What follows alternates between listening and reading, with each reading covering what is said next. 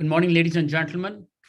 A very warm welcome to the third edition of exchange4media PR and Corp Comm 30 Under 30 Summit and Awards 2023. In today's edition, the E4M PR and Corp Comm 30 Under 30 Summit 2023 will deliberate on how AI is changing PR and communications with key discussions on AI and future of work, digitization of boons or a bane. What is it exactly? ChatGPT versus human intelligence, PR and communication management. Throughout the day, we will have series of keynote and panel discussions on various topics revolving around artificial intelligence and communication. But before we move ahead, may I please request our team to play the intro, AV.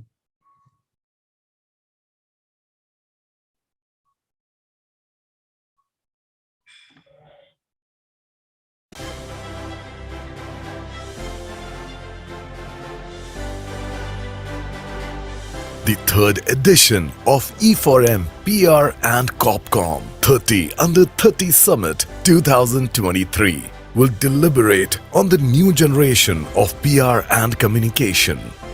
Throughout the day, we will have series of keynote and panel discussions on artificial digitization, ChatGPT, and human intelligence trends in communication.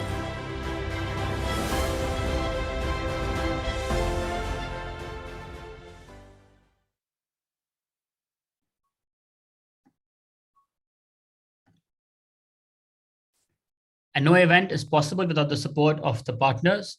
I also take this moment to thank our partners for today. Presented by Adfactors PR, Knowledge-Driven Communications, powered by partners Hill and Knowlton, Kaizen, Value 360 Group, PR Professional Group, Fusion PR.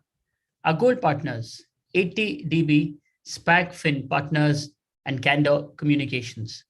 Also, please don't forget to tweet about us and this summit on your social medias using a hashtag E4MPR30 under 30, where 4 and 30 is numeric. That's hashtag E4MPR30 under 30 and hashtag E4MPR Summit. Also hashtag E4M Proverbs. Now, may I please request my team to play our partners, AV? exchange4media, a name synonymous with the latest news about the advertising industry in India. The exchange4media group, set up in 2000, has the most credible media platforms covering the entire advertising, media and marketing domain with its highly acclaimed digital, print and on-ground assets. The group's flagship news portal, exchange4media.com, reaches over 6 lakh subscribers who are the first to receive breaking news in the industry. The buzzing website not only covers the news but goes beyond the obvious to bring in a fresh point of view. Impact, the weekly news magazine from the group, is the most widely read business magazine in the advertising trade, with in-depth analysis and news-based features providing perspective to key happenings in the industry.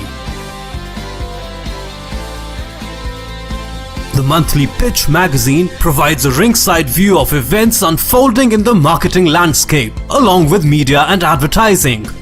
Another monthly magazine, Realty Plus, is a market leader in reportage on the real estate industry. Today, exchange4media is not only a leading publisher in the domain, but owns the IP of more than 50 events spread across Mumbai, Delhi and Bangalore, making it a powerhouse of information and knowledge sharing. exchange4media has curated and launched some of the most successful IPs across marketing, digital, TV, print, radio, mobile, OOH and PR. The Impact Person of the Year, exchange4media Conclave, Indian Digital Marketing Awards, Tech Munch, Pitch CMO Summit, India Marketing Awards, Primetime Awards, Indian Content Marketing Awards, Golden Mics, NBAR are some of the group's top-notch events, in addition to niche, bespoke events, and roundtables curated especially for discerning clients. exchange4media events attract stalwarts as speakers, along with a loyal audience comprising of leaders, trendsetters, and opinion makers. They are the perfect networking platform for the entire media and advertising industry. No wonder exchange4media group publications and events have high credibility and reach and are the destination of choice for agency, brand, and media professionals across the industry. exchange4media.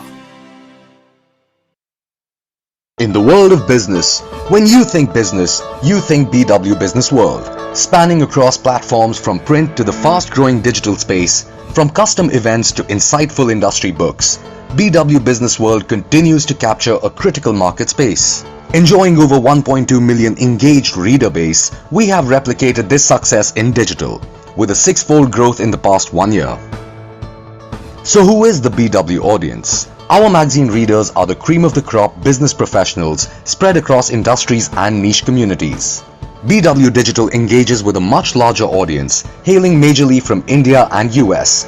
We also reach diverse markets including UK and Saudi Arabia. The BW Print universe comprises of BW Business World, BW Smart Cities, BW Hotelier, BW Applause, BW Education, and BW People, each profiling industry leaders and niche sectoral stories. BW Digital communities target niche segments like startups, CIOs, smart cities, defense, amongst a range of other fields, with a following of millions of unique digital users. BW Business World is an industry leader in curating a plethora of IPRs. With multiple industry stakeholders under one roof, BW IPR events generate superlative content. BW Engage offers bespoke brand solutions across functions with inputs from the award-winning BW editorial team. We design and execute a 360-degree marketing model, resulting in top-of-mind recall and a large BW Engage client patronage. Why engage with us? We have an award-winning editorial team. We forecast new scoops and future trends before any of our competitors. We provide 360-degree brand solutions and our clients are always happy with the ROI. This is just a glimpse of our client endorsements. To subscribe to our print patronage, visit subscribe.businessworld.in. Follow us on Facebook and Twitter. You can also connect with us on WhatsApp on businessworld.in/WhatsApp.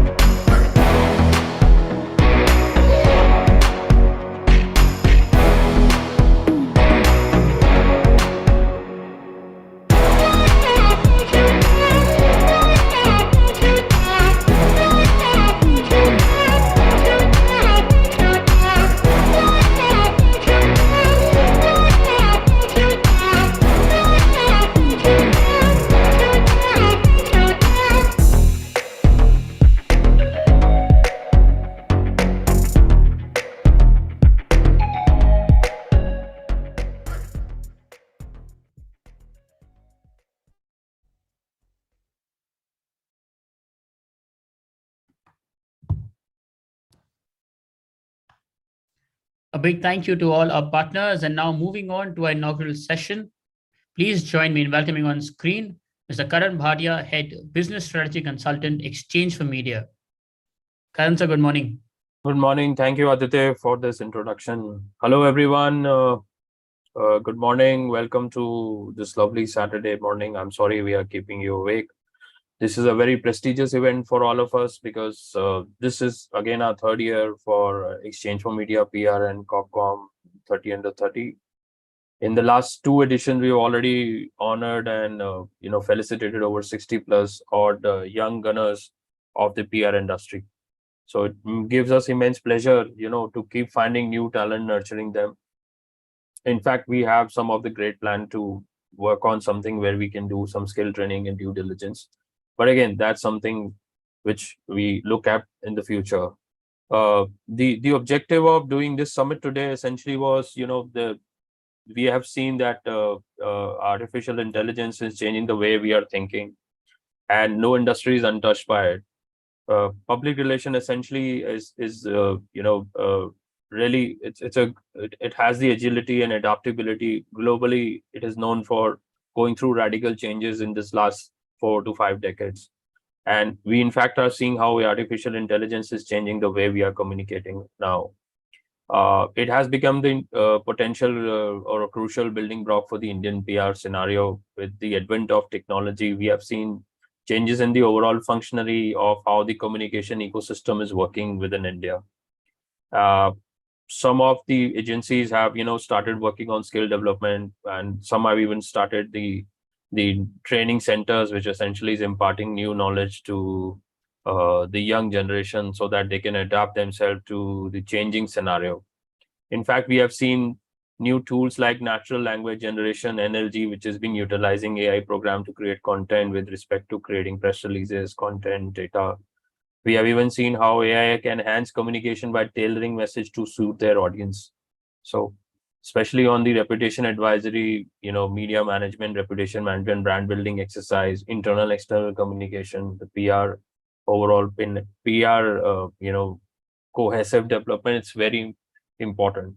In fact, the interoperability of the AI and ChatGPT is, we see a very unviable opportunity coming from, building strategies to media management to building personalized content, simplifying complex problem.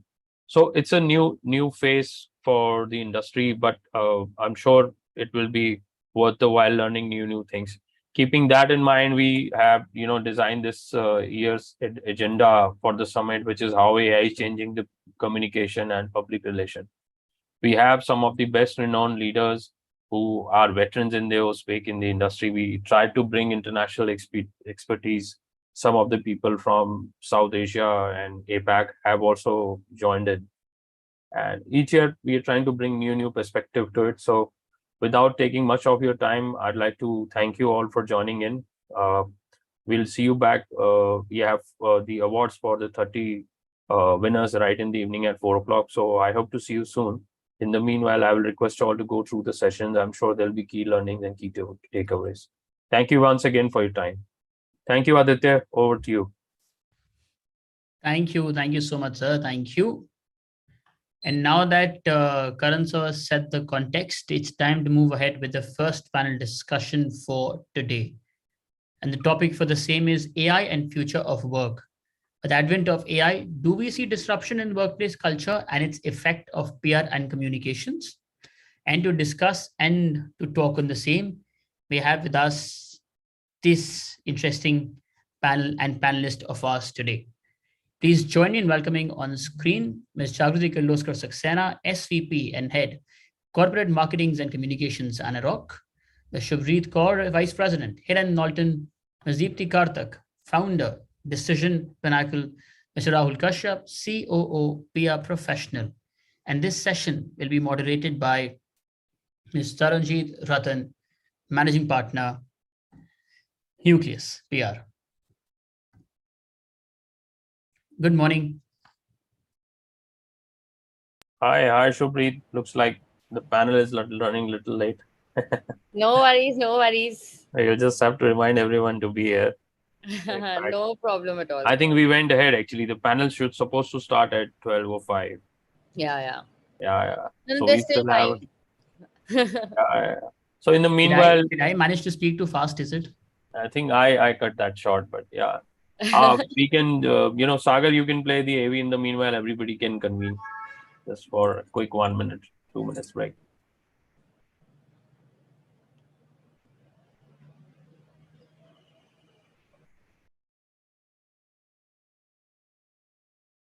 exchange4media, a name synonymous with the latest news about the advertising industry in India.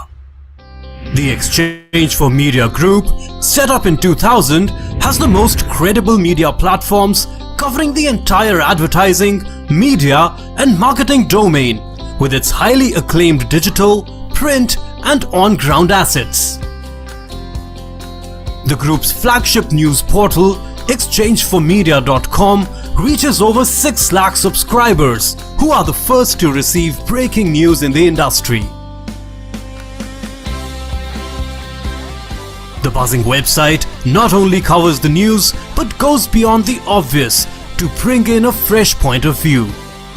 Impact, the weekly news magazine from the group, is the most widely read business magazine in the advertising trade, with in-depth analysis and news-based features providing perspective to key happenings in the industry.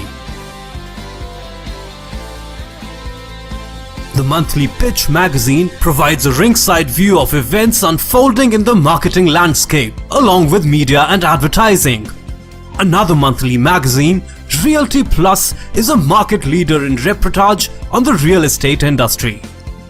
Today, exchange4media is not only a leading publisher in the domain, but owns the IP of more than 50 events spread across Mumbai, Delhi and Bangalore, making it a powerhouse of information and knowledge sharing.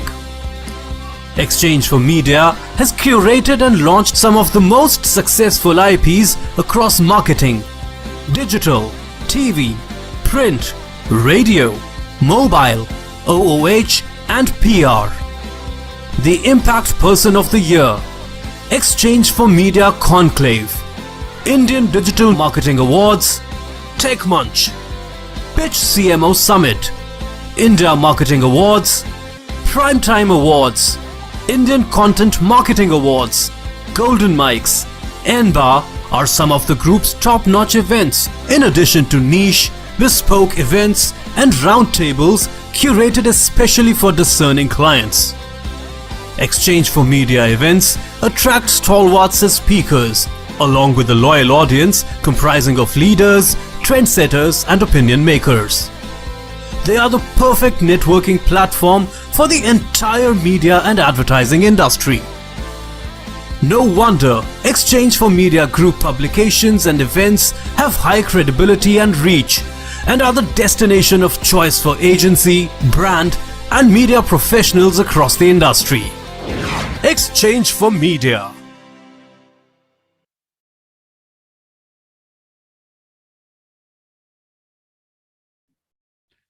Taranjit, over to you, man.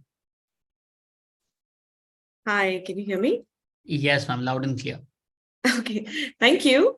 And thank you for the panelists for being here with us today to discuss this very interesting topic that seems to have gotten a lot of chatter, but yet there is still so much to be discussed.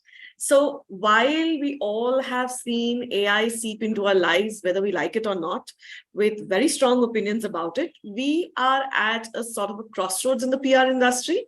Things can go two ways. We can either reject everything AI has to offer and settle in for the vintage era to set in, or we can accept the AI benefits and move into a new uncharted future. So let's start with a peek into your perspectives on AI and the future of work in the PR industry.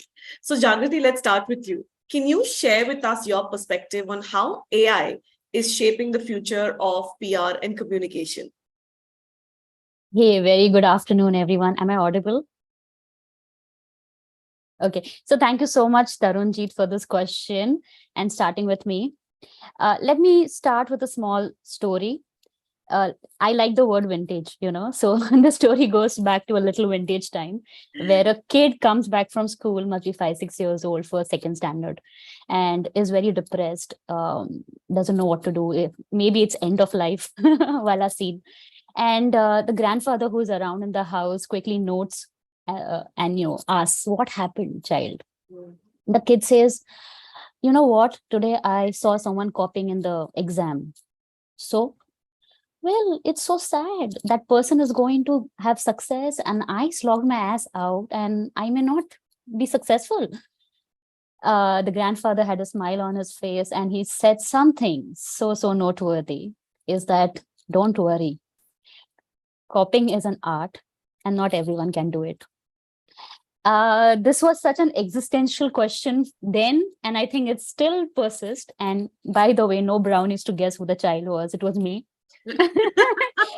So it's so etched in my mind that, listen, let people copy, let people do GPTing around, but at the end of the day, dude, if you can't stitch the story together, and if it doesn't sell to the audience, and you don't get paid for what you are supposed to do, I think it's of no use. So rightfully taking a cue from this, I would say that AI is definitely here to stay, and at the end of the day, it's upon us, the human mind, to make sure that we harness the power of AI appropriately. Awesome. Supreet, what about you? I think taking on from something that, Jagriti said, that of course there's a tool, and I do think it's a fast evolving technology, and it really has the potential to make teams more productive and aligned. But the discretion and the judgment of the PR professionals doesn't go away. I think that's going to play a really important part in how we utilize AI to make bring more impactful results for our clients, to make our own firms more efficient, maybe bring in more innovative and creative thinking, into how we're servicing our clients. So I think there's a huge potential for AI and public relations to go hand in hand, because it can create a faster turnaround time. There's a crisis situation happening, you need some information very fast. AI can bring that out. What we would do on a Google search for 2 hours, you can Right. probably get it in 2 minutes. But then how do we utilize that for personalization of communication? How do we use it to understand user behavior? At HNK, we use Brandwatch, we use Global Well Index to understand data insights that are happening in the industry, to understand consumer. But that personalization still comes from the PR professionals. And I think we can really, really efficiently use AI to maybe enhance the level of strategic thinking, creative content, brainstorming, and spend more time on those aspects by automating some tasks by using AI. Absolutely. So our jobs are secure. Dipti, would you like to add to that? Yeah, I think Tanjit, my answer is going to be more from the other side of the table, in terms of having been on brand side and kind of, having interacted with PR professionals. Now, some of the requests that goes from us marketeers to PR professionals is, have authored articles, have industry articles, and all of this end of the day requires a lot of research from the PR team to sort of put this together. It also requires a lot of research on what is happening in global markets to sort of, also any thought leadership article that you're going to, write is going to be more future looking than just finding out what is going to be on Google. So while you can build a straw man or a skeleton for an article, essentially what makes it worth the time of the reader is the practical experience, is the fact that, this is what I am going through here and now, and these are the nuggets of my experiential wisdom that is going to help the reader. And that is what makes it, enjoyable and rich in terms of knowledge, right? So I think whether it is prprofit.com, whether it is PressPal, I think there are a lot of AI tools for my friends in PR to use. But I definitely do think that when an article will come to me, I will know, is this just done by AI, or is my friend in PR, is there a hand in there? Because I know the signature. This is a very interesting point. I was a part of this discussion on a global platform earlier this week, where a lot of agencies world over were concerned about transparency, confidentiality, and plagiarism. Now, these have been a challenge in the current framework itself without AI, but with the free use of AI, how do you keep sensitive business information and data breaches from happening? Like you mentioned, this is a gut feel that you had been going by, right? But that gut feel might not be developed by just about everybody. So I'm going to throw back this question to you, Dipti. How do you prevent something like this happening? So I think for everybody who's probably watching this, I think it's important to understand how the process of PR works. End of the day, the company is giving a brief saying, let's say there's a product launch, right? This is what my product launch is. These are the details of the product. Or let's say I have a campaign launch. Then the company is giving details on this is what my campaign launch is. Or let's say this is an announcement of a brand endorsement, or it's a value, a funding announcement, whatever it is. The brief actually goes from the company to the PRNC. It is not something that is already on internet that you can just quickly research and put something together. These are very, very specific information. So those are you will be very surprised. You will be very surprised. We've received brand RFPs which are ChatGPT copied and sent to us without even those. The copy icon is very prominent, and if you don't copy it from the copy icon, you actually get all the labels. So we've got RFPs which have been complete ChatGPT copied. So I would beg to differ. Tarun, can I add something? Tarunji, can I add something here? Going on to what Deepti was saying. See, I'm a former journalist, right? So we take plagiarism very seriously, and I'm very, very gung-ho about giving credit where credit is due. But I think that is an issue that comes down to the kind of people that you have in your team and what our work ethic as PR professionals is. AI or no AI. Yeah. It is our responsibility to do right by our client and even right by our teams or our own organization. So if you can use ChatGPT, I think it's completely okay for someone to use ChatGPT to suddenly find 20 pieces of information in 2 minutes. And save themselves 1 hour of Google search. But if you're going to copy paste that and send that to the client or have it published or use it in an authored article, that is not AI's fault. That's a people problem that we have. Problem. It comes down to finding the right people for us. Very interesting. Jagrati? Yes, I would just like to say that thank God we vintage people are still around because it's difficult to handhold this young generation and decipher what is copied, what is not copied. I think vintage is going to be the theme of this conversation on Absolutely. AI. Right? Rahul, your perspective? Oh, you have addressed the fossil in the room. We'll respect the gray for now. And this is an overwhelmingly women majority panel. So hats off to exchange4media for this. About time? Yes, of course. Just a day or two after the women's reservation bill was passed. So congratulations. Awesome. So, but the one question, whenever new technology, new things come into the picture, there are certain parameters and certain questions that we must ask. Is AI similar to the invention of wheel? Is it that big a deal? Is it as good as the invention of internet? Is it going to revolutionize or be an agent of transformation? And if it is an agent of transformation, will it be like the invention of fire or electricity? How will it change our lives? That is the fundamental question I think that we need to ask, because we have been doing PR, we have been doing communication, even when there was no technology to say. Agreed. But Rahul, see, this is a fact that it is changing our lives, whether we like it or not. When I think for the last 5 or 10 years, we've been cribbing about the quality of writing happening on both, brand as well as agency, as well as sometimes even journalism as a field, right? When that has always been a challenge, how is it now with the advent of AI, it's already impacting our lives, right? That was my next point. Like Dipti who can kind of identify this is copied from somewhere. This I know this is not the writing style.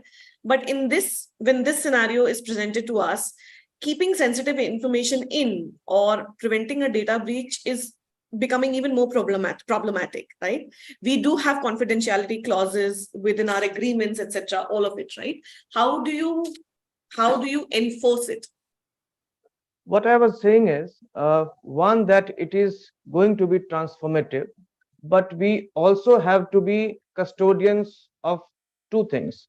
One is ethics. Mm. That is a challenge that the leadership faces. Secondly, what is the kind of work culture that we are promoting? One, we all know our gray hair does, will stand us by that. We know the right workers from the wrong ones. We must not, and I emphasize on this point, that we must not promote the lazy ones from those. Ultimately, AI is a tool for good work, Agreed. Yeah. for a better governance, for better productivity, but it is a tool, it is an assistant. It cannot overwhelm the work culture that we wish to develop. Mhm. With the advent of email also, with the advent of the internet also, the work culture is a leadership domain that is a challenge before the leadership. Hmm. And that is where the leadership must come into play. And that is where, say, it may be a big revolution, but that revolution, the direction of that revolution needs to be guided by the leadership. This is the point I was making. Very well put. Jagriti and Suprit, you had something to add? Something along the lines of what he said, I mean, and what I said earlier, that it eventually boils down to the ethics and what kind of, servicing we want to offer. And I don't think that's an AI problem. That's a problem that can exist with various other things. Again, I'll go back to the days when I was a journalist. If there was news about a brand that came out and we wanted to find that information out, we would call every possible branch head, every employee who was a friend of a friend of a friend, and try to get information out. But and same for the PR agencies that we were dealing with, right? We'd call our friends in the PR agency and say, yaar bata do na kya hone wala hai, what is the leader thinking, bolo matlab kuch to hint de de, main abhi nahi publish kar, all of that we've done it. We've all journalists do it. Everyone wants to find that information out. That's part of our KRA then. Now being on the other side, the part of the KRA is to make sure that your client's information, you treat it as your own and you hold it close to you and you treat it right and you do what is justice to it. AI can actually help you enhance it quite a bit. You can use social media listening tools to understand where the sentiment on the brand is going. Is it going in the right direction? If it's not going in the right direction, you can have it flagged to you at the right time so you can take corrective action to turn things around for your client. Okay, you can use AI to understand your target audience and, I mean, use that information to work on something that can more effectively target that audience, right? So like he mentioned that, AI is a tool. Right. And if we use the tool right, we really can enhance what we're going to service our clients, or how we're going to service our clients. What AI isn't is a shortcut essay writing or theoretical writing tool, and that is now how it should be used. And that's not the only skill set that AI provides. It It's can been really, used like that. yeah, like it can really deep dive into giving you insights, giving you data, saving you time on information, so you have more time for brainstorming, and analyzing audience, analyzing sentiment, flagging of negative news. If we use, I mean, the spectrum of what AI can do for us to make us better PR professionals and actually increase value to our clients is huge. But yeah, I think we need to train our newer teams on how to utilize it. I think there needs to be, of course, the talk about ethics is flat out. That existed 10 years ago, 20 years ago, it exists right now. But it can be a transformational tool. I don't think it's a small peg that is going to come and go. I think it can become part of an everyday working SOP that you have to do, faster, better work. In fact, I'll agree with Shuprit. During my days of journalism as well as her, so I am trying to find that nexus in the panel itself. Awesome. So But plagiarism was always looked down upon. Hmm. Plagiarism was in the newsroom. If somebody plagiarized one sentence, it was, that was the holy cow moment for many of us. But I also agree with her that this is the computer moment. And I think everyone will agree that this is a computer moment for us. There may be opposition, but ultimately we'll have to live with it. How True. we deal with it is something that we must deliberate. And ethics come very heavily into the picture, that we must emphasize on how ethics is going to play a role, because that is something will decide the course for the future, and we will be answerable to the future. Absolutely. And ethics also play a role in one of the points that you touched upon, Rahul, earlier was bias, right? AI generated content, whether it's text, videos, or pictures, we see a lot of people putting up mid-journey pictures nowadays, right? It's based on existing data. And as AI learns to think like humans, there is also a strong possibility it'll learn all our biases. And it's being prevalent in especially video and image context in currently. And very soon, internationally also people are seeing it creep into text format. Now, as PR professionals, where especially in a profession where optics matter, and we have worked very hard to create a strong, positive, inclusive reputation for a particular brand that we are working on, how do you think that the reputation industry can mitigate this particular risk of AI not copying our own biases? Jagriti, I'd like your inputs on this first. Sure. Tarunjit, interesting question once again. I'll take a step back to say one thing is that AI is going to help us save time for sure. It's like, reading 100 books, but not the books, the back page, the back cover of the book that gives you a gist of the topic. If that helps us, well and good. But tomorrow, a well-researched perspective or ideation, for that, you have to read a book. You have to go get inside the book. You can't just rely on the back cover of the book. Now, answering your question, biases exist everywhere. I know, be it online, offline, with AI, without AI. So at the end of the day, if the biases are so curled out with a repetition of the same ask, and if that really sells, well, good, we party. It's a party time. But if it doesn't, I think that's a question we are asking. How to really do that?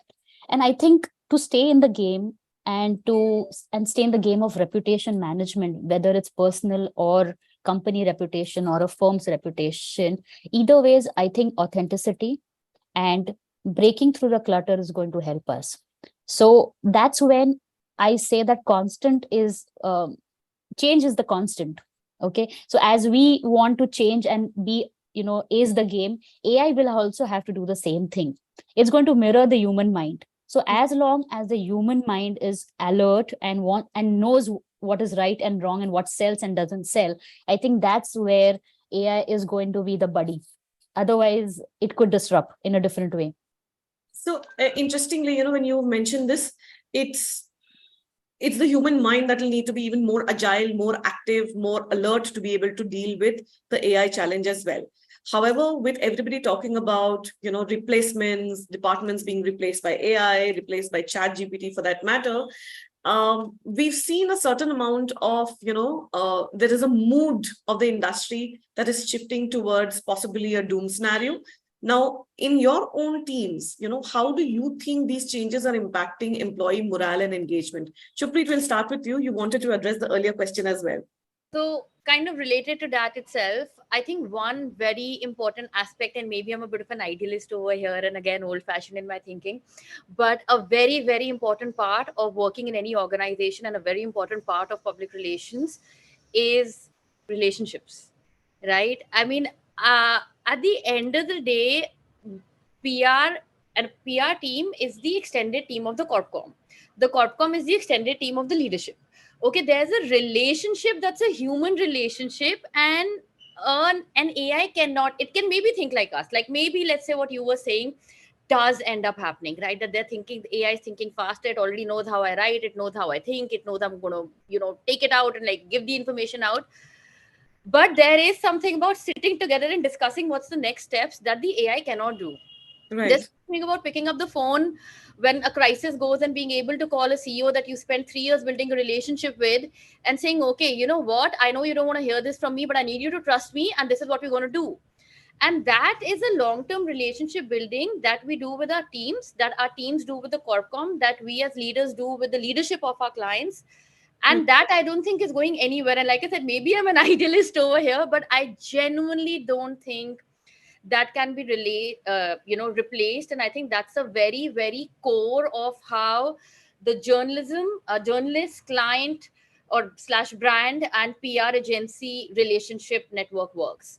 Absolutely. That's So that I invaluable. think is still very, very core That's, and very solid. that's invaluable. Thank you for that. Dipti?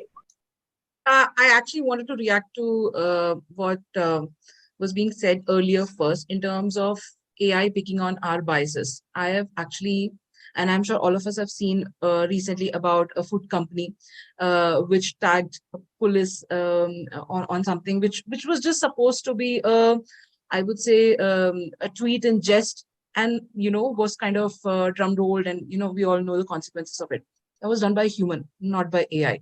So it doesn't matter. I'm going to be a little bit of devil's advocate here and say, let's not all blame AI as if as humans we are just, so perfect and we are just doing it so well. I mean, come on, the whole reason why somebody wants to get an AI or a program is to avoid these very jarring errors that humans are doing. And I had something very similar in my own company, where instead of replying to a DM, an employee actually commented on a post which was there to view for all of our 10,000 followers. And I had to immediately, tell them, listen, this is what you've done. So there are, examples of errors that humans have done that, somewhere you can program an AI to say, listen, remove biases. You can do that to a program. But you cannot just talk to a human being and tell them to remove biases. It doesn't happen. So we learn worse than what an AI does. So there are definite advantages. And I think there is a higher chance of AI not having biases than humans not having biases. So that needs Very to be well put. said. But I also want to address your question on, loss of jobs.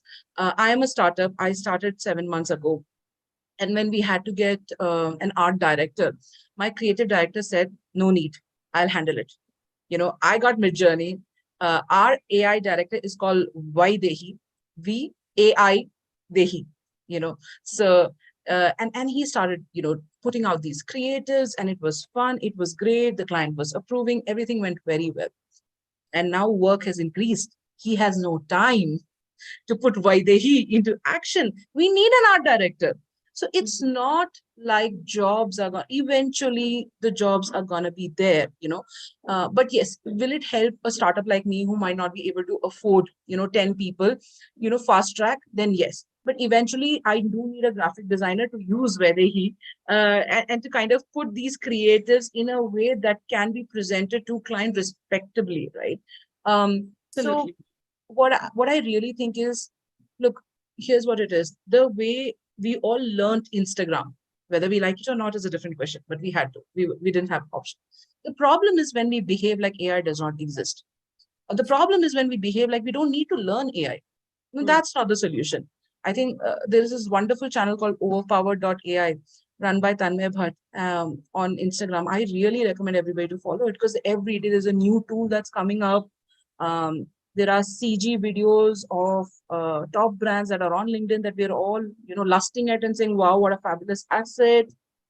Those assets were not going to get created without AI. It's not like that asset took anybody's job. Nobody is doing that anyway, right? No, So that absolutely. You're very right. It's leveled the playing field for, let's say, a lot of firms, especially when it comes to small, mid-size and boutique firms to be able to play the, play the game, be in the game, so to say, reducing the need for a large workforce.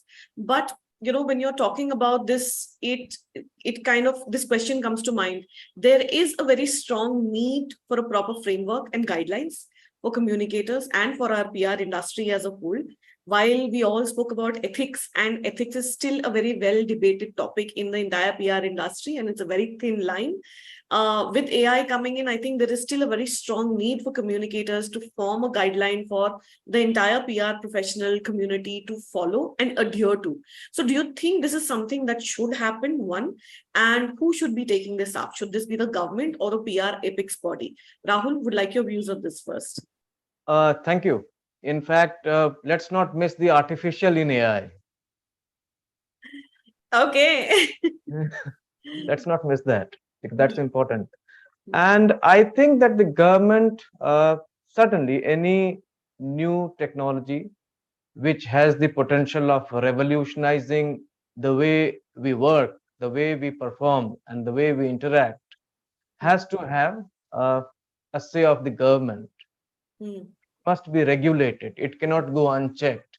It has huge potential. It has huge potential. And as I'll agree with Deepti that we have made mistakes and blunders. Every war and every act of violence is an example of the fact that we have not learned from our past.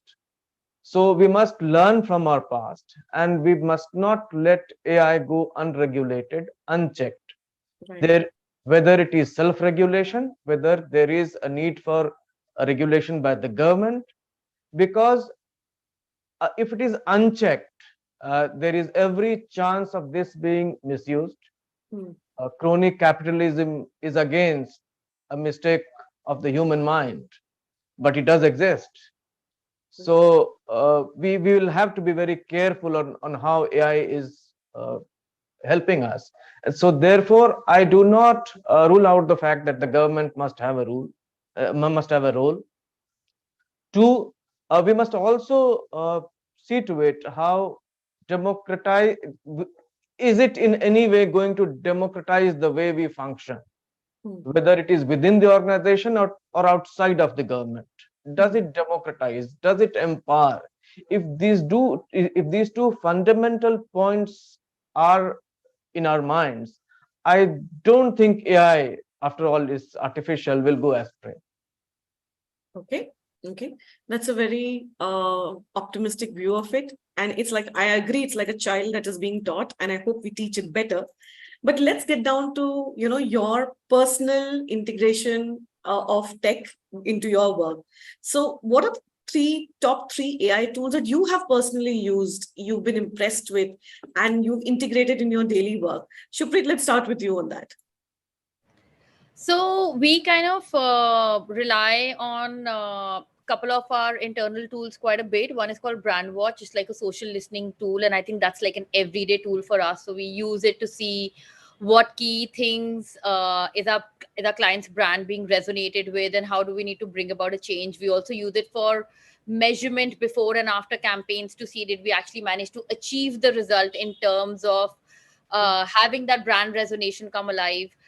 We use it to see where the client's sentiment in the market is. It positive, negative, neutral? How much is it changing? Emotions, what emotions are tied to the brand? So this is something we use pretty much on a daily basis when we're working for our clients. And definitely one, before coming up with campaign ideas, to see what information does it give it, and then also after campaigns to measure if we actually manage to do what we intended to do for a client.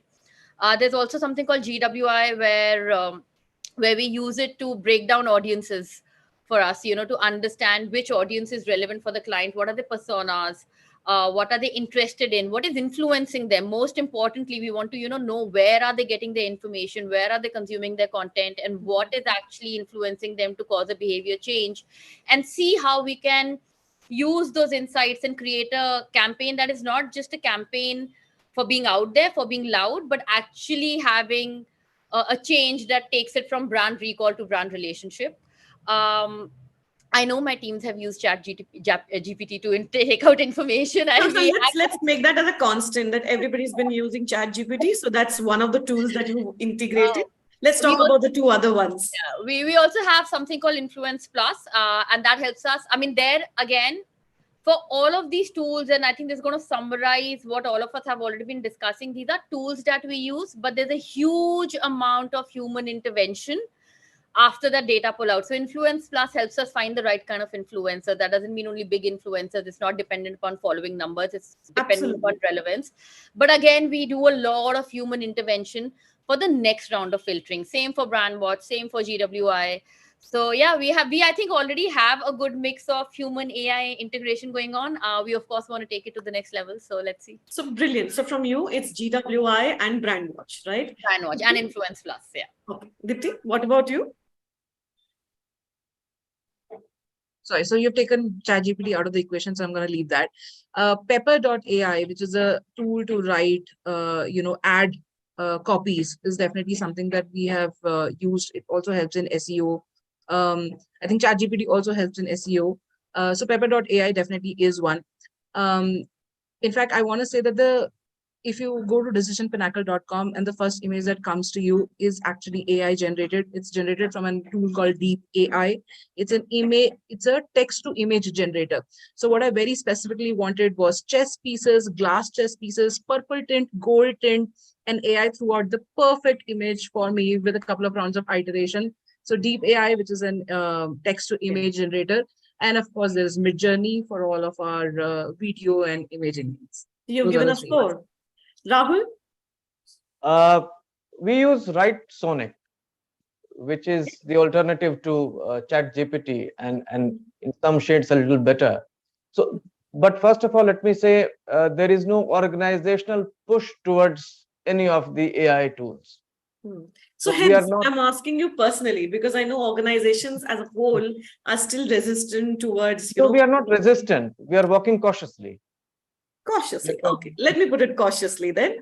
The tools that you have been impressed with and have integrated into your life. Write Sonic is great. Okay. The other one is Pitch Prefer. That again is something that people can use. And third, I suggest this to the young ones, is don't hesitate using Grammarly. Yes, perfect. Can I just say thumbs up to that one? Journalist to journalist, former journalist to journalist. I think in those days we used to rely on thesaurus.com quite a bit, and I was so happy when Grammarly came out because I was the generation when the internet just came out. So yeah, thumbs up on that one. Thank you so much. Thank you so much. Jagrati? Well, I would depend on all this through our agencies. So you provide the human intervention, right?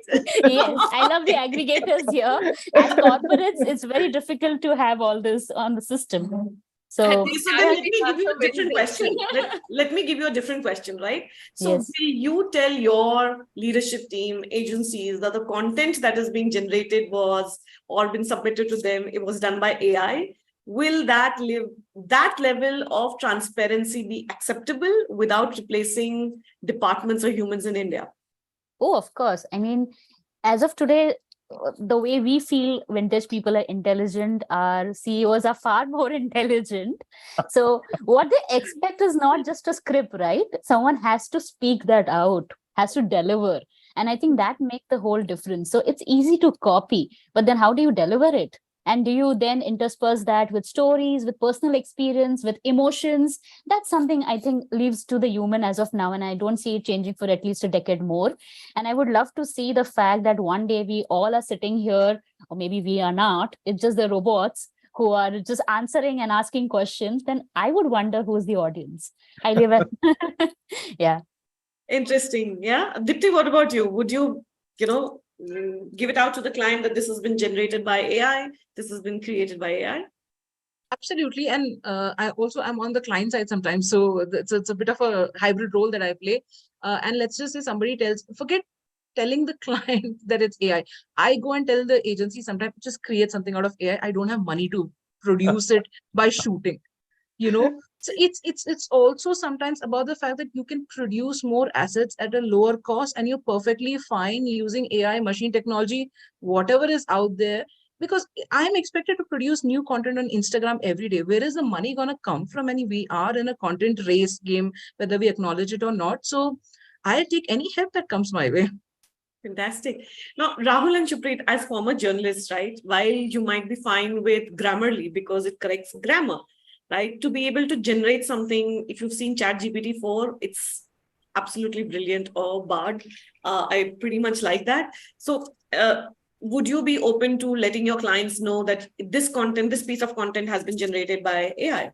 So see, I do, like I said, at the core of it lies the relationship. So I do believe in being very, very transparent with clients. But the one thing I think I would never allow my team to do, and I don't think my team will do it as well, is plagiarize. So it's okay to use ChatGPT for research and tell the client that, listen, we had 10 minutes.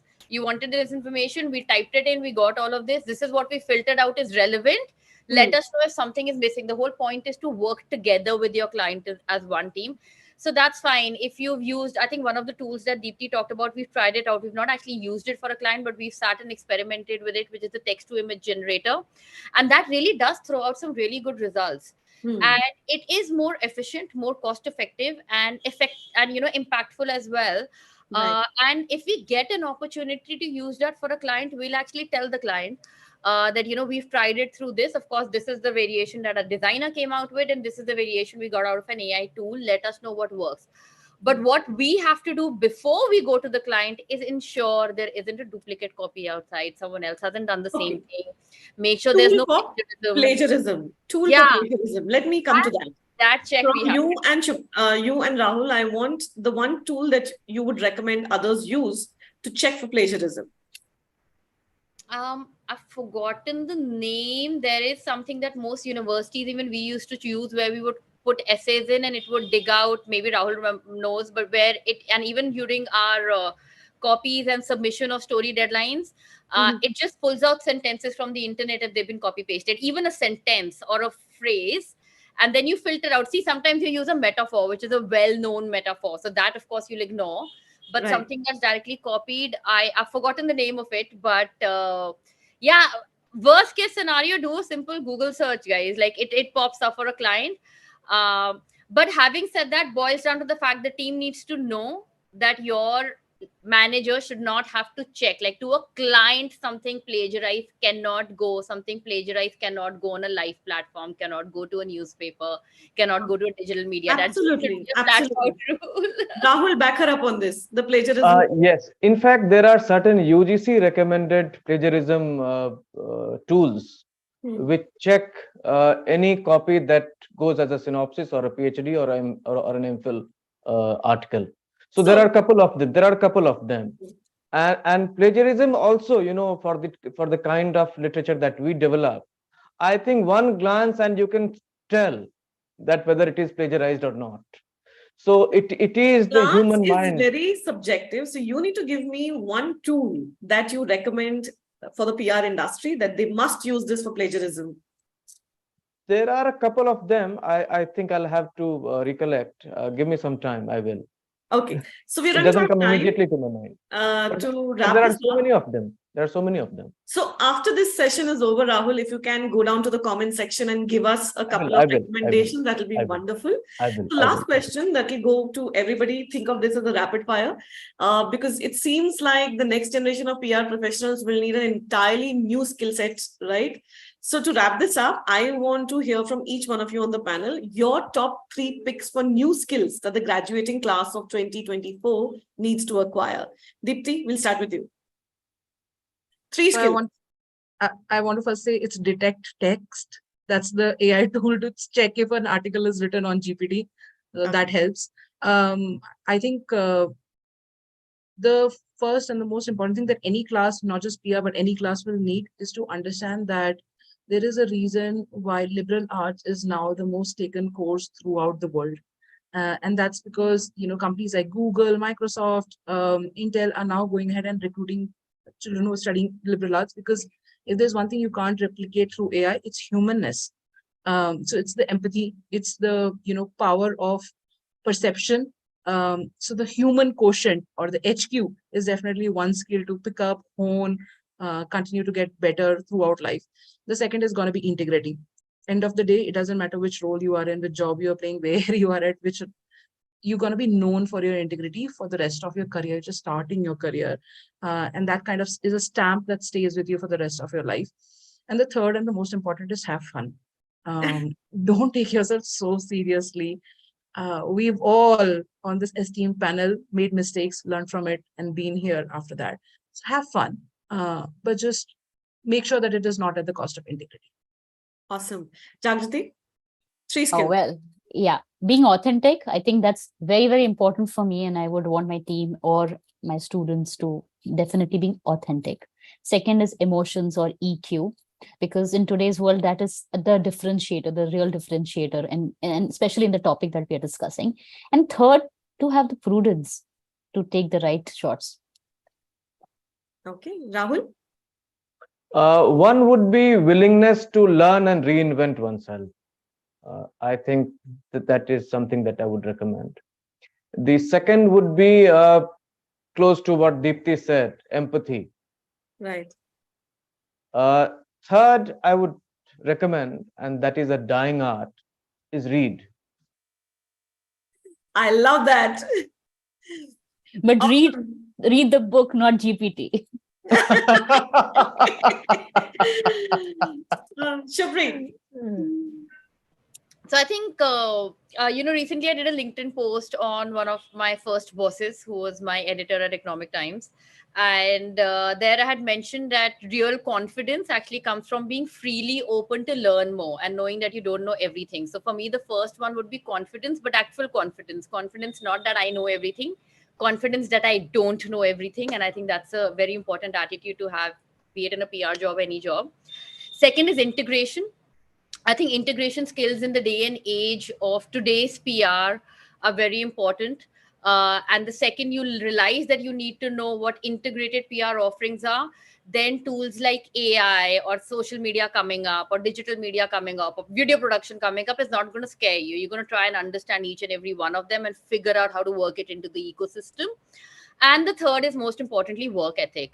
So I think when you have the right work ethic, then on your own you don't take shortcuts. On your own, wrong information will not know. On your own, you'll be honest to your client, you'll be honest to your lead, you'll be honest with your teams, you'll be collaborative with your teams.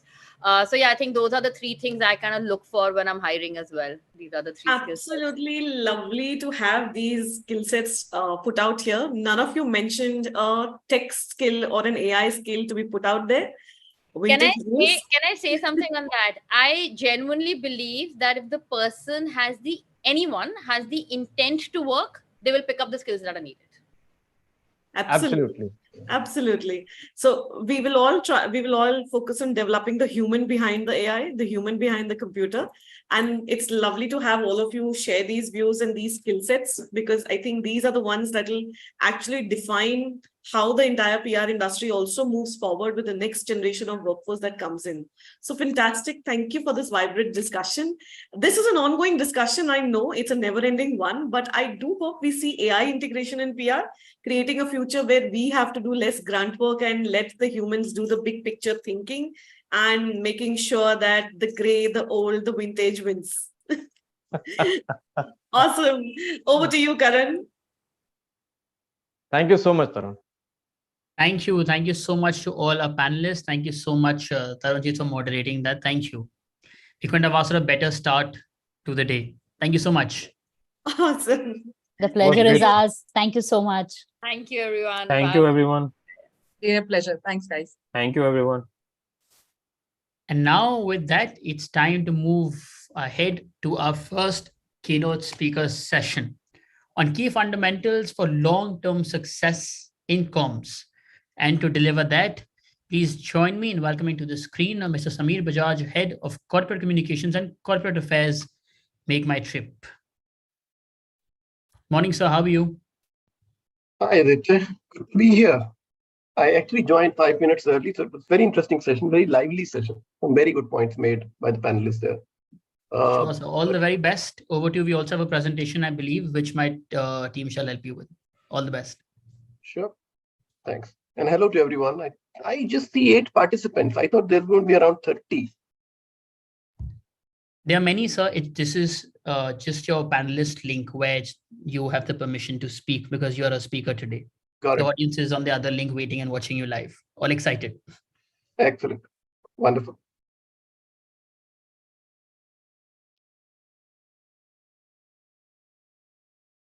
Okay, Aditya, I'll tell you when to shift the slide.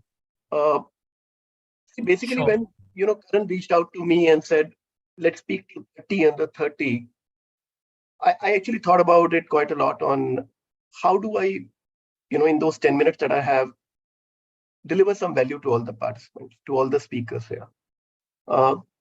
First, I must congratulate all of you. I think I never made it to any 30 under 30. There wasn't any. That's a compliment to platforms like E4M who are putting up such pedestal to recognize early jump starters like you. You have jump started in life, and that's a very good thing.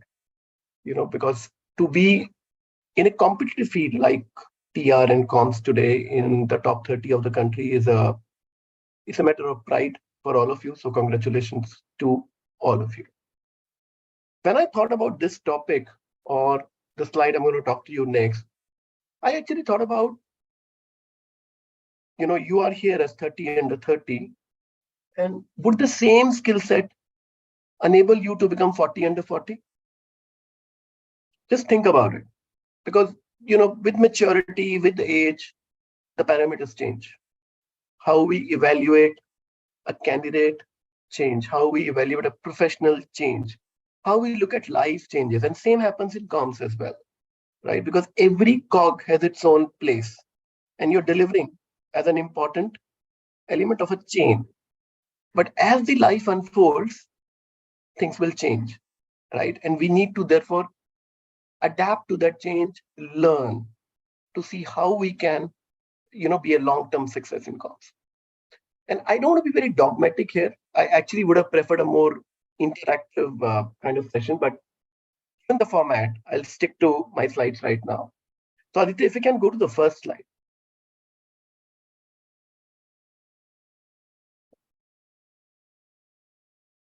I think even in the panel before, this was said, and I'm saying it from reflection. Today when I meet young professionals, and I stick to the word comms professionals, right? Because content, writing skills is a major gap. Now, broadly, if you look at it, broadly in our trade, I'll divide into three big dimensions. There are many, but I'm saying at a 30,000 feet level, three big dimensions. First is your writing skill, second is your media skill, and the third is the strategy skill, right? That's basically nuancing, understanding what is required, what will deliver, how to deliver. In the first 10 years of your life, as naturally happens, you're over-indexed on media and less than indexed on other two. But as you move on in life, the other two will gain more prominence, right? And here, at least I find writing skills, the ability to comprehend and produce a write-up which will encapsulate the smaller nuances of what we want to deliver, missing. And even today, as Make My Trip, I'm looking for somebody and I'm looking to expand my team. The key base element I'm looking at is content, not media. I'm not in any way belittling the media skill, very critical. But is it the matchmaking? Is it the, what do I say, at the top of the pie skill? Maybe not. Maybe not, especially if you're envisioning yourself to be a comms lead of a large conglomerate or a group, right? Because the strategy skill will overtake, supported by content. As you engage with stakeholders, as you speak at highest forums, as you try and influence not just comms strategy, the business strategy, right? And that is a very critical element I want you to think about. Work on it. Everybody can have it. I was really poor in it, but worked hard. I'm still struggling, but working hard every day, even at my age, right? So read, learn to write. AI definitely helps, but I would suggest don't use it. Use it to support you. It shouldn't be the first step. It should be a support step, right? I'll go to the next point now. And this becomes critical because, when you're in comms, a lot of us stick to comms and comms strategy, right? Aditya, move to the next slide, please. Very critical for a comms person, very critical. Outside in view. And the line below is also as important. Most of us, especially in comms, even though I see this trade maturing now, I see comms getting into original thinking, but most of us still promote, push what is being done by other departments. marketing doing something. Let's promote the campaign. A specific business or a line of business is doing something. Let's help them out. Speak, engage, amplify. PR mostly comes in, or comms mostly comes in for amplification purposes, for organic traction purposes. Now, this element has to be changed, and the onus lies on all of you. And herein comes the element of outside in view. I actually look upon comms and everybody in my team as journalists. They're journalists, but they work within the corporate, and they always speak the truth. If what marketing is saying doesn't make sense, we say it doesn't make sense. If the business, if their expectations are wrong, we set them right. We give them an outside view of, listen, what is happening outside? The context is very important because we operate in a context, right? Every business operates in a context, right? Not just comms. So how can comms influence business strategy? Is a critical thinking. Something I want all of you to ponder, think, imbibe over time.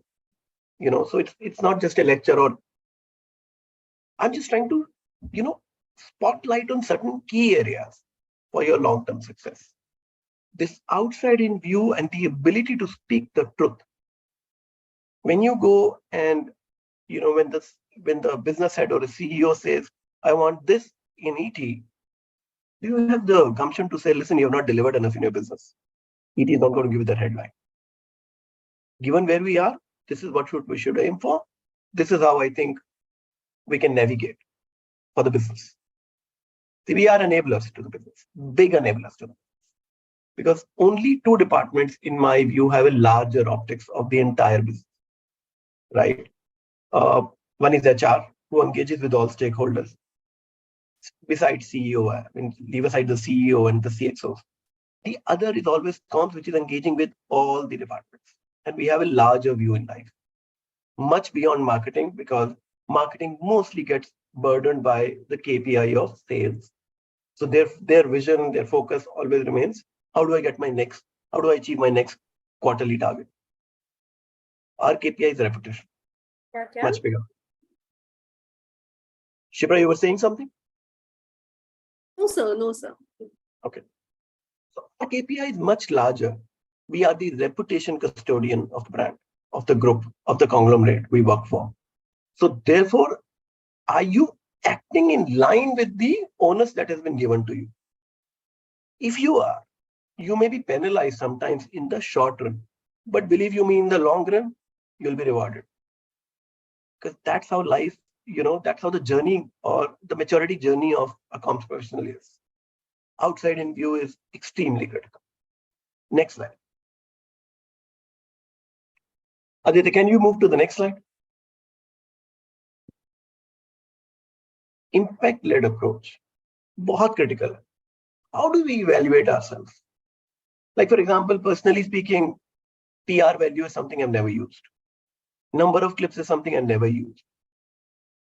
Impact means not coverage, business impact.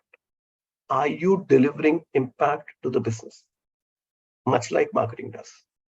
If your optics is that, then your thinking will move in that direction. And a very, very critical approach. One of the big focus areas, if I were to work with the entire fraternity, is that we limit ourselves to coverage. We are much beyond that. Much, much beyond that. We represent what the brand stands for, what the brand speaks, how he engages. And therefore, the view has to be much, much larger. Especially because, the traditional media is now, I'll say the social media is now gaining more traction as compared to the traditional media. Right? The lines are blurring. Right? So therefore, if your thought is impact-led, then you won't think just media. You might think social, you might think whatever. Impact to business is critical. Aditya, next slide.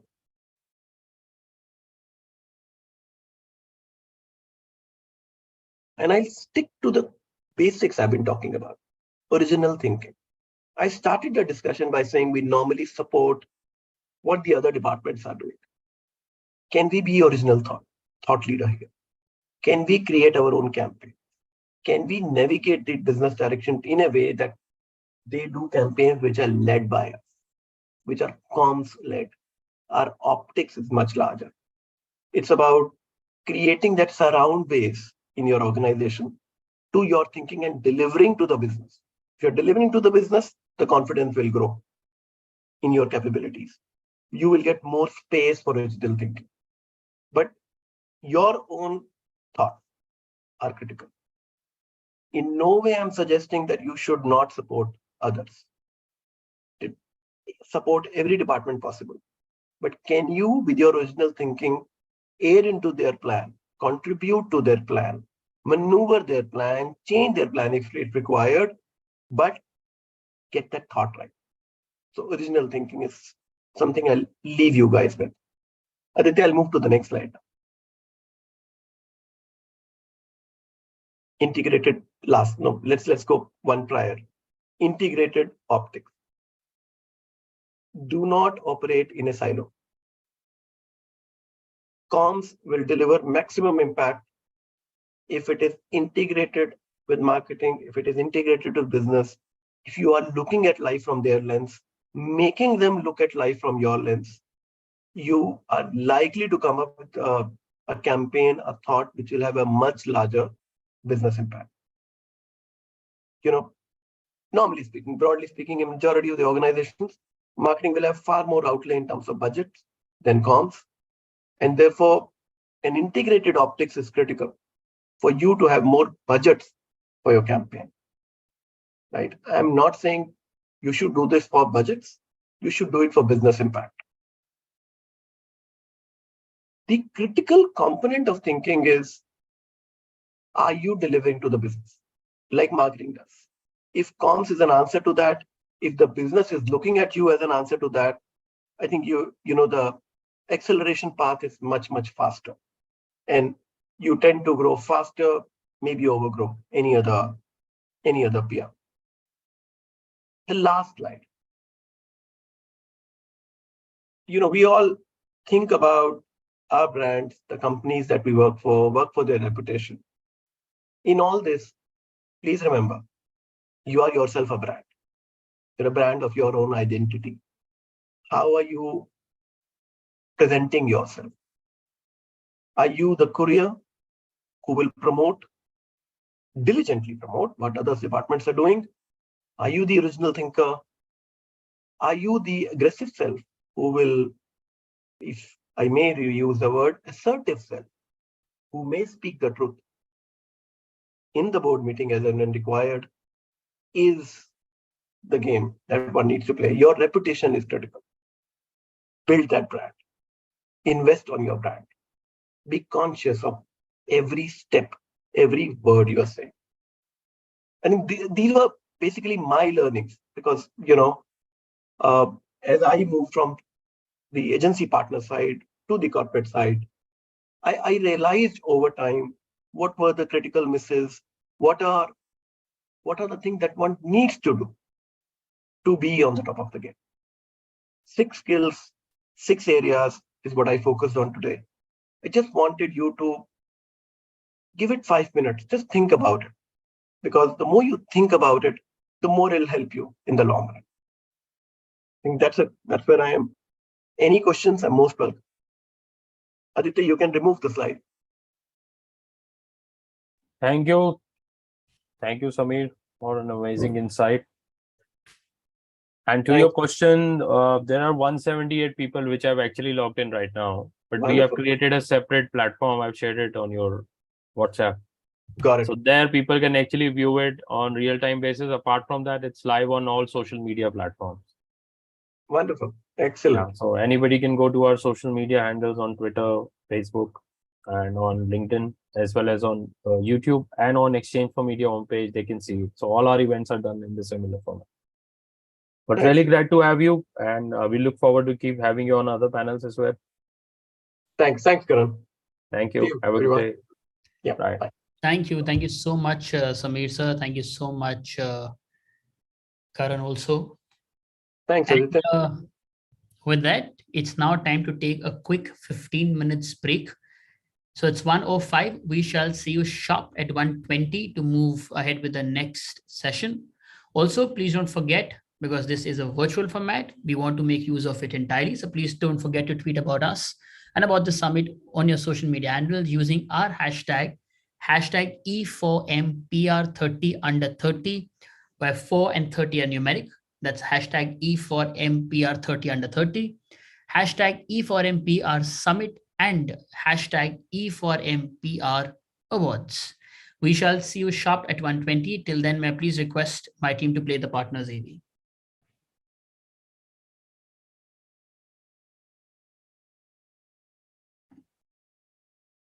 Exchange4media, a name synonymous with the latest news about the advertising industry in India. The Exchange4media Group, set up in 2000, has the most credible media platforms covering the entire advertising, media and marketing domain with its highly acclaimed digital, print and on-ground assets. The group's flagship news portal, exchange4media.com, reaches over 6 lakh subscribers who are the first to receive breaking news in the industry. The buzzing website not only covers the news but goes beyond the obvious to bring in a fresh point of view. Impact, the weekly news magazine from the group, is the most widely read business magazine in the advertising trade, with in-depth analysis and news-based features providing perspective to key happenings in the industry. The monthly Pitch magazine provides a ringside view of events unfolding in the marketing landscape, along with media and advertising. Another monthly magazine, Realty Plus, is a market leader in reportage on the real estate industry. Today, Exchange4media is not only a leading publisher in the domain, but owns the IP of more than 50 events spread across Mumbai, Delhi and Bangalore, making it a powerhouse of information and knowledge sharing. Exchange4media has curated and launched some of the most successful IPs across marketing, digital, TV, print, radio, mobile, OOH and PR. The Impact Person of the Year, Exchange4media Conclave, Indian Digital Marketing Awards, Tech Munch, Pitch CMO Summit, India Marketing Awards, Primetime Awards, Indian Content Marketing Awards, Golden Mics, NBAR are some of the group's top-notch events, in addition to niche, bespoke events and roundtables curated especially for discerning clients. Exchange4media events attract stalwarts as speakers, along with a loyal audience comprising of leaders, trendsetters and opinion makers. They are the perfect networking platform for the entire media and advertising industry. No wonder Exchange4media Group publications and events have high credibility and reach, and are the destination of choice for agency, brand and media professionals across the industry. Exchange4media attracts stalwarts as speakers. In the world of business, when you think BW Business World. Spanning across platforms from print to the fast-growing digital space, from custom events to insightful industry books, BW Business World continues to capture a critical market space. Enjoying over 1.2 million engaged reader base, we have replicated this success in digital, with a 6-fold growth in the past 1 year. So who is the BW audience? Our magazine readers are the cream of the crop business professionals spread across industries and niche communities. BW Digital engages with a much larger audience, hailing majorly from India and US. We also reach diverse markets including UK and Saudi Arabia. The BW Print universe comprises of BW Business World, BW Smart Cities, BW Hotelier, BW Applause, BW Education, and BW People, each profiling industry leaders and niche sectoral stories. BW Digital communities target niche segments like startups, CIOs, smart cities, defense, amongst a range of other fields, with a following of millions of unique digital users. BW Business World is an industry leader in curating a plethora of IPRs, With multiple industry stakeholders under one roof, BW IPR events generate superlative content. BW Engage offers bespoke brand solutions across functions with inputs from the award-winning BW editorial team. We design and execute a 360-degree marketing model, resulting in top-of-mind recall and a large BW Engage client patronage. Why engage with us? We have an award-winning editorial team. We forecast new scoops and future trends before any of our competitors. We provide 360-degree brand solutions and our clients are always happy with the ROI. This is just a glimpse of our client endorsements. To subscribe to our print patronage, visit subscribe.businessworld.in. Follow us on Facebook and Twitter. You can also connect with us on WhatsApp on businessworld.in/WhatsApp.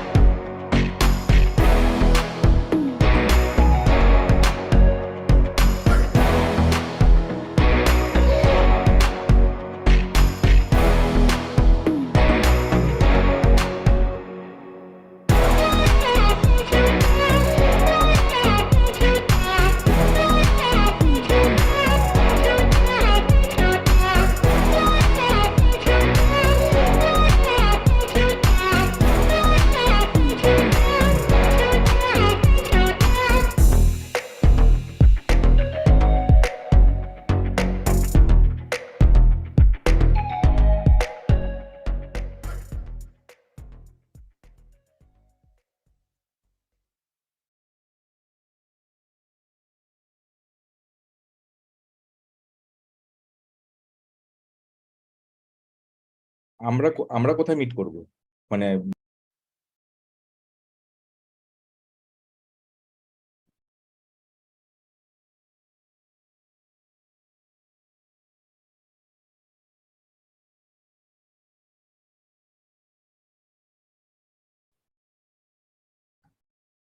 Hi, Sagar. Can you just take this slide off?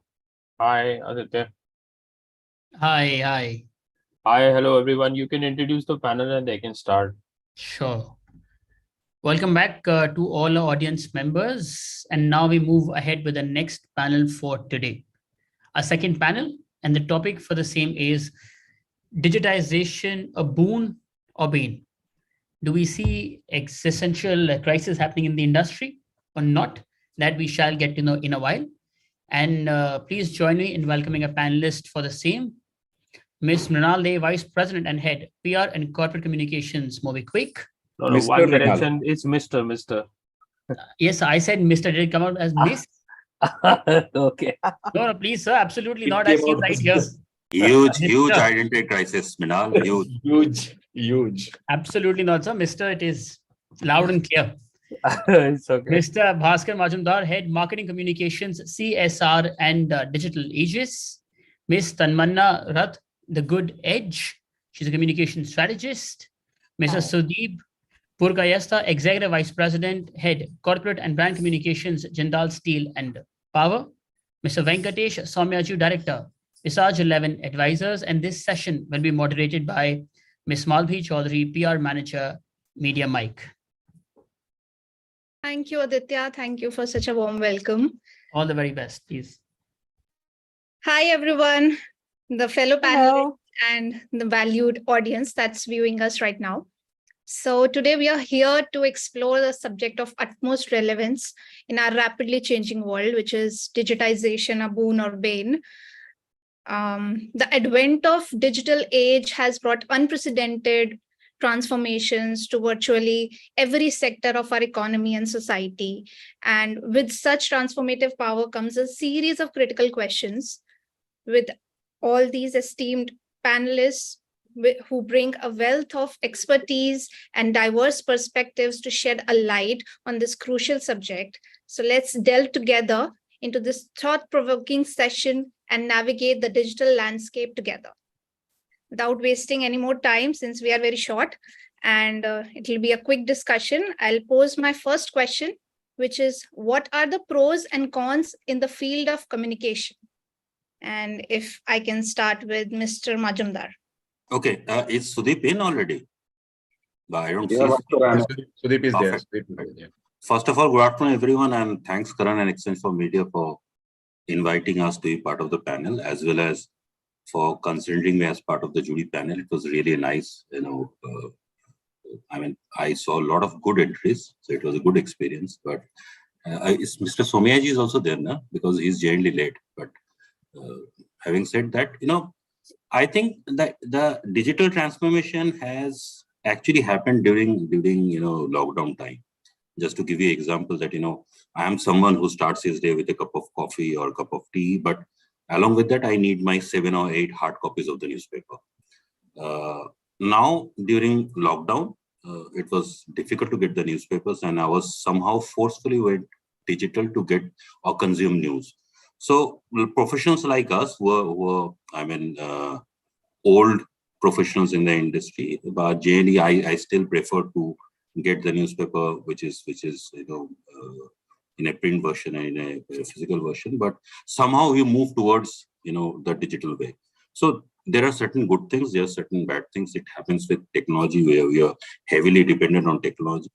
Good things are this, that in earlier times we have seen that, I'm sure that everyone will agree with me, whenever you used to go for pitching for any particular story, and the story is compelling enough, journalists may consider it, and you may actually see the light of that particular news to come into the physical copy of the newspaper, maybe the next day or maybe within 1 week's time. But nowadays the process, I think, is the same. But again, if the journalist has considered to carry the news, it first gets into the website, then it's been amplified by the Twitter handle of the media house, then again amplified by the Twitter handle of the journalist, and then the brand itself can amplify it on their own way, putting into their own social media handles. So I think in terms of reach, in terms of time, in terms of engaging with people and getting instant response, is much more easier in a digital age. But the issues are that, unlike print, they have multiple checks and balances, which makes them more credible. And in digital and social, it's not there. So rest, I will love to listen from others. Mr. Day, your thoughts? Yeah, thank you, and good afternoon, everyone. And thank you, exchange4media and Karan, and for inviting me for this panel. And these changing times, and this is a very apt panel, in fact. So as Mr. Majumdar said, we have been kind of heavily dependent on, as a PR professional, we have been heavily dependent on traditional forms of consuming news. So though there's been a lot of digitization, but still we kind of tend to read the newspapers. We would want to see a print version of whatever is there. But the digital age has actually transformed communication, and it's crucial to navigate the pros and cons effectively. So according to me, the pros would be, digital has led to instant connectivity. It has enabled real-time communication, and while bridging the gap effortlessly. Of course, it has expanded our audience, not only, within the local circles, but globally also it has expanded our audience. So therefore, it has broken the geographical barriers or the boundaries, I might say. Of course, there has been efficient collaboration. Remote work has become seamless. So that way, and we know now, we keep on talking about data insights and all. Of course, those analytics has actually refined our communication strategies. So for me, these are some of the pros. But what are the challenges? What are the cons? If I may, there's a lot of noise. There's a lot of digital noise. So information overload, has led to reduced attention span. Then there is this risk of cybersecurity, sensitive data. So we need to protect those sensitive data from online threats. There is, of course, we are expected to be always on. This is always on culture has happened, then that is since the lockdown has taken place, right? That is becoming very challenging. I think we are over relying on tech, and that has somewhat hindered our personal connections. And that's why, that human connections need to be kind of more fostered. And there is a digital divide, not everyone has equal access to technology. So these are some of the challenges that I feel. Rightly said. Even I feel that even though it has become very, easy for people to navigate with automated tasks and everything, but there's definitely information overload, and definitely we are drowning in too much of knowledge, and it's just haywired everywhere right now. Oh, and one thing to add, Minal, fantastic branding of your company. I am also going to wear a Aegis t-shirt now. Ah, that's a good one. I missed that. I should have done that too. Okay, Ms. Tanmana, your thoughts. See, like Bhaskar mentioned, we are old timers. I would not say we are totally transforming into the digital age. We are more of the hybrid players. And I think the success lies there because there is a thorough understanding of how the traditional PR works and adapting what is good in the new age PR medium. In terms of, see, a lot of points have been already touched upon. What I would personally think, crisis is a big challenge when it comes to the new age media because it's difficult to control. It just goes on amplifying. The good part is the good thing gets amplified and so does the bad. So the crisis is one part, which is a big challenge. 24/7 being alert, yes, a challenge, yes and a no, because it eats into your personal time. But overall, I think it's up to the pace at the way which we worked. It's made us more wholesome and integrated, which probably as traditional PR players, we had only media to do. So, advantages and disadvantages are many, but it depends how we look at it and how we use it. That would be my perspective of looking at digitization in PR. Right. Mr. Sudeep, would you like to add something? Yes. Well, good afternoon. I am honored to be part of such a august gathering of panelists. So thank you very much. I think most of the points have already been covered and very well covered, I must say. But I would just dwell upon two things. One very quickly is that with digitization, so one point is from industry perspective and one is more general. I think from a digitization perspective, one of the while there are many goods of it, but one of the ills is that there has been a rampant circulation on fake news or news which are unsubstantiated, and you as professionals, or we all as professionals, spend a lot of time in trying to verify or to prove it otherwise that this is not something which is true. And I think that itself is a very big challenge for many corporates and many businesses and individual agencies as well. So I think that is one very big challenge that we face as to how do we kind of address that situation, because it is, as Tanmana said, and before that Bhaskar and also Mrinal said, that it spreads quick and fast, and once it is out there, it actually is almost like a cat out of the bag. So that is one challenge. But on the other side, I think digitization has also taken away the personal touch, the empathy, the human relationship that we have built or we have bonded over. So let me give you a very small example that every day morning, getting a good morning on a have a great day on a WhatsApp, and getting, let's say, a message on Diwali or New Year, a handwritten letter or a note, which we used to do perhaps when we were perhaps even more younger. I think that constant that personal touch, I think digitization takes away. So the digitization can never bring the empathy and the humane aspect of it in any communication. And I think we need to balance it out. So there are good and bad in both. Right. Mr. Venkatesh. Hi, good afternoon. Yeah. I hope I'm audible. You're out in a good weather somewhere. Got stuck as usual. Anyway, first of all, thank you for inviting me here, and good to see all my friends and peers in the group here. I think what I've been hearing sort of summarizes the good and bad of digital coming into play for PR industry. The one good thing I have seen is that today you don't have to wait for a news that will make your headline. Your earlier days, the one thumb rule for going out to press or to reach out to public You had to calibrate your message, your story. It has to be having a shelf life, etc. Today, for the smallest incidents and events, you can convert it into a good PR opportunity and a marketing and a communication opportunity. I think that couldn't have been possible if there was no digital PR. The second important aspect that digital PR has added is that today you don't need to be the sole person talking about your own good, right? So you don't control the narrative. There is a two-way control that happens. So you're getting constant feedback and you're able to fine-tune your messaging. So somebody was talking about a 24/7 being available for news. I think that has happened. This wouldn't have happened if digital PR was not in play.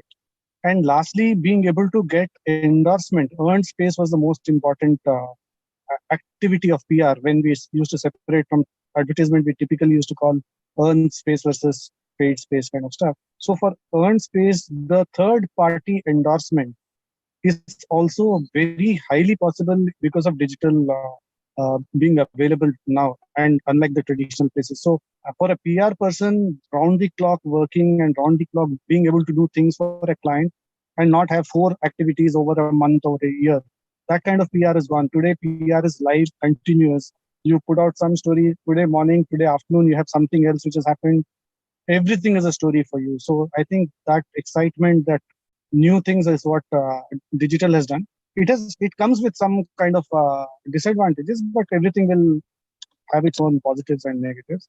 I think not being able to be in control of what you put out there in the shortest form is a summary of what it is doing negative to you. Everything else is positive. With that, I think my understanding of digital is okay. Rightly said. Everything has its own advantages and disadvantages, and we just need to be the ones commanding and in control of things so that we can enjoy the goods and navigate the bad ones.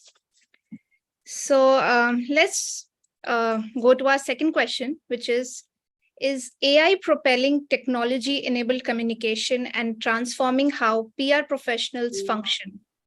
If I can start with you itself, Mr. Venkatesh. Oh, okay.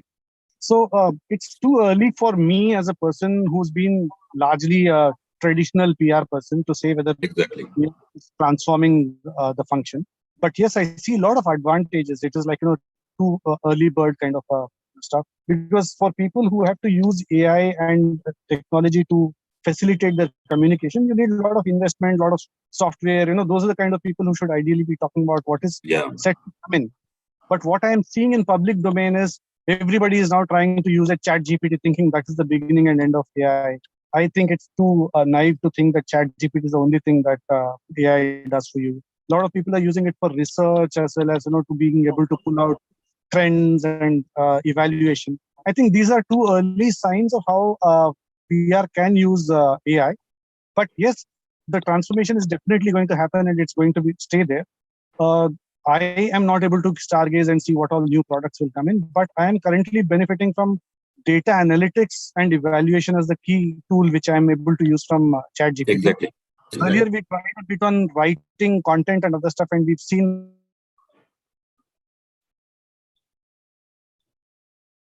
I think we lost you. Yeah, this is one more reason, technology. That it's actually not very helpful. I don't know whether we are used for to use AI to be able to put out the content. And even I've seen a new product which is actually helping. Again. Yeah, I think because he's So somewhere. these are the low points on technology. Live examples. Sometimes one should be this one.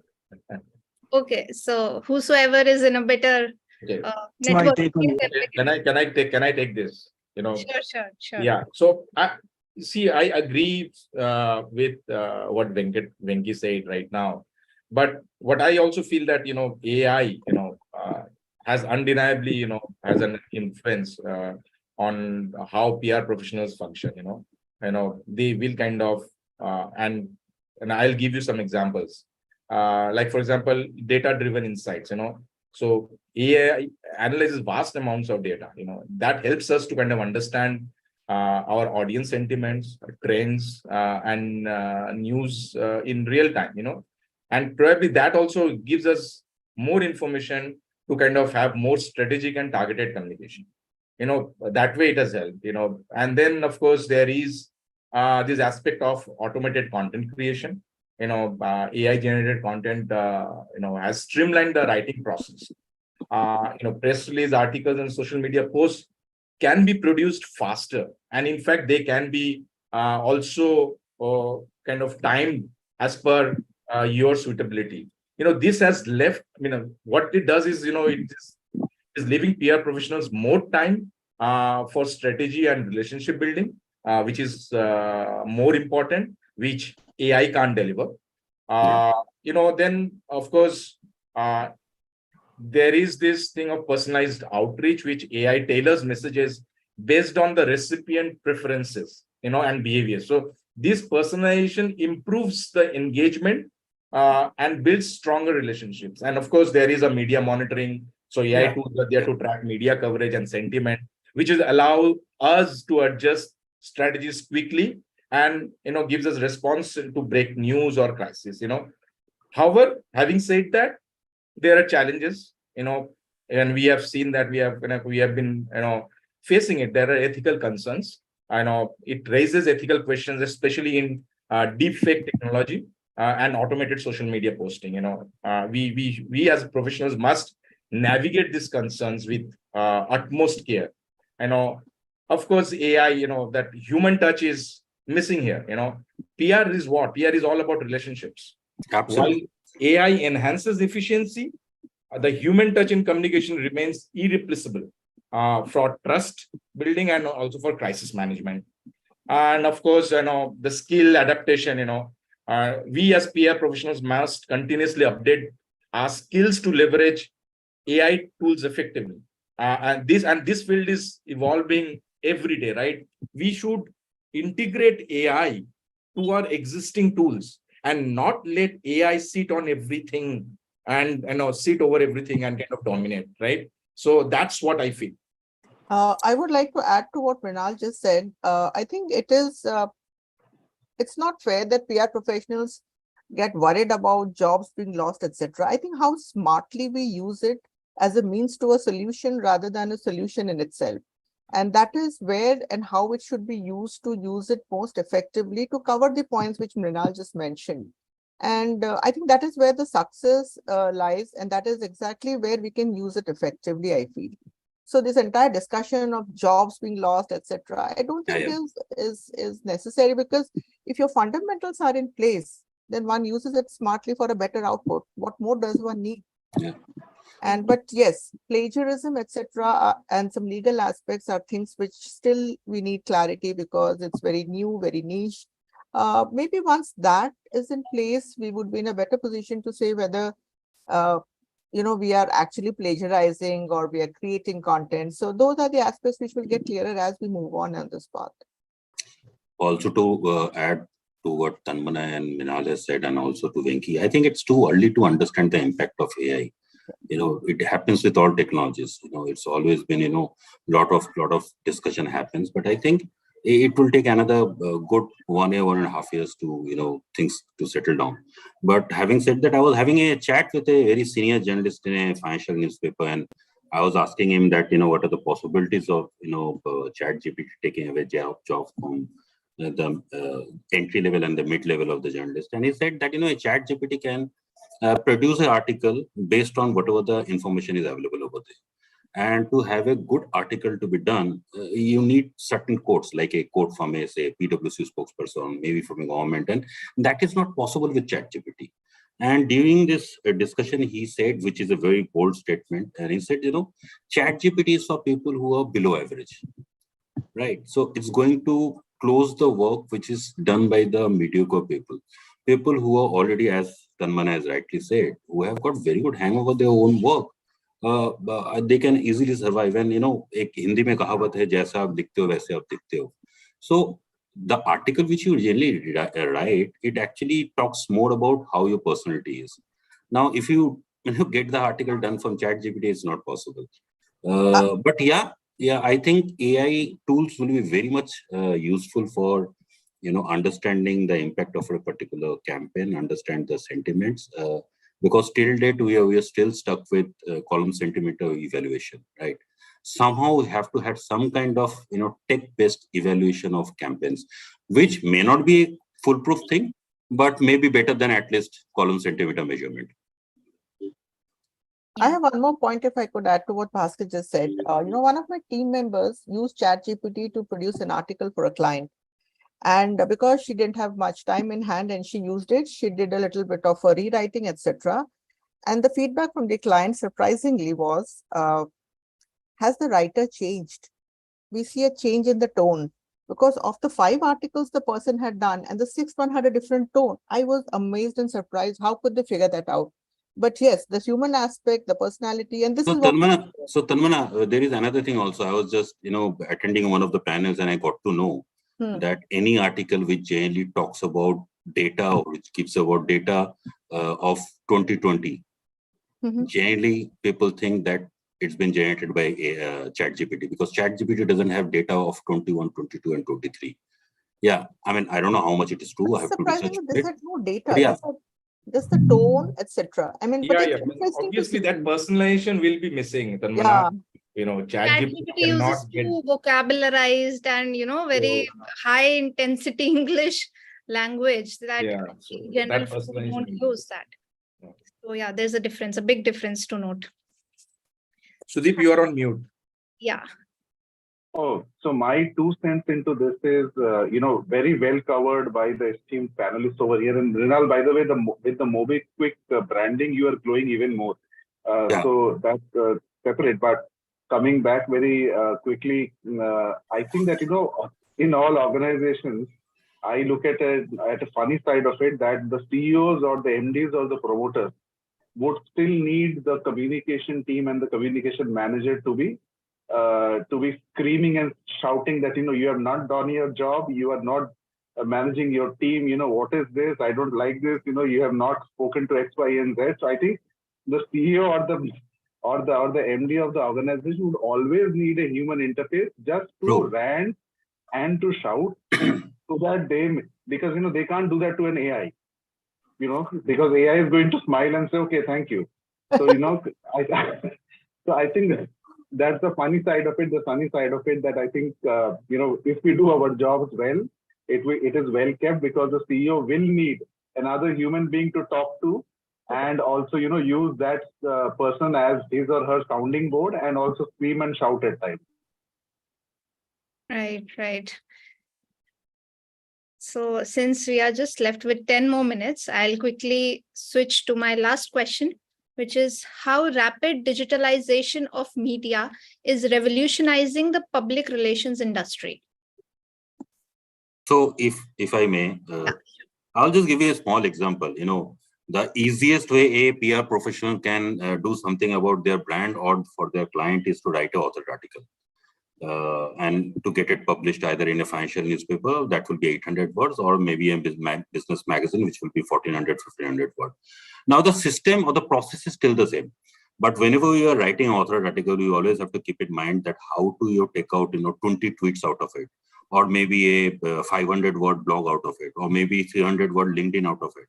So that's how, it has become more of new age content creation. I think digital transformation in terms of the impact on media or the way we work is a classic example of this. This is a new trend, Bhaskar. It is generally referred to as long tailing in ad factors. Yes. That's what I used to hear.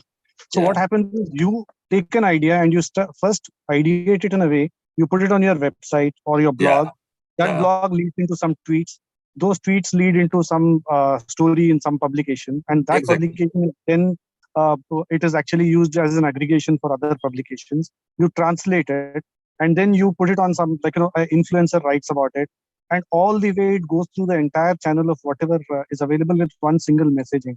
I think that is the single biggest thing that's happened after digitization. Digital is available, which was not happening before. You just would do a story in a print media and that's over.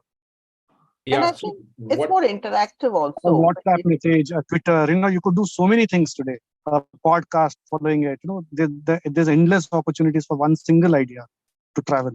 And especially for us, when I say us, I'm talking on behalf of all the panelists. I think we all come from the Orkut age and from Orkut to understanding podcast is a huge journey, and somehow I think our generation have understood or learned it or adopted it in a very hard way. For the younger generation, it's much more easier to adopt. Yeah, means, absolutely, as Bhaskar was saying, and Venki also mentioned, the long tailing, it is all about, how you create the digitization has kind of enabled us to kind of think on how to create the content and how it's to be distributed, right? Yeah. The era offers a plethora of tools and platforms for content creation and distribution, right? And also in terms of social media amplification, there are social media platforms which amplify PR efforts, enabling messages to go viral and reach a vast audience quickly. So, PR professionals like us can leverage, influencer partnerships and user-generated content to enhance, different campaigns. And again, if you talk about crisis management, digital media really accelerates the spread of information, making crisis management more critical than ever. So, the PR professionals must be proactive in addressing issues and managing reputational risk on digital platforms. So look at how it has transformed and how it is actually kind of trying to kind of it's a kind of influenced us. So, and that's how, from an output to a podcast, we have actually kind of put our thinking hats and trying to see, how we can make it better, how we can personalize each engagement, look at virality, look at influencer identification, and there is this 24/7 news cycle. How are we relevant for those? And then later on kind of measuring the ROI. So that's what I feel how digitization has.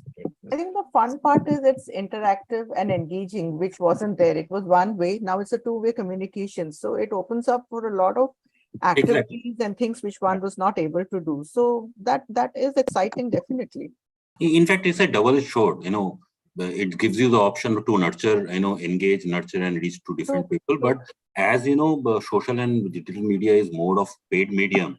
So there is always a possibility of there can be some negative, information which can be flowed. Again, it's a paid medium. That's why it's much more easier. So it's a double-edged sword. And Sudeep, you may also say so, because I think hum logon ne itna bola, Sudeep was not been able to give any comments. No, I, when stalwarts are speaking, it is better to, take the pulse of wisdom. But at the same time, my 2 cents would be that, I take a leave out of our honorable Prime Minister.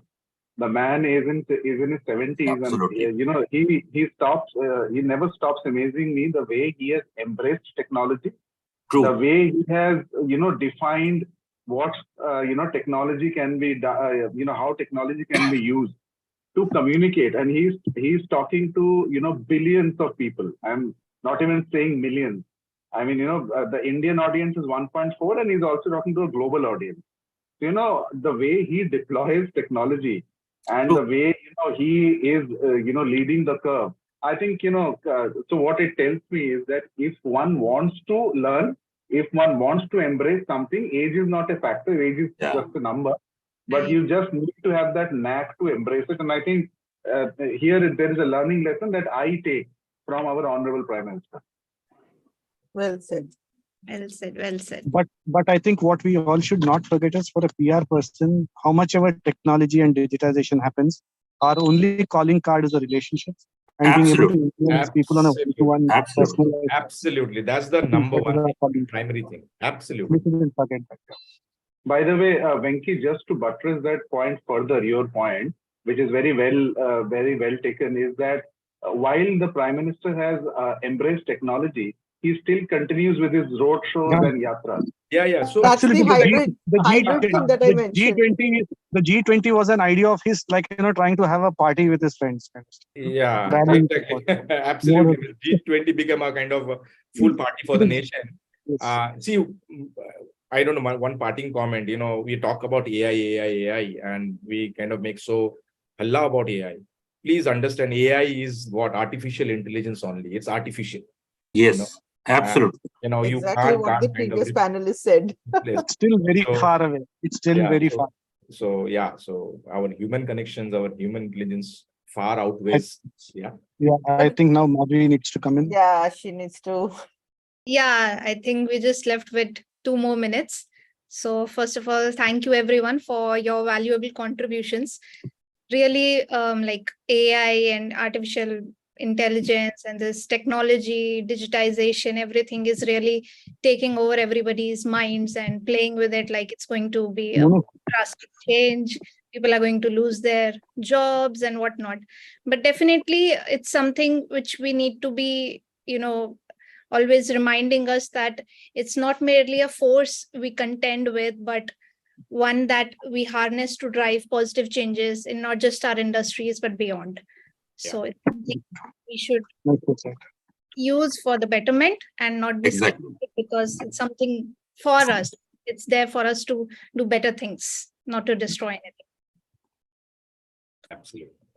Thank you everyone for your time and honoring the time commitments. So are you taking any digital photograph of everyone in the screen?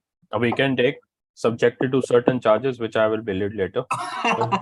Anyways, after this session, Venki is taking all of us to Andhra Bhavan. Yeah, what about the plan? We didn't hear any. Yeah, it's going to happen, and Mrinali is going to give all of us a T-shirt. We have Munawar with us. Hi, Munawar. Good to see you. Hi, Karan. Munawar Hello, leads everybody. the Fleshman Hillard business. Hi, Bhaskar. Hello, everybody. And over to you, Aditya. Let's move to the next session. Thank you. I've taken the pictures. I'll email it. Thanks a lot. Thank you. Thanks everyone. Thank you. Thank you so much to all our panelists. Thank you. Surely means a lot. Thank you so much. And with that, it's now time to move ahead with the next panel discussion, which is on ChatGPT versus human intelligence. How will this impact the communication and media industry? And please join me in welcoming a panelist for the same, Ms. Indu Sharma, Senior GM Communications, Schneider Electric, Ms. Shobha Vasudevan, Head, Enterprise Communications and PR, Dell Technologies, Ms. Sunita Patnaik, Director, Corporate Affairs, Mars, Mr. Munawar Attari, Managing Director, Fleshman Hillard, and this session will be moderated by Ms. Garima Sharma, Assistant Professor, Guest, Dell University. Over to you, ma'am. I think Garima is missing. Hi, Shobha. Hi, Sunita. Just give us a few minutes. Let us quickly call her on the panel. Yeah, I think she should be joining any second. Yeah, just messaging.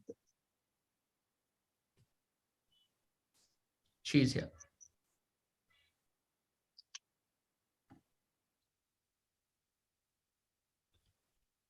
Hello, Garima ji, can you hear us? Hi, Aditya. I can hear you loud and clear. Done. Over to you, ma'am.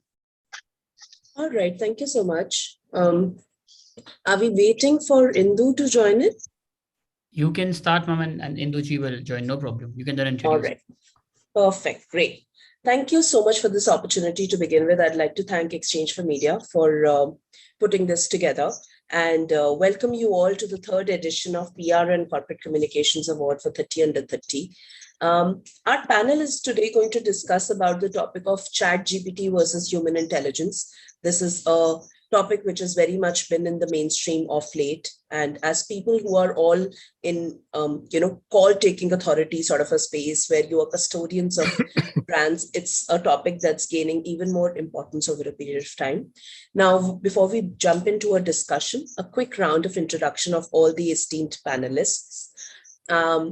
Ms. Indu Sharma, who's yet to join us, is a senior GM of communications with Schneider Electric. Then we have Ms. Shobha Vasudevan with us, who heads Enterprise and Communications and PR for Dell Technologies. We also have Ms. Sunita Patnaik with us, who's the Director of Corporate Affairs and is associated with Mars Wrigley.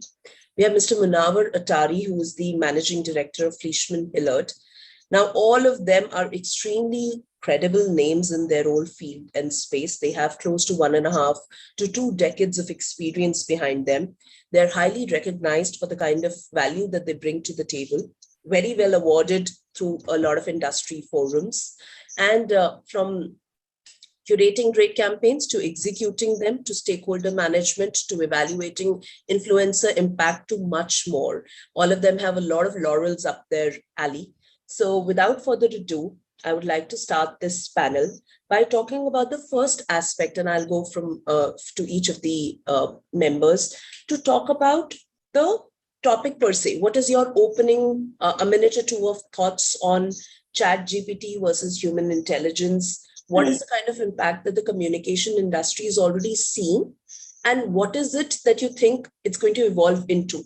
So if you could share a little about differences and similarities of AI versus human intelligence to begin with, and maybe then we can take the discussion on from there. Munawar, we can start with you. Yeah, thank you. Thanks for having me on the panel.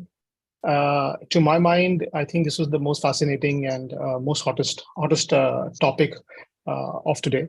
And the entire idea of artificial versus human intelligence, I think it's the debate is settled as far as in my mind is concerned, that artificial intelligence has, and if it has not has yet, will very soon overtake human intelligence. And not only overtake human intelligence by a bit, it will make us look quite foolish and useless. If you and I'm not just trying to make this point just to trying to make a radical point, but I truly believe that that's what the scenario is. If you hear the experts in the field, for example, if you hear the founders of DeepMind, if you hear the founders of OpenAI, if you hear people who have been the pioneers in this field, this is what they say, and they have the credibility. And they have not been saying this now. They have been saying this for at least a decade. In fact, a few weeks ago, you had some of the biggest minds who got together and said that, do we really need to stop for some time the rapid development that is happening in this space and rethink and step back? If you just hear some of the congressional debates where the founders of OpenAI, etc., have explained themselves. So they are very candid about this, and the way things are moving. You can imagine that something like a Chat GPT, which is just a moment in the artificial intelligence journey, they are very clear that the time as far as human and artificial intelligence is concerned, just to close this, is quite settled. That if not now, in the near future. I mean, Chat GPT, you can imagine, is something like what iPhone was in 2007. And the progress is very non-linear. The progress is in a manner that it is growing by leaps and bounds. We are not expecting incremental changes. We are expecting non-linear changes. The ChatGPT 4 is not going to be incrementally better from 3, but it's going to be 3, 4, 5, 10x better than the previous version. Therefore, if anybody has used any of the tools, and ChatGPT is just one of the most famous tools and kind of become the poster child of the artificial intelligence conversation. If you use any of the technology, you will realize that it is far more serious than we could ever imagine. So I think that's what I would kind of argue for. That's a very interesting and a robust point to open the panel with. Extremely interesting. Let's hear from Ms. Sunita what her thoughts are. And, if she agrees with it, she wants to build on it, or if she has a polarizingly different view. Yeah, thank you so much. Happy to be here. So my view is that, AI will definitely enhance your research skills. It will collect the dots for you, but ultimately it's human beings, human intelligence, which will actually connect the dots. And, and ultimately, having said that, we have to collaborate at some point, and we are going to collaborate. We are moving in synergy. It's always going to be, it's not going to be this versus that or who's better than who, but what is necessary is, in order to collaborate and really appreciate the power of technology, I think we have to change ourselves. We have to move towards changing the mindset and changing the culture, because all of us are suddenly getting very rattled, even in our corporates, why data should be the pivot point of all decision making. That's great. You can use a lot of data insights, etc., but everybody has to embrace it. So for me, it is, it exists. We have to exist together. And, there is also a threat of jobs will go, etc. Yes, like any technology innovation, some cognitive jobs will become irrelevant. But ultimately, I think it is going to be common sense, which is going to be common sense of human beings, which is going to put it all together. You may do great research, but if you're not able to arrive at the desired result using your own common sense, intuition, foresight, then you will not, the AI tool is not going to do that for you. And just to conclude on this, I remember, IBM's global CEO, former CEO, she had said when this whole AI revolution was happening, she had said that 10% of jobs will change, but 100% will change. 10% of jobs will go, but 100% will change, and that change starts with us. Thank you so much for that point, Sunita. So far we've heard from two panelists, and these are two almost, polarizing views. One says that there is an incremental, not just incremental, but exponential change, and we need to get ready to work around it, while the point of collaboration is reiterated by Ms. Sunita, but she's talking about the fact that, that there is no replacing the emotional intelligence that a human being possesses. Over to you, Ms. Vasudevan, if you can, add to this, what's your opening point on AI versus AI's impact on media industry, communications industry per se, and where do you see it having a place in this entire conversation? Thanks, Garima, and happy to be here. I heard both Munawwar's views and the other point of view. So I would probably stay somewhere in the middle, because I think, like all technology, it is an enabler. Technology, at the end of the day, we have to remember, was created because somebody decided to code for it. So this is something that we have created to help us. So I think most like all kind of technology, specifically it's designed for certain kind of tasks. It can answer your questions, it can generate your text, it can it can base itself on experience-based learning. Now, where it differs from human beings, and very similar to what Sunita was also mentioning, was that it lacks the emotional ability to connect the dots. At human intelligence level, we're still able to do the critical thinking, we're still able to make the logical inferences. ChatGPT's ability, or any AI tool for that matter ability, is limited to what it has been given in its training data. So if it hasn't gone through those sequences, it may not be able to give you the kind of data that you're likely to wanting to pull out of it. Whereas for human beings, it's very easy to do innovations on the spot. We're able to do inferences based on what is presented to us at that point of time, which is very different than what the tool can do. In terms of what communication industry can gain from it in the future, the opportunities, I agree with Munawwar, is immense.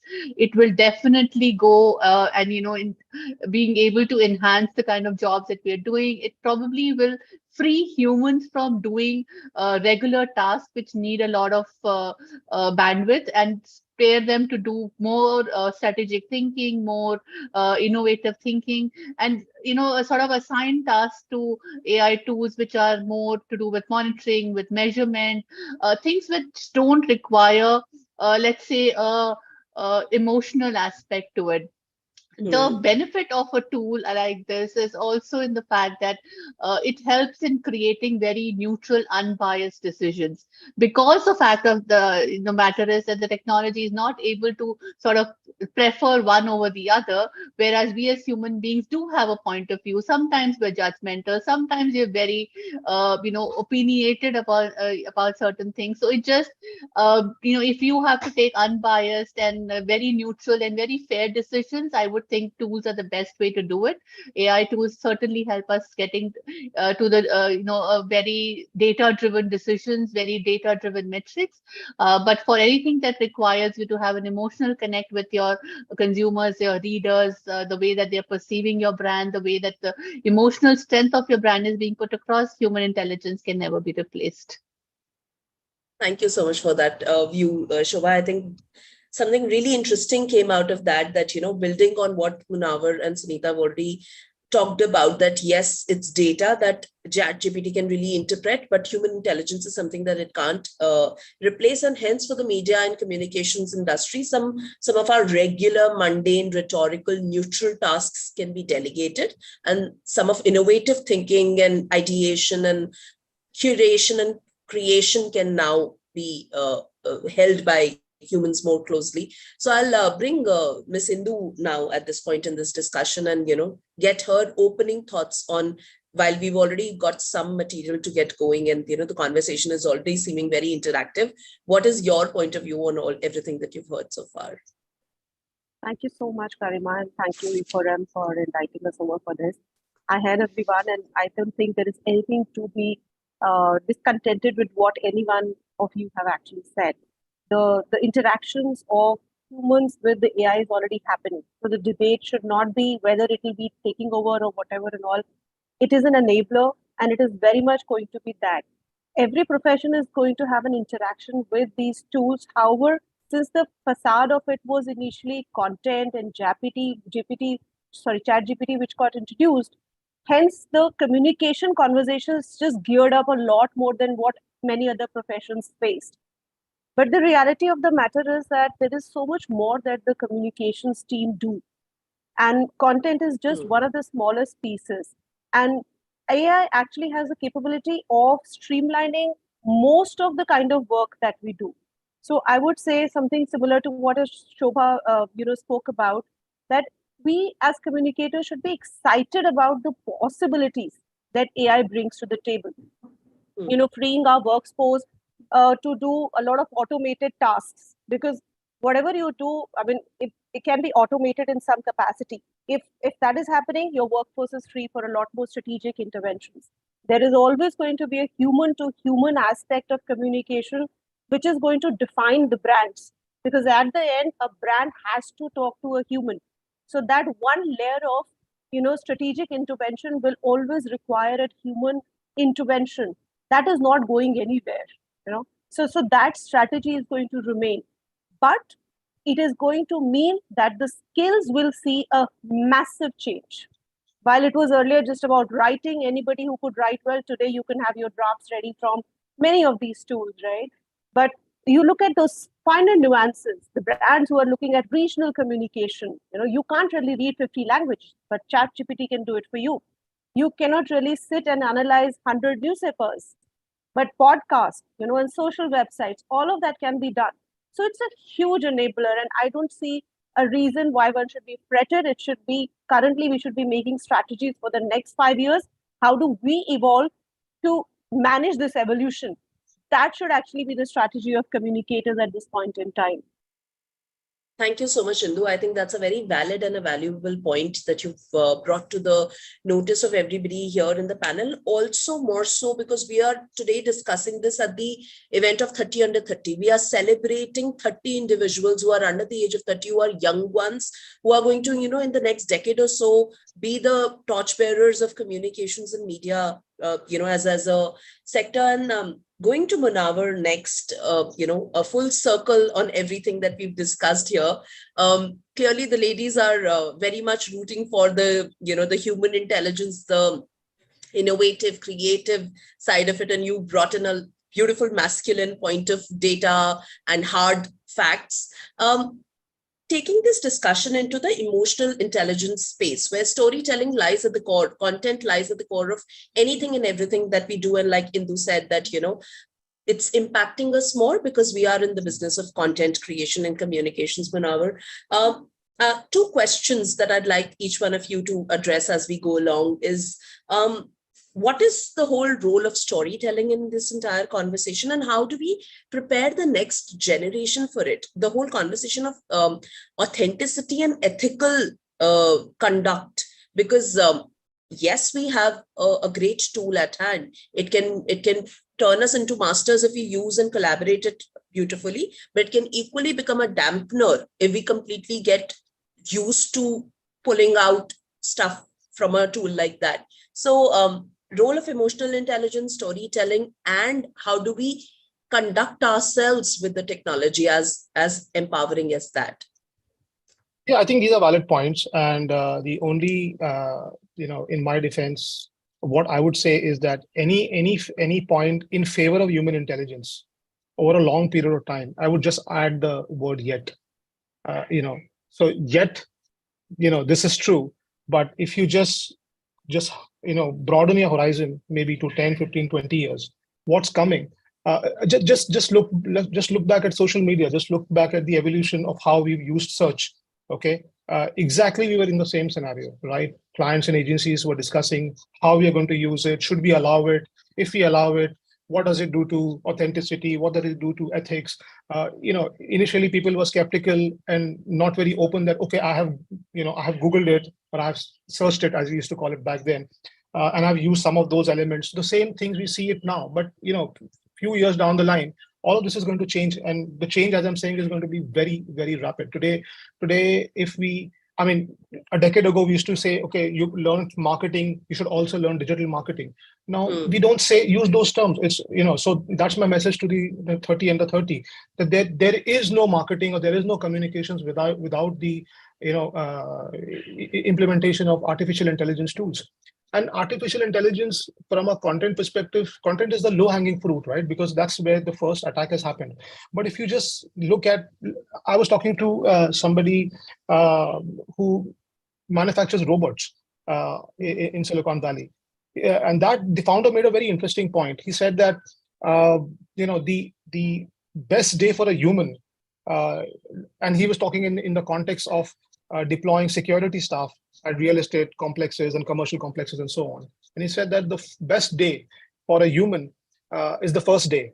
That's time you are energized and you are motivated, and and over a period of time, you can say the enthusiasm of an individual goes down. And for an artificial intelligence robot, it's exactly the opposite. The first day is the worst day.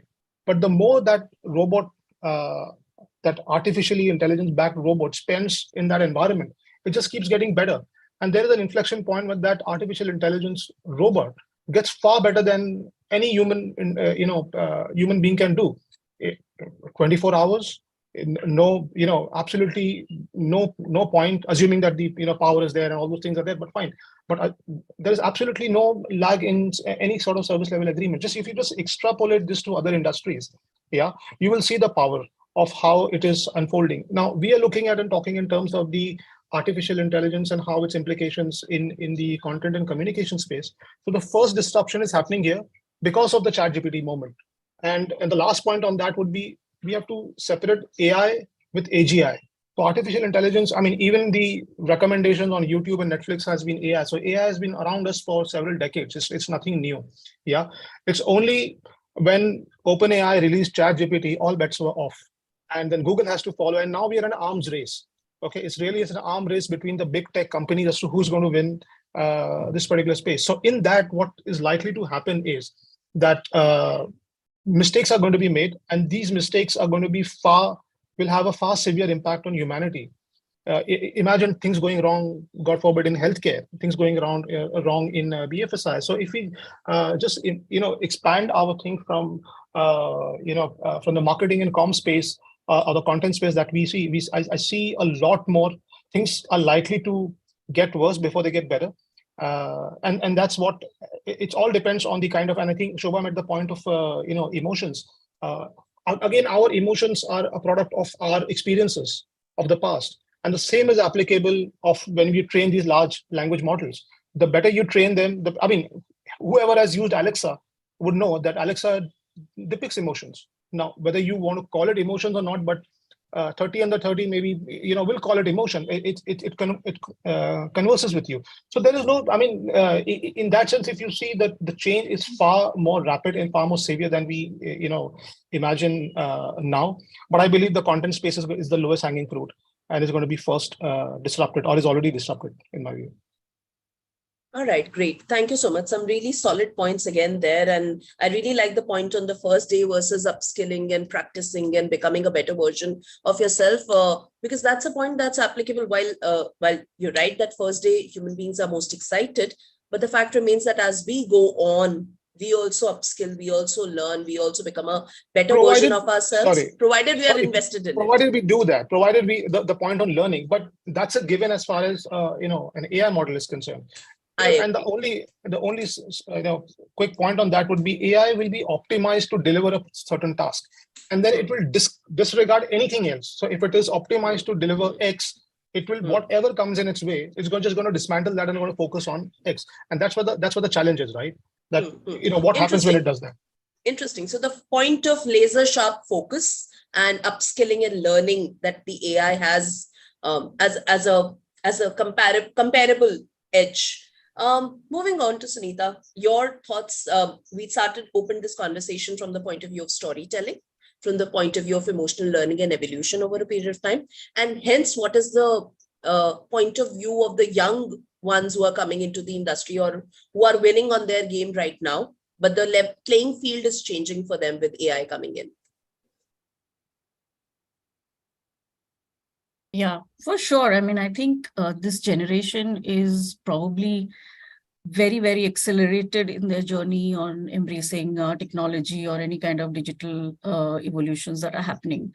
Today, if I call my daughter, she never picks up. She says it's so cringy to answer your phone. Can you just text?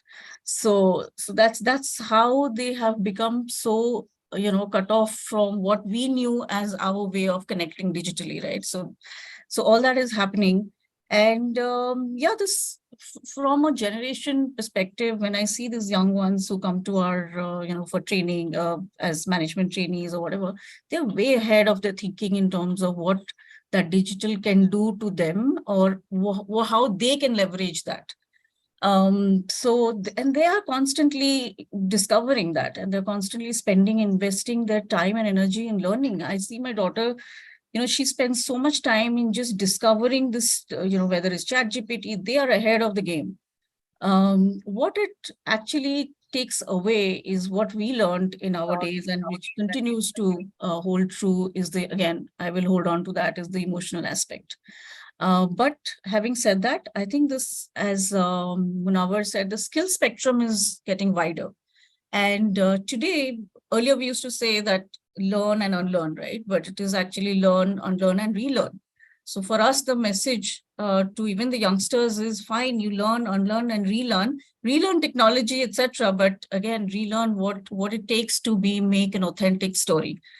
And so I was just chatting with one professor, and he was saying that how shelf life of skills is changing. He used to teach AI, and he was saying every day, by the time the kids graduate, everything is changing. Everything has changed. So there is no point on having a course like AI to teach you what it could, how it can change the world, because the world has already changed by then, by the time they come. So what never used to happen in decades, those decades are happening in weeks now. So technological seismic shocks are actually getting so accelerated, and pandemic taught us that. The pandemic showed that, there is nothing called new normal. It's always normal. I mean, it's never normal. From new normal, it's now become never normal. And there is an author, there's a book whose titled Never Normal, which is excellent in teaching us as to never take these things for granted. You have to keep upskilling, you have to stay ahead of the game. But having said that, I think storytelling will continue to have that emotional aspect in it, the authenticity. I mean, look at companies like Unilever. Why do they continue to get consumer insights? Why does a brand manager go to a consumer household and say, I want to get human intelligence? What is that human insight or intelligence? It's how that person is engaging with the Unilever product throughout the day. So they have everything, right? From 6 a.m. to the time he or she goes to sleep. They have each and every product which touches the life. So that is what is human intelligence, and we will never be able to, we'll never be able to replace it. But as I said, we have to work in harmony, and the new generation, I keep telling them that, look, do not ignore the softer part of it. Left brain and right brain have to work together. Great. 2 points that I take away from what you've spoken about, Sunita, here. The fact that we can't just prepare for best practices. We need to ready ourselves for the next practices, and therefore keep learning throughout, and it might never be normal, right? It from new normal to a new, and hence the definition of the normal keeps changing. So either it's always normal or never normal. You can always look at the glass as half full or half empty. This brings me to you, Shobha. Your thoughts on everything that we've discussed. Again, something that's established is the need for upskilling throughout. And yet, while you're upskilling, you can't let the emotional side of you erode completely. The storytelling will always be around emotions and hitting the nail on its head and connecting with people. Absolutely. So let me break this down from my point of view. Is, the word storytelling has two parts. It is story and how it's told. So in terms of the creative part of the story, yes, any AI tool, whether it's ChatGPT or anything that's going to come in the future, can help us creating messaging if you give it the right cues. So even to a certain point, I would say that it can even mimic emotional intelligence based on the emotional cues that you build into us when you're training that AI technology. But all of us together have so many kinds of emotions in a day that there is no possible artificial intelligence technology that can ever mimic the range of human emotions. So where the human intelligence part of it will come is to be able to still use that story and tell it to each customer or each target audience in a way that it touches them. So that is not possible with just a artificial intelligence aspect of it. Yes, you will need a human to tell that, okay, if I'm sitting across a room from you, like, it's similar to what Sunita was saying earlier, we're still going to be communicating to people. And that's exactly what, Indu was also mentioning about it. At the end of the day, your communication is going to reach a human. And you were sitting across a table, picking up on body language, picking up on what is it that is making them really come closer to your brand, to them to be able to understand the kind of messaging that you're going to give to them.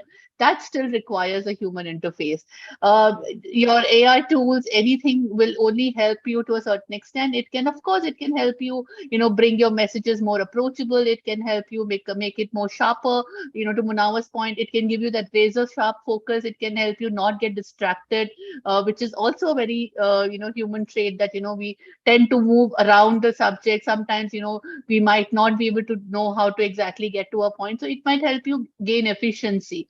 But for you to be able to reach to each customer customizably, to be able to make your messages, to be, draw different inferences from it, still I would think needs us to collaborate very effectively, the tools, and let the tools help you instead of trying to it's not in competition with you. I think that's the first thing that we all need to accept, and that, even the 30, under 30, I mean, anyone, even under 10 or under 20, like Sunita was saying, even younger ones are now playing with AI apps. So all that we need to do, tell them, is that, they're not in competition with you. You're not running against them. You're running with them. So let them help you. They will help you run faster. They will help you run better. They will help you run smarter.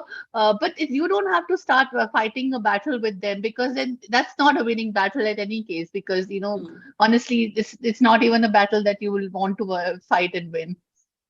Great, very pertinent point there. It's all about collaboration and being complementary to each other. Any technology, for that matter, any technology, we use it in the right way, we learn and we master it, then we can always, derive advantage from it. Coming to you, Indu, of course, you've heard the three panelists talk about this entire piece. And of course, I'd like to hear your point of view on that. Along with that, if you can make a point or two, because you spoke about, the whole complementary and collaboration thing very early on in the discussion in itself. We've discussed that how content is the first one to get impacted, because ultimately that's what AGI is really doing. Like when I was saying, AI has always been around us. We've never contested it in the way we are contesting it now. But right now, the reason why it's becoming even more pertinent for comms and media is because content, like we said, is low hanging, right? As an attack point, or as a discussion point, or as a tangible point that we are able to see very early on. So what are your thoughts on that? If you could, share a point of view there. Sure. So first, I'll build on to what was getting discussed in the previous pointer. I would say that let us be very clear that there will be not one solution for everyone.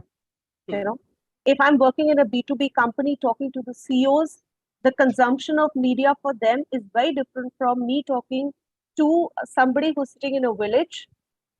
So we as communicators, we need to understand that we will have to now have a clear understanding of both ends of the spectrum, because there will be a clear, stark difference. And it will not impact us the way it has impacted Western worlds, because they're still, the kind of people that you see in villages to what you see in urban is not very different. We are still a country wherein, the penetration of internet is not 100%. AI is not 100%. So we will now be required to have these two understanding of what we usually call India and Bharat, right? Because most of the brands today from the urban, because urban is exhausted, are taking the route of regional communications and going to the hinterlands. How much of impact you can create with AI there, I'm not very sure if it is exactly the same what you can do in metro towns. because of there are so many media dark areas.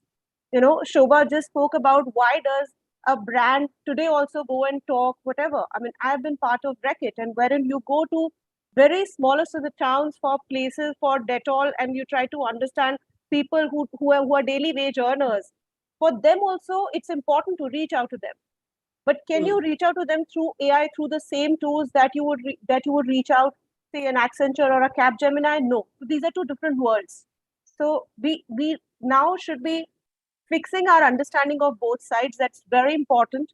And especially for the people who are now entering, they should know that these two worlds do exist, because they might have their own understanding of this urban.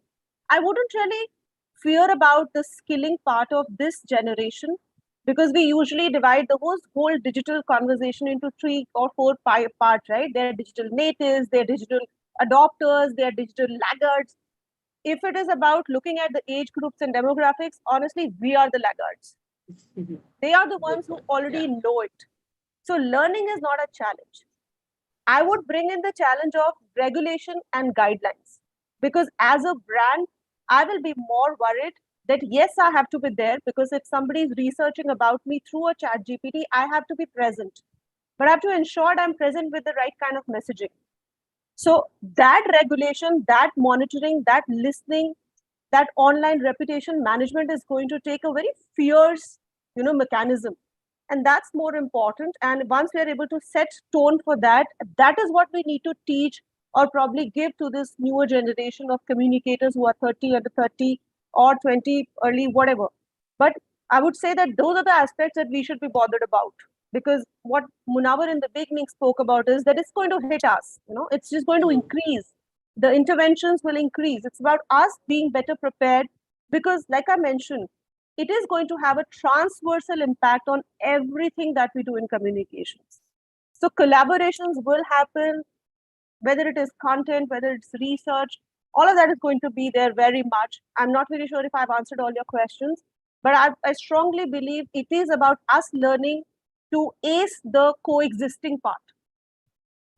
Thank you so much, Indu. You've not just answered the questions, but you've opened up a new direction in this conversation that brings me almost to the last section of what we are discussing, which is the ethics, authenticity, and training ourselves to be a step ahead. While we all agree that we need to work in tandem with the progress in technology, and like you're saying, yes, maybe the social natives might be a little ahead of us. We might still be early adopters, or in some cases laggards, or whatever. Let's we'll not go there.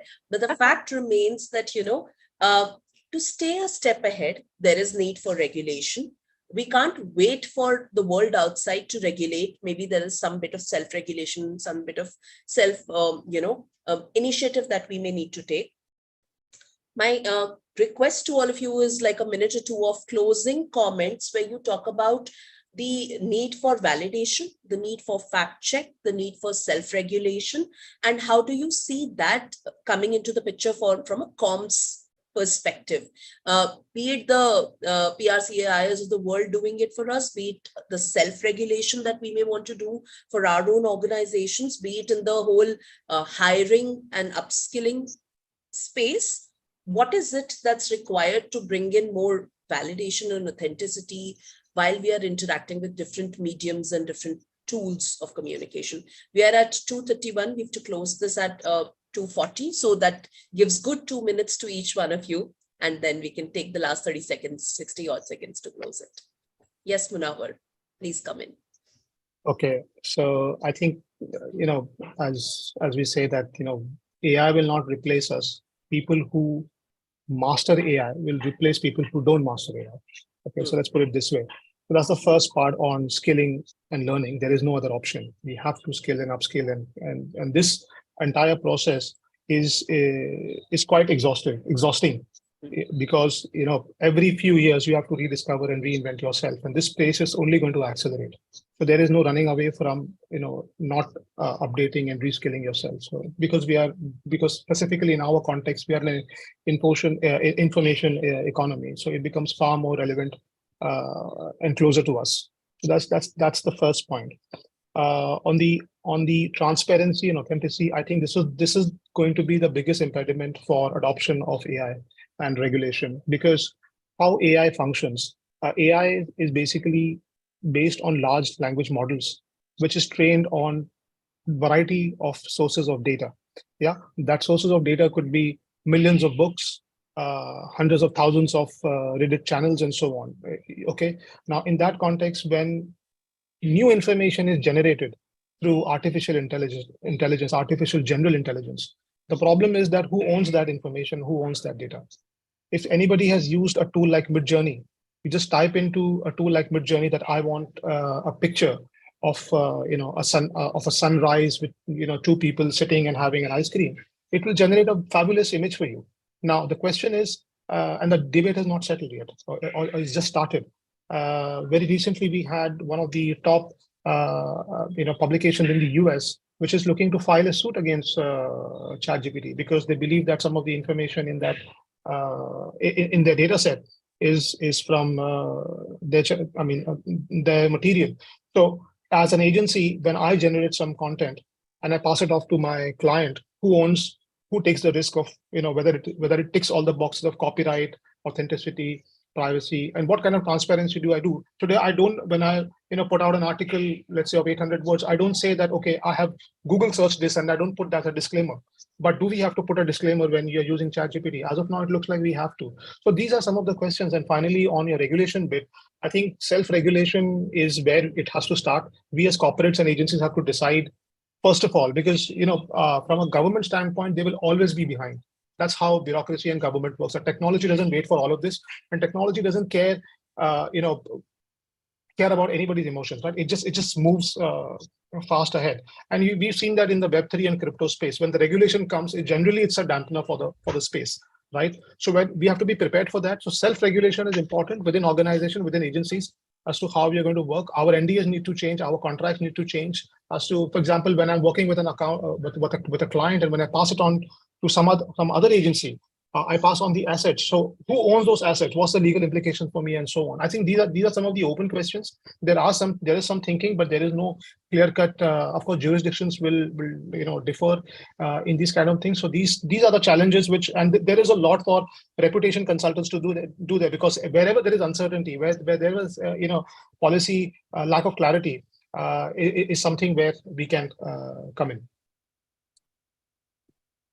Sure. Thank you so much, Munawar. Some really solid points there. In interest of time, I'll quickly move to Sunita. Yeah, I will, in the interest of time, again, I will say check to Munawar on all the points. I agree on a lot of these things. And having said that, I'll just say that, we do need to create a sense of urgency, but without really creating an anxiety. And sometimes we underestimate and we get disappointed in the short term, and then we underestimate the impact it could have on long term. So having said that, yes, self-regulation is important. Skilling is important, because as you would have heard that if you don't take change by its hand, it will take you by your throat. So absolutely, I agree with whatever Munawar has said. Okay. Great. Shobha, some of your closing remarks. Yeah, so I will just say +1 to everything that's been said again. Yes, it is definitely something that self-regulation is the key. Like all technology tools, it is a work in progress. I don't imagine it to be resolved or come to a final state at any time soon. It will continue to move, evolve, change, learn, unlearn, relearn. So the technology is going to do exactly what we are going to do. And the amount of help that we get from it depends on the kind of data that we're giving it. So if we start using data to fabricate or fabricated data to get some stimulations for us to understand if it works for us or not, then it stays with it. So next time somebody's going to use the same search thing, it might just end up giving your test data as a fact data.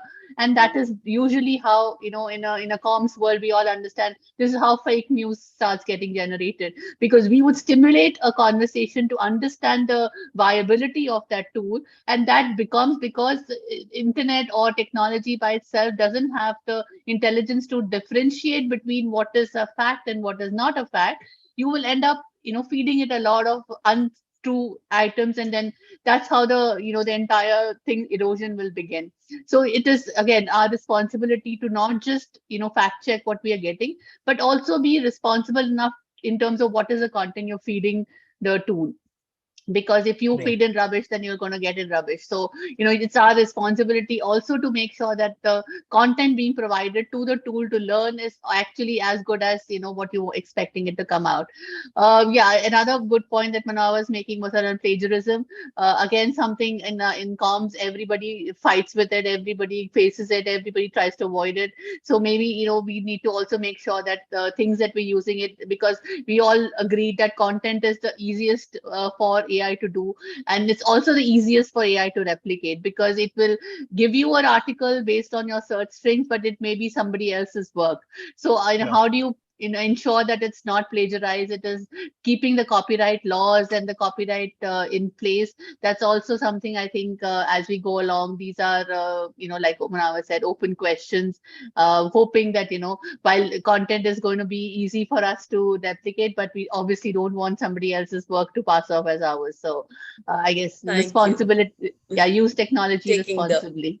Great, Shobha. Really important point there. Being mindful of your own conduct when you are interacting with technology and building guardrails around it as regulators or, as self-regulation. Great points. Indu, over to you for your closing comments. We've got exact 60 seconds to close this panel now. Wow, thank you so much. I guess some brilliant word has already come out, but I strongly believe that in this war of share of voice, brands will make mistakes and they will choose impact over authenticity in many cases, which will create problems, and which is where some of these guidelines, regulations, and communicators being the conscience keepers will play a very important role. So we have to be a lot more dynamic, because our scope of work will change gradually with each passing interventions of AI coming into our lives. So that's something very, very critical. Hence, my one word to everybody would be, make it as a part of your strategy. Handling, managing AI and AI-led tools should today be a part of your overarching strategy, so that nothing hits you off guard and you are better prepared, whether it's you, your individual, your spokespeople, your social media, everything comes in together. But we have to be, like we say, crisis preparedness. So it has to be, AI preparedness is something that we have to work towards. Great, amazing points. Thank you so much to all the panelists for such an interactive and such a vibrant conversation. We saw some really interesting points being made here, and you are such great articulators that I don't think I need to spend any more time wrapping this all up. You've done a wonderful job yourself. So Aditya, I'll bring you in here. I think we're right on time. So should we just conclude this so the next set of panelists who are waiting in the lobby can take charge? Thank you. Thank you so much to all our panelists for, of course, first attending this. And thank you so much, Garima, for making sure that it ends on time as well. I know there's so much we could have spoken about, but thank you. At least we've got a kickstart. And of course, we try to dig deep as much as we could. And I'm sure there's a lot for audience members who take away watching us online. So thank you so much to everybody. Thank you. Thank you. Thank you so much. Thank you. Thank you. Thank you. Pleasure being Thank here. you, everybody. Nice talking to you all. Bye-bye. Yes, thank you. Bye-bye. Pleasure. Bye-bye. And now with that, we move ahead to a next keynote speaker session, which is on power to make a positive change. And to deliver the same, please join me in welcoming to our screens, Ms. Tandani Chatterjee, Chief Marketing and Communications Officer, PwC. Thank you, Aditya. Can you hear me? Yes, ma'am, loud and clear. How are you? I'm good. A very interesting session going on. And I mean, I thought Indu made some lovely points that brands will make mistakes and you need to be the conscious keepers and manage AI, make it part of your strategy. Couldn't be better said. Totally agree with you. Sure, ma'am. And now over to you. Thank you. So all of you, thank you very much for calling me here, my comms colleagues, the young aspiring professionals whom we're going to be seeing later today. It's an absolute honor to address all of you on the 3rd annual E4M PR and Corp Comm 30 Under 30 Awards for 2023. And we are gathered here this evening to celebrate the brightest young talent that our industry has. And I'm Really grateful to E4M, Dr. Anurag Batra, the Chairman, Editor-in-Chief, B World, and Mr. Naval Ahuja, the co-founder of E4M, and of course, Karan Bhatia, who really does so much for all of us, that they are indeed truly committed to recognizing exceptional PR and comms talent, which is what we've been seeing over here. And for the past 3 years, E4M, as you know, has been shining a spotlight on our young talent, and who have been demonstrating exceptional skills, exceptional creativity. I'm seeing innovative approaches, and at the end of the day, strategic thinking, which is what Indu was also talking about. And I had the privilege of co-chairing the jury for the awards this year along with Dr. Anurag Batra. And it allowed me to witness how our emerging leaders are proving that age is no barrier, absolutely no barrier when it comes to addressing complex communication challenges. And we're looking at even all of you who are on the panel, who are like all youngsters. It's great to hear the kind of strategic thinking that is now there, which I'm hearing you all have. The recipients of this year's awards, I feel they're not merely leaders of tomorrow, they're actually trailblazers of today. And they're reflective of the super high potential that we have as far as comms talent is concerned in our country. Let me take a step back for a moment. And maybe you had this in the morning also. There could have been some discussions on this.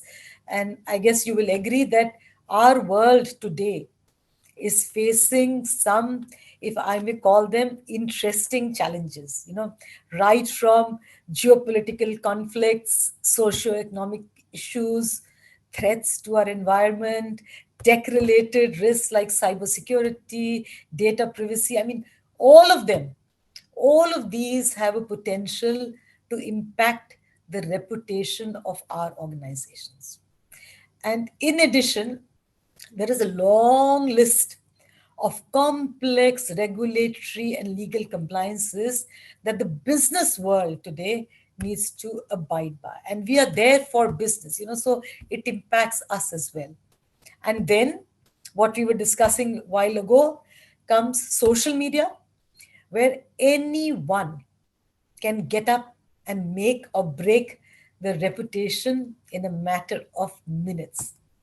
So this is what I feel, that this is where the PR and comms professionals come in. We are right at the forefront, helping our organizations navigate these challenges, these very complex situations. And for doing this effectively, we need to equip ourselves so that we are able to anticipate these reputation risks, which I just spoke of. We can provide relevant, sharp, and timely communication to our shareholders, help the employees in our organizations to understand and embrace change. Just 1 second, sorry, I'm getting some pings over here. Okay, I don't know what was that. Understand and embrace change, like I said, and most importantly, align with business objectives. At the end of the day, we are all there because we have a purpose to serve, which is to support business. And it is then and only then that we will be able to achieve our role, which is of protecting our company's image, firstly, our company's reputation, and minimizing any disruption for business. Now, to be able to do this well, what do you need? I think first and foremost is an understanding of the ecosystem around us. This is the most important thing. It is essential for joining the dots and being able to counsel our stakeholders. Steve Jobs' definition of creativity, and you may be familiar with this, it was not conjuring something new out of nowhere. It was about connecting the dots, and which means that one needs to equip oneself with existence of those dots so that one knows what to connect and when. And today, communication isn't just about conveying a message. It is also, and I'm sure you'll agree, it's also about shaping narratives, it's about building relationships, and most importantly, it is about fostering trust. And we, the PR and communications fraternity, we are in a position through effective communication to inspire others, to be catalysts for the change. We can play that role, that very important role in driving social change. It is we, the PR and comms fraternity, who have the power to do all of this. And nowhere is it more evident than in the accomplishments of these brilliant individuals, the 30 under 30, whom we will be recognizing today. These young achievers, they've harnessed the power of social media, the power of digital platforms, data analytics, and what we saw in what their entries were, they have crafted compelling narratives, they've engaged their audiences, they've been driving conversations that matter. And their ability to seamlessly merge creativity with strategy, technology with human connections, sets them apart. And the future of PR and corporate communications in the hands of these dynamic individuals and many more like them who are today being groomed in the industry by you and by me. And I'm sure they will make us proud, and their fresh perspectives will definitely go a long way in shaping our fraternity's evolution in the years to come. I'm sure, pretty sure actually, that behind every accomplishment of our young talent lies a journey of hard work, a journey of dedication and resilience.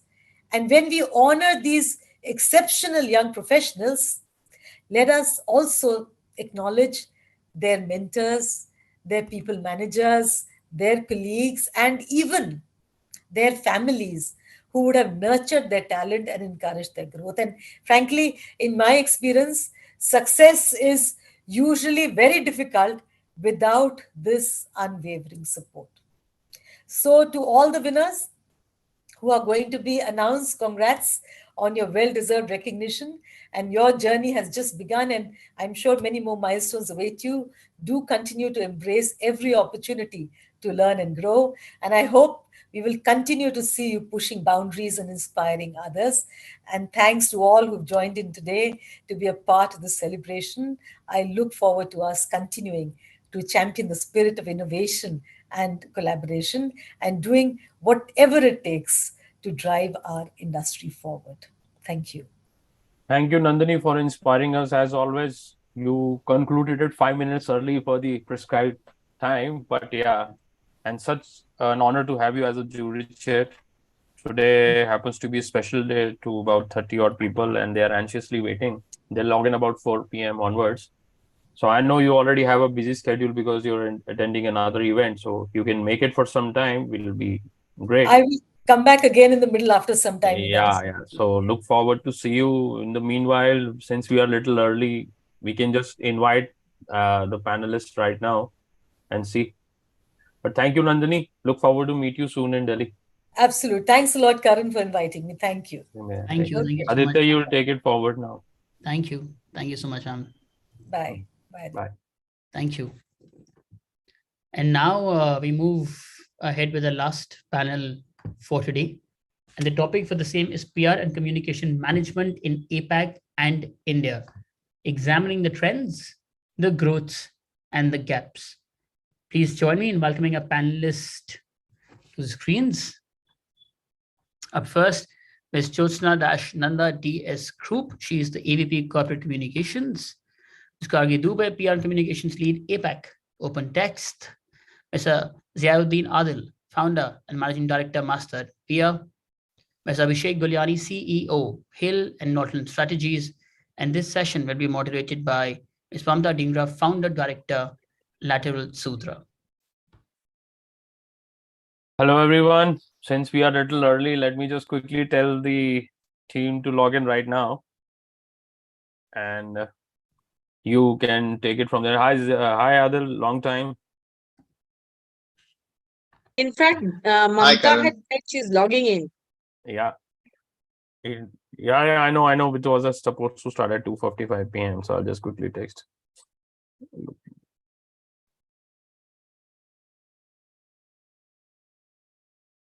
Hello, Miss Stingra. Good seeing you. Hello.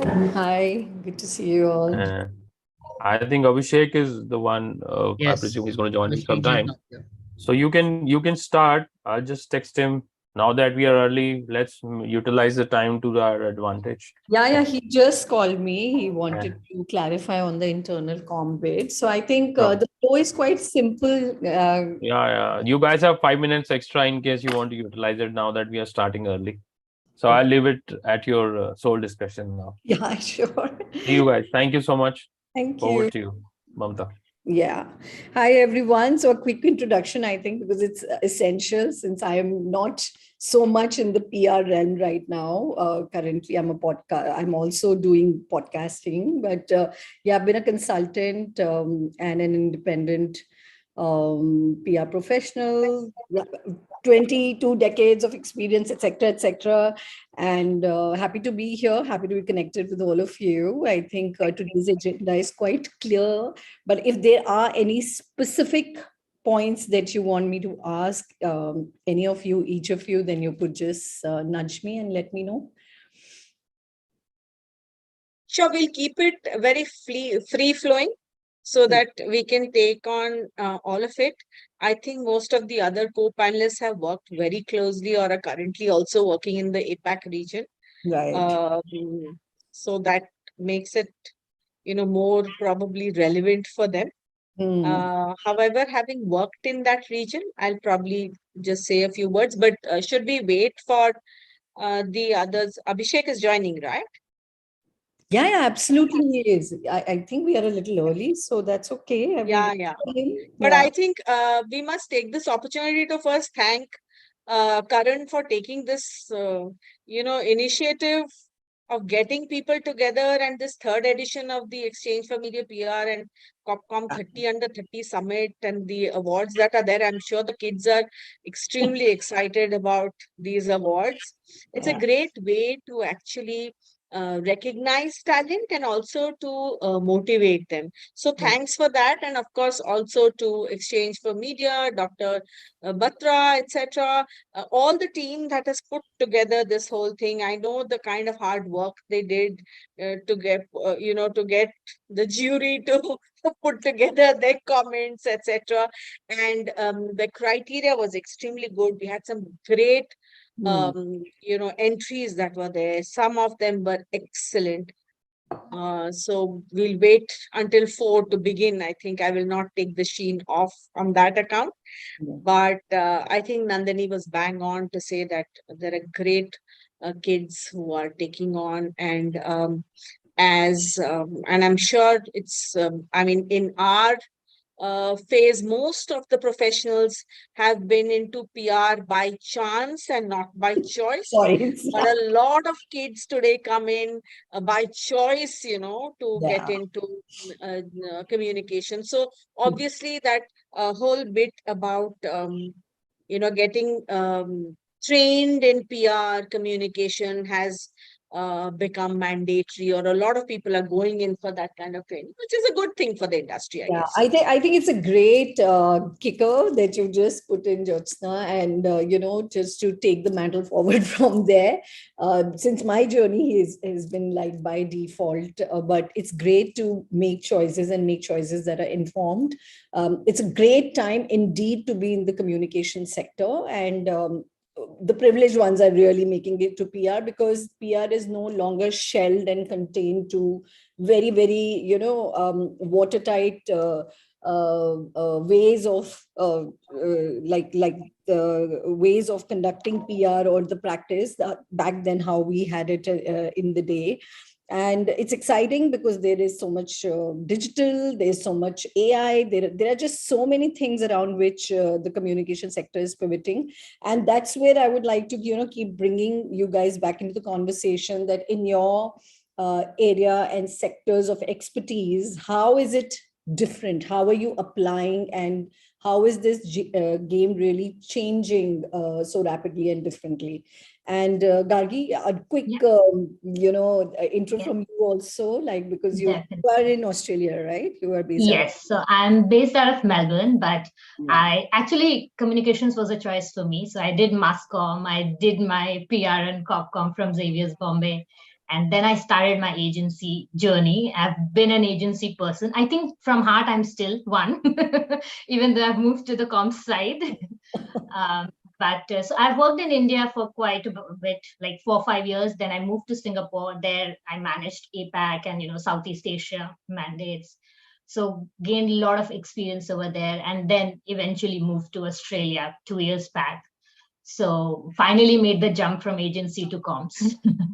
Essentially, I love what I do, and I am so happy to have this opportunity to share. What I love about my job right now is that I get to use all that experience from across the region.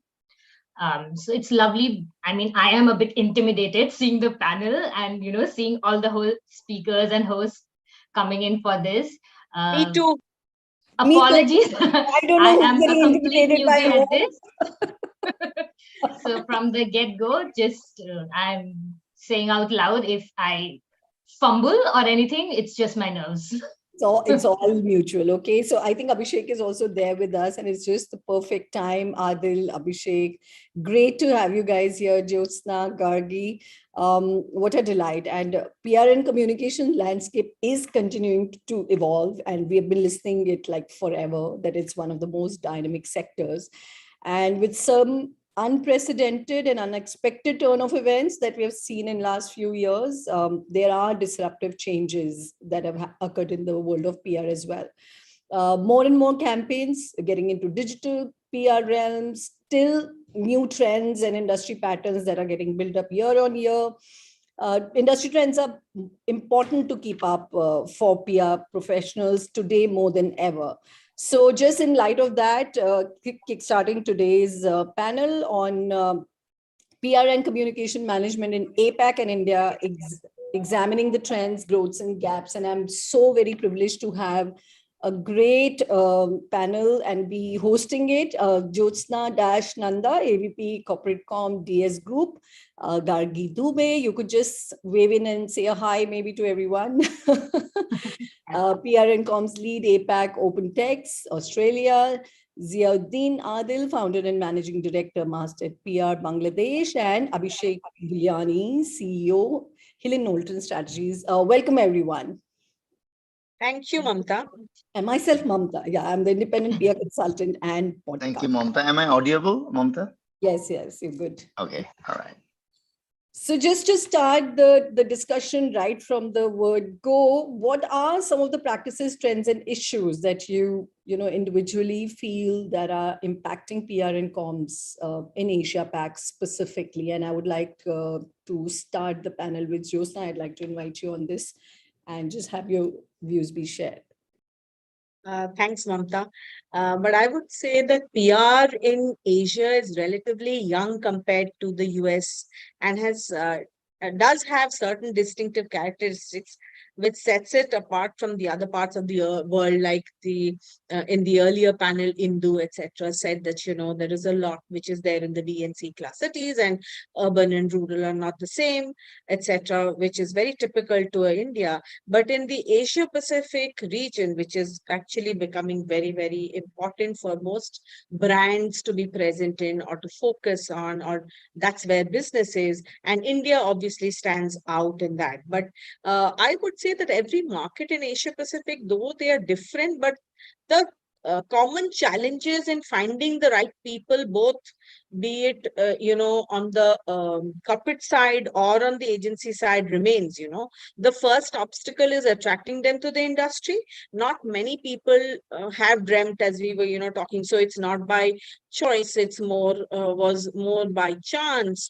But now gradually people seem to be coming into it. So the role of, parents is still quite important in terms of determining their children's career path, what is the way forward, what are the growth opportunities that are there.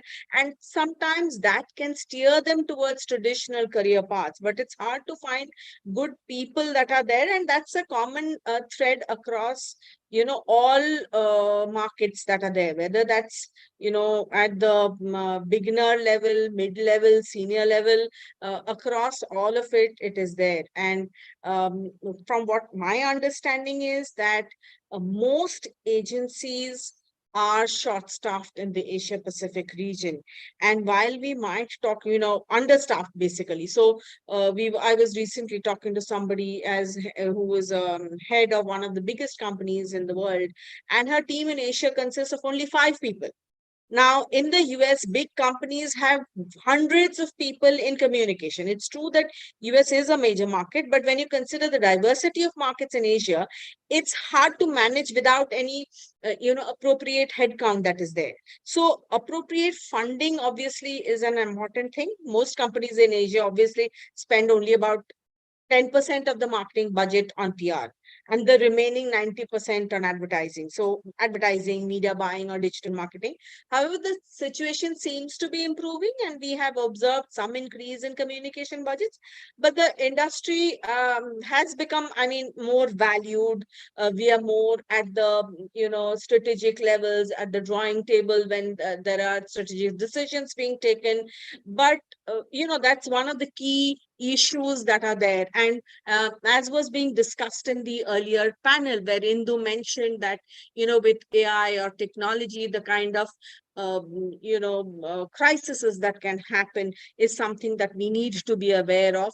But I look at it as more in terms of the increasing importance of crisis communication. So in an age where social media and instant communication is there, organizations can face a crisis anytime.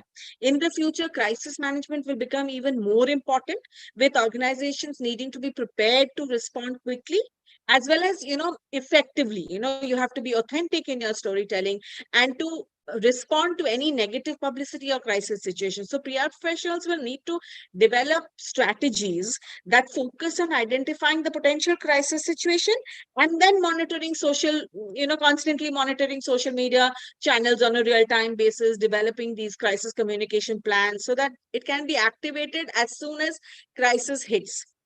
And another important aspect I would say would be, the growing importance of employee advocacy. All corporates, all clients, all brands, have this urgent need for talent attraction and retention. So with the rise of social media and the increasing importance of, the authenticity, transparency that organizations need to undergo, organizations will still need to focus more on developing these relationships that are there with the employees, and encouraging them basically to become, advocates of the organization. I always say that, an employee is the best brand ambassador of an organization, So PR professionals will need to develop these strategies that focus on engaging with the employees and empowering them to share their experiences and opinions with their network. So that social media, a policy. Yesterday, I was speaking to a few of my counterparts in the industry, and I wanted to understand if they have, social media policies, etc. What is it that makes it, flexible, and at the same time you have to also protect your reputation? So keeping all those in mind, I will not go on to talk about, data analytics. Obviously, that's the most important thing. And my most favorite line is that communication today is algorithmic. It has to be based on data. So those tools that are there, how do PR professionals, and Asia Pacific is doing it very well. I have worked very closely with Talkwalker. There are many agencies which are there in India also, but I find Talkwalker, I think they're based out of Singapore, and they're awesome at their analysis, etc. Though we have Viziki, which is coming up, which is specially for PR agencies, which is doing equally well, and I'm sure will continue, obviously. But that's what I would leave my thought with and let the other panelists take on.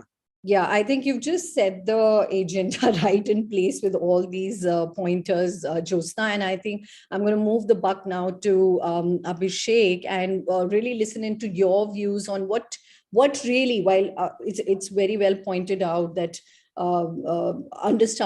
being understaffed or low on investments and being a diverse region, there are obviously their own set of challenges that APAC presents, not as of today, but it has always been the case. But specifically given the backdrop of AI, and where we are talking that so many jobs will actually get replaced, Abhishek, I would just like to bring you in the conversation and have your piece on, in this light, how do you see the practice and the trends evolving or changing in the current PR and comms management in Asia Pac? Abhishek, you're on mute. I think we can't hear you. Can everybody hear Abhishek? I can't. No, we can't. Abhishek? No. He's not audible. Abhishek is not audible. Can hear you now. Oh, no. Is that you, Adil? That's me. Okay. I don't hear Abhishek. Okay. Abhishek, we can't hear you. So can I have the same question passed to Gargi by the time you're fixing the audio? Abhishek, if you can hear us.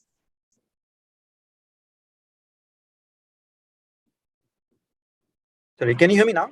Yes. Awesome. So now I'll come in before you pass on the question to Gargi. Yeah. No, but thank you so much for the initial comments. And I think it's a very, very important topic with trends that are emerging, not only in India, but I think India, APAC, and globally. See, what we have to set context to first is that the pandemic did prove to be a trigger point that kind of reoriented the field of communications. And I think made both agencies and communication experts kind of re-strategize the business and roadmap that we want to take going forward, right? And that matter of media and content consumption has got standardized across the world. It's not only India and APAC. The way consumers in a general sense, or our audiences in a general sense, are consuming information or content is kind of getting very equal in that sense, right? And I think more importantly, in 2023, the agency landscape, and I can speak from an agency perspective, has really gone through a profound transformation. With more and more traditional agencies now are looking at being more comprehensive, full service entities. And that should answer the question that you were trying to raise in terms of how do we look at staff? How do we look at our colleagues? How do we kind of look at the dynamic and structure of an organization or agencies per se? And if you really look at it, the interesting data is that from an agency perspective, in today's world, 40% of the revenue is actually coming outside of the traditional media services. So you're actually selling more avenues which are encompassing on areas such as research, ESG is beginning to pick up, content creation, influencer management. And if you really deep dive into what the work all agencies are doing, there is a lot of creative output that's actually coming out from what we called as traditional PR agencies, right? And that, I think, shift is really the adaptability and the broad spectrum with which we are kind of right now living in. And I think the third part, which is very, very important, is the acceleration of a globalized world, right? We are today living in a borderless world, which cuts across India, APAC, and other countries. And therefore, it is becoming very, very important for agencies who are multi-market. They have a competitive edge because you're able to scale up for your clients. And I can give you a couple of examples. We work with a leading IT services client, which actually kicked off from India, but now we do US, UK, Europe, Middle East. And this scalability is pretty quick. We work with a startup who now wants to enter US market, and therefore the scalability is pretty quick. They've been talking to us about Singapore. So therefore, what you're able to do is in this borderless world, how you're able to communicate together. And therefore, to answer your question on staff and how do you look at that, in the challenges that we are all facing in terms of talent availability, I think collaboration of the world and collaboration of a borderless world is the future, keeping in mind three trends that the audience consumption of media and content has evolved. That's one. Second is that you're just not a traditional if I may say, media relations output agency, you have to be multifaceted. And that's not because agencies wants to push it. Also because of the fact that today agencies have to look at a communication challenge rather than a media relations challenge, because the external world has evolved and because the consumption of challenges, or we may say challenges that CEOs and corporate communication directors and experts are facing, are more evolved in nature and just not just not The requirements have changed completely. Yeah.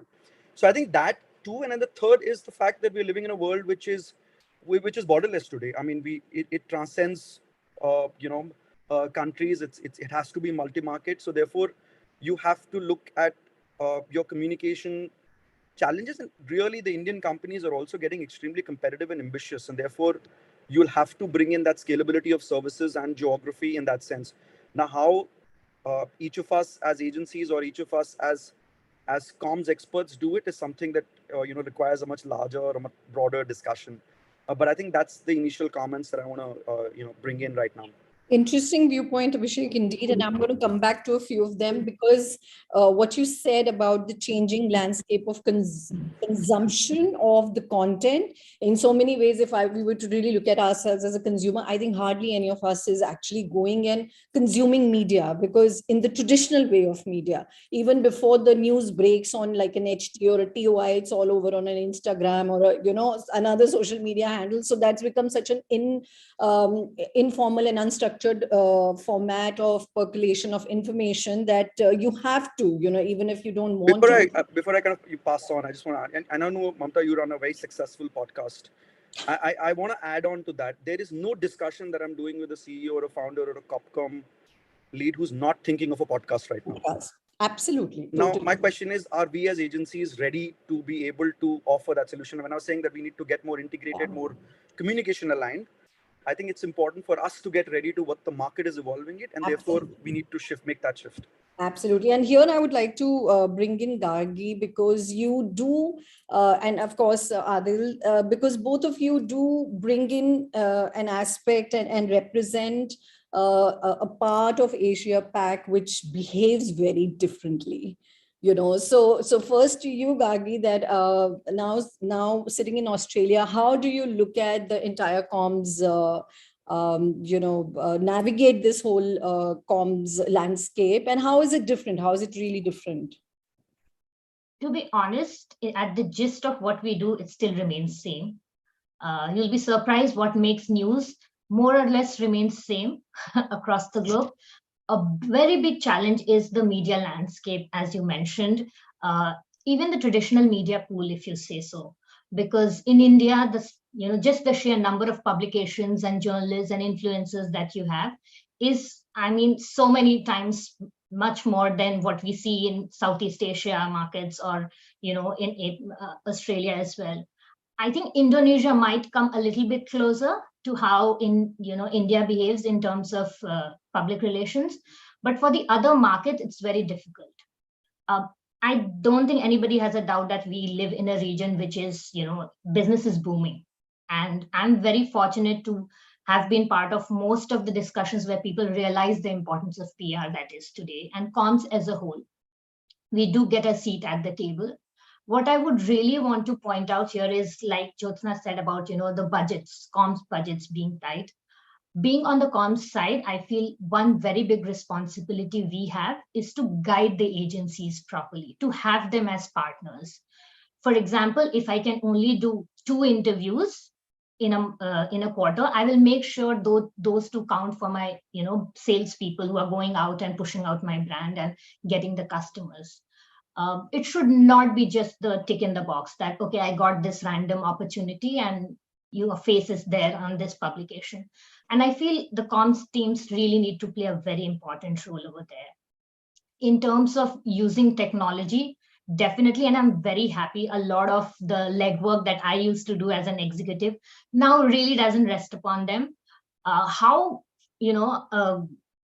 on point these technologies are at this point, I am not too sure, if I'll be very honest. I'm sure everybody has a tool for media monitoring, but everybody is still filtering out nonsense from there.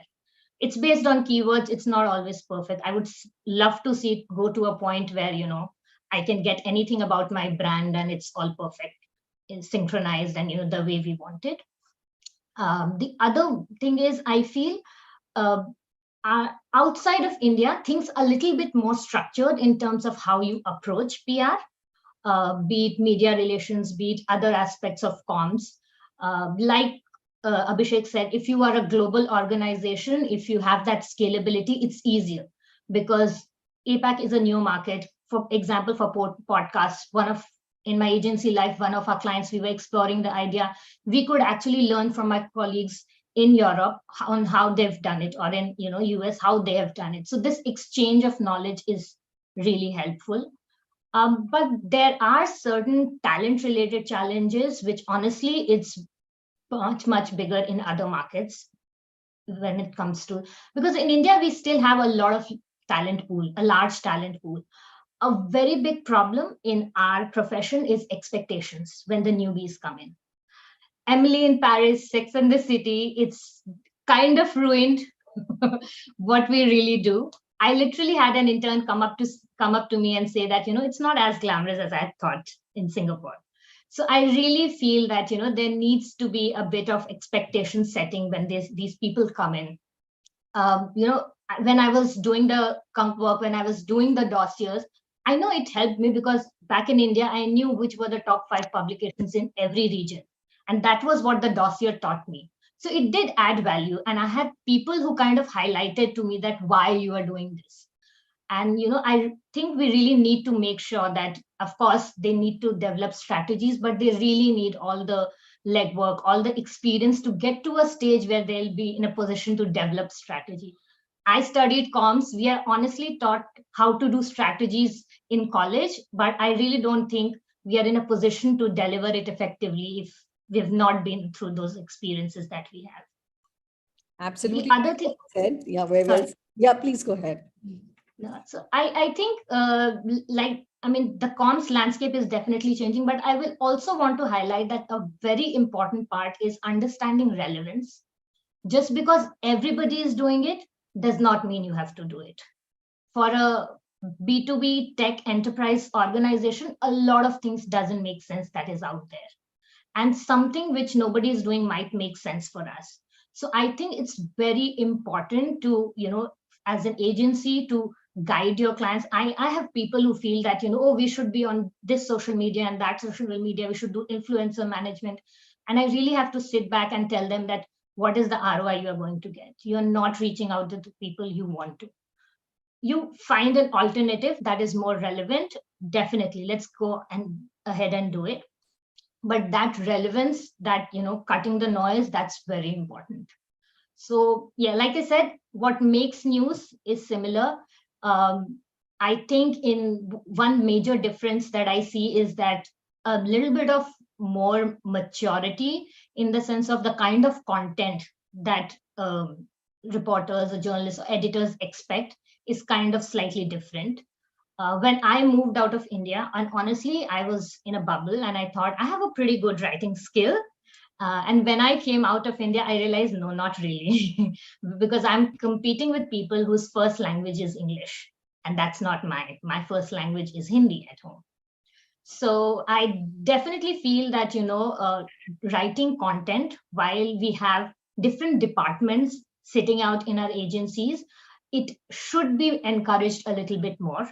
And I'm sure if people are already doing this, but I have seen a lot of people in our stream coming outside of India and really struggling because our job at that time focused so much on media relations that all these tech skills that we need, like Abhishek said, that, the realm of PR has expanded. You need to know certain other technologies. You need to be good at content. You need to be good at bite-sized content, simplifying things. So this kind of training, I think, is very necessary to stay relevant. It's catching up in India. And I am very happy to see that agencies are definitely level up in terms of their content. And it's very important. I'll tell you a very funny incident. So when I was working in Australia, there was in an agency setting, and somebody wrote an email to a finance team who's based in India. And the reply came, I will do the needful. And my colleague was like, what does she mean? And I'm like, she just means she'll do what's required. And that day I realized I will do the needful is a very colloquial sentence. Nobody outside of India understands what it means.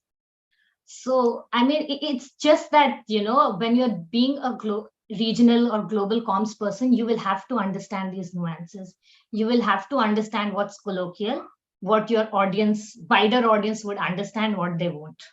Yeah, that's a good point that you brought in, and I think that kind of straight away makes me move to Adil, because that's the cultural part of the difference, in the comms. So Adil, coming to you, how is the landscape there in Bangladesh, and how are you really navigating it in comparison to the rest of the Asia Pac? Hi, thank you, Mamta, and the rest of the panelists. Bangladesh, especially as a growing market, is not an exception. The emerging social media and digital audience has created immense opportunity here, as well as the challenges for the PR practitioners. As I said, that the growing economy has a lot of different challenges in terms of people, audience, and the growing up the generations. I'll focus into a few points just to highlight the challenges we face here in this country, in this economy. So nowadays, every PR agency, almost every day, facing challenges in digital media. Conventional media has, like print or television, has orthodox approach, structured process, and the media relations, which is very much in a systematic manner. However, challenges are widespread in social media, in the digital platforms, where the audience reacts very fast, good or bad, especially the bad words of mouth, or incomplete or trimmed video, images, comments goes viral like a bushfire. So there we need more focus and more tools to measure professionals who can address credibly and meaningfully, especially in the region like Bangladesh or Indonesia, which has large population as well as different sorts of challenges and opportunities. Let me give you an example in the power and energy sector. As I told you, the growing economy is heavily dependent on the power and energy safety. So in this sector, most of the large conglomerate has invested heavily in generations or in terminals or in the LPG distributions, besides their consumer durables, banking or FMCG, hospitals or other service businesses. Here the challenges comes for the corporate and their brands. Any issues on one sector goes wrong, immediately it affects the perception of the whole group or the conglomerates. Now, there's another challenge just has recently popped in, is the Ukraine war and the global financial challenges. A few months back, Bangladesh faced a fuel and coal shortage, which disrupted the power supply for a few weeks. And this, coupled with devaluation of inflation, has impacted the inflation to devaluation of the taka has impacted the inflation to double digit, which means not only the energy pricing, FMCG or other consumer durables has gone up significantly. So the false allegations like companies are becoming East India company has gone viral. Problem triggers, especially in the digital media, where few issues has become damagingly threatening for these companies. There's a number one, the widespread, the fake news are rampant on digital media, misinformations. Number three is the lack of fact checks. Number four, habit of sharing whatever news anyone gets, be on WhatsApp or Reels, they spread it like bushfire. So to address these few steps, I think we need to incorporate immediately. First, all PR practitioners should be equally equipped or prepared for the digital functions. So traditionally, what we do, still we do, is that we are building up a new digital horizon to address digitally. I think that current PR practitioners also needs to be equipped and prepared to address this meaningfully and with more, I would say, credibly. The second, we need to create a pool of practitioners, I mean, from a generation who are in 20s. And because what they think, how they think, is very important for the brands and corporate to understand. Before we really getting into the PR solutions, we need to think what they talk and their language and the way they consume the content. So this adaptation in the is the opportunity as well as the future. I would say the alignment for the PR agencies. So most emerging economy in the region has more than 50% population are at the age of 25. And Bangladesh has 68% population at the age of 30s or below 30s. So it's going to be whole new interaction stories, perceptions we need to understand going forward for the brands, for the corporate, and for the people. And that's from my side, from Bangladesh. I think I hear you and what you're saying in terms of a lot of emergence of these self-publishing platforms, which kind of dilute the whole idea of the credibility of the communication, and that's really the crisis that we all are faced, not only Asia Pac but globally. So bringing in, highlighting that point. So are we, when we are talking digital transformation and digital PR, etc., are we really able to make a good use of it to our benefit, or are we just doubling up our troubles? So Abhishek, you could take a jab at it, and then I'll come to you Jyotsna. No, I want to pick up on, maybe try and kind of pick up on what Gargi said, and then to an extent what everybody else said. I think it's also coming down to data, right? I mean, because I think data is becoming very, very key. And I think more importantly, if you look at it, and I can just speak from our example here, where I think it's getting important that we just move away from just, so while data-led monitoring and insights is becoming a standard norm, but I think we are reaching a point where we need to look at our audiences for more in terms of using data to understand what the intellectual and emotional connect with brands is, right? And I think what we are trying to get into is that how audiences are creating an emotional connect is becoming a key metric of how content strategy therefore needs to be positioned. The standard form of whether how much coverage you got and things is good to do, but I think we've kind of moved beyond. And I think tools such as artificial intelligence, which you were also mentioning earlier, and therefore hyper personalization is becoming very, very critical in terms of the way we gain grounds, and artificial intelligence is therefore kind of going to, I personally believe, going to become a mainstay in communication, right? And therefore it's very important that technology today in communications kind of works through with our individual preferences, behaviors, and interests that we want to identify for our audience. Now look at that as a data available and insights. So one is having data available, which is the what part of it. And I think the journey that we're all making towards is, what does it mean? What is the inside of that? And imagine the power that you have in terms of your long form content, which is I think also the challenge that people were highlighted. So then you need, once you have what say I as an audience is consuming, and therefore then I have the expert writers who can do long form content or short form content, the kind of communication strategy that we as agencies or communication experts can rely on is phenomenal, right? And I think what's going to happen also is, in terms of what Adil was saying, and I want to just touch it at a very broader level, is that AI and tech is going to be central going forward. There is no doubt about it. It's a practice that's going to stand.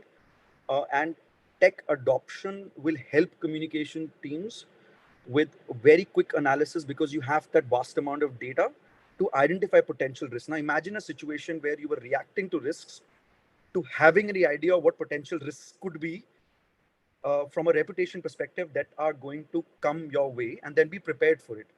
And then if you are able to offer predictive insights into what potential crisis is, you're actually ahead of the game always in your communication, and not always reacting to what's coming. And I genuinely feel that we have reached a stage where proactively addressing issues and mitigating potential reputational damages can help brands win in the market.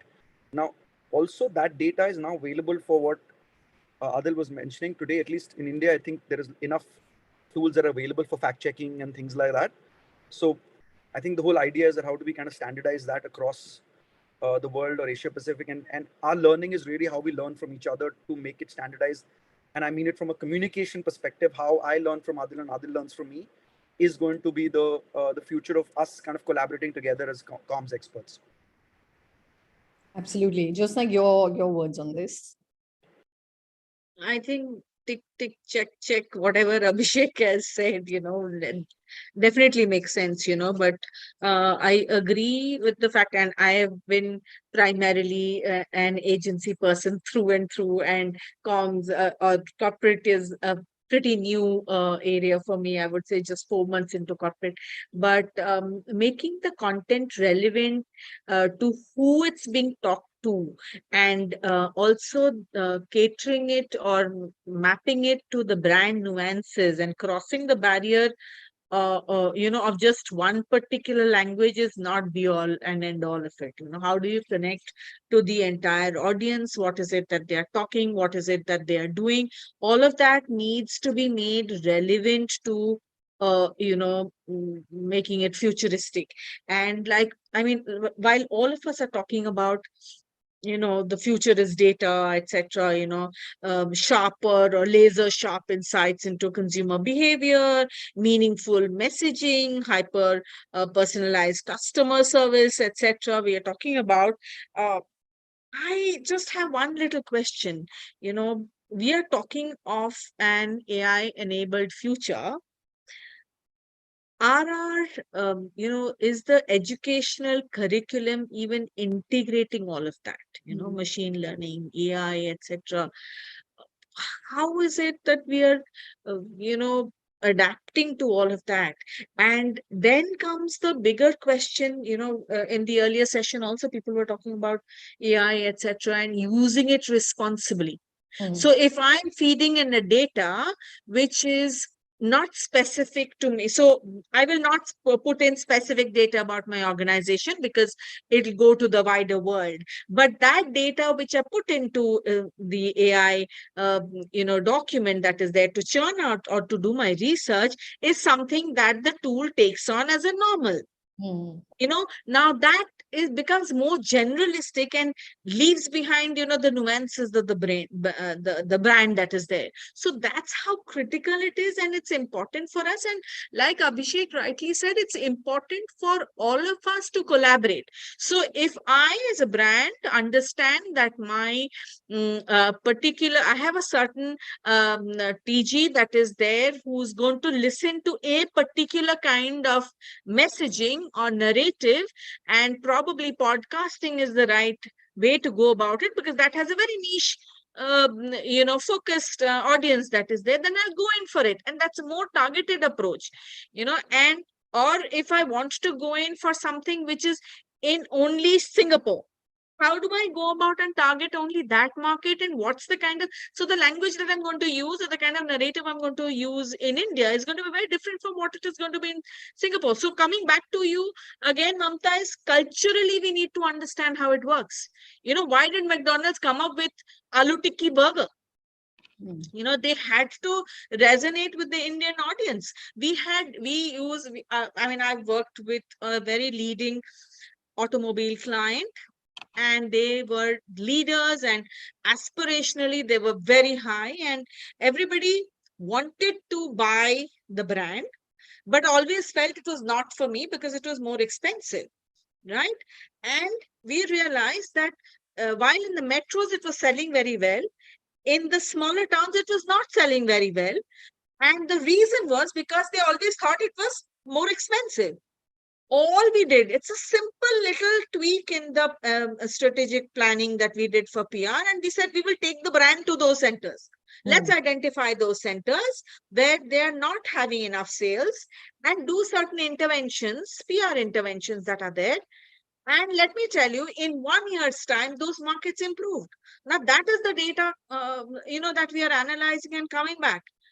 And then each time you do an intervention, you also map and see how is it translating in terms of ROI, etc. So though we always say that there is no direct impact on sales, etc., when there's a PR intervention, but it does lead to some kind of attraction, which is a positive traction, and we need to take it. Sometimes you can do some amount of PR and you can have more followers on LinkedIn. we've also had certain interventions. You've done a lot of work on the social media platforms, and then that has led to more followers. Probably people want to be associated. So these are small little things. How do we utilize those to our advantage is what we'll need to do in a collaborative manner, work with each other, understand, learn from each other. Yeah, I think, and just to add to that point, it's just not about the ML or the AI. At the end of the day, who is behind that ML, that is a human, and who is ahead of that ML, that is the human, because ultimately that data has to be non-biased, it has to make sense, it has to be done with discretion, and the right inputs needs to be given to the machine for it to throw out the right results. So well said, and I think we can't rest our case enough on AI alone. And just in the interest of time, because this is a must, kind of a catch-up conversation too, I would want at least one of you to address the part on how internal and external comms management is playing an essential role in the overall health and vitality of any business, any brand, irrespective of its audience. So maybe Abhishek, you could, or Gagi, maybe you could take a go at it, because this is something that we have actually not touched. Yeah, no, I can come in, and I'll try and keep it short so that Gargi can come in too. I think couple of points I want to make. I think internal and external, if you just, I genuinely believe that we're reaching a point where we're trying to address communication challenges for organizations, right? And I think it's very important for, if we cut across tools from our life and say that we want to address communication challenges, and then look at that as our benchmark to look at integration, both from an internal and external perspective. I think the world of communication is a much more easier world to see. I think sometimes overwhelm it by saying, oh, I want to, the answer to this is let's go do podcasts, but we're not using data that we are saying. And again, what I'm saying, that don't get overwhelmed by artificial intelligence. It is, you rightly said, that it is actually going to be a great enabler to the communication expert in the future, to say, now I have these data and insights and AI tools available to really create that integrated campaign, which is personalized to my audience, and it caters to the kind of content strategy across paid, earned and shared media, to be able to personalize my campaign, and therefore towards the end then be able to showcase measurable, business impactful data to say, look, I have made a change. The constant battle that we've been having with and Jyotsna was earlier on the agent side, and now on the CorpComm side will be saying, can you show me tangible results? And I think now agencies have, or are moving towards, using these tools to create tangible results. And I completely agree. Artificial intelligence and all are going to be, those data and insights are here for the future, but they're going to be an enabling function. So I think that Abhishek, is very just important. To add to what you have said, it's also very important for brands to tell you what's the difference it's made, because end of the day, if there is more traction at my end as a corporate communication person, if there is any traction that is there in terms of sale, there is there are more people who've come on are following me on LinkedIn, it's for the corporate communication team to collaborate with the agency and tell them, hey, this is the intervention you did, basis which we've had this. So then we can go back and you can make a system which is more effective.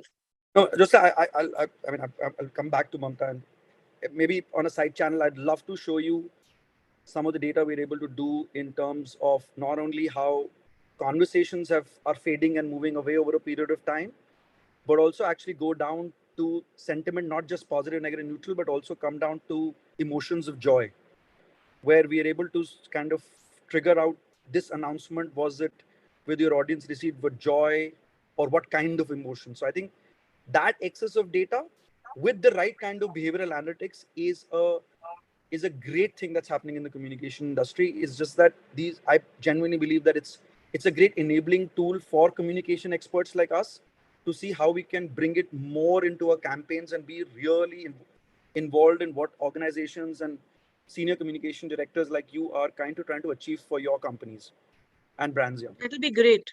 Yeah. Just wrapping up thoughts, Gargi, your parting note on this session. I think one very important thing is, I feel a lot of times when we talk about these technologies, we only look at consumer brands.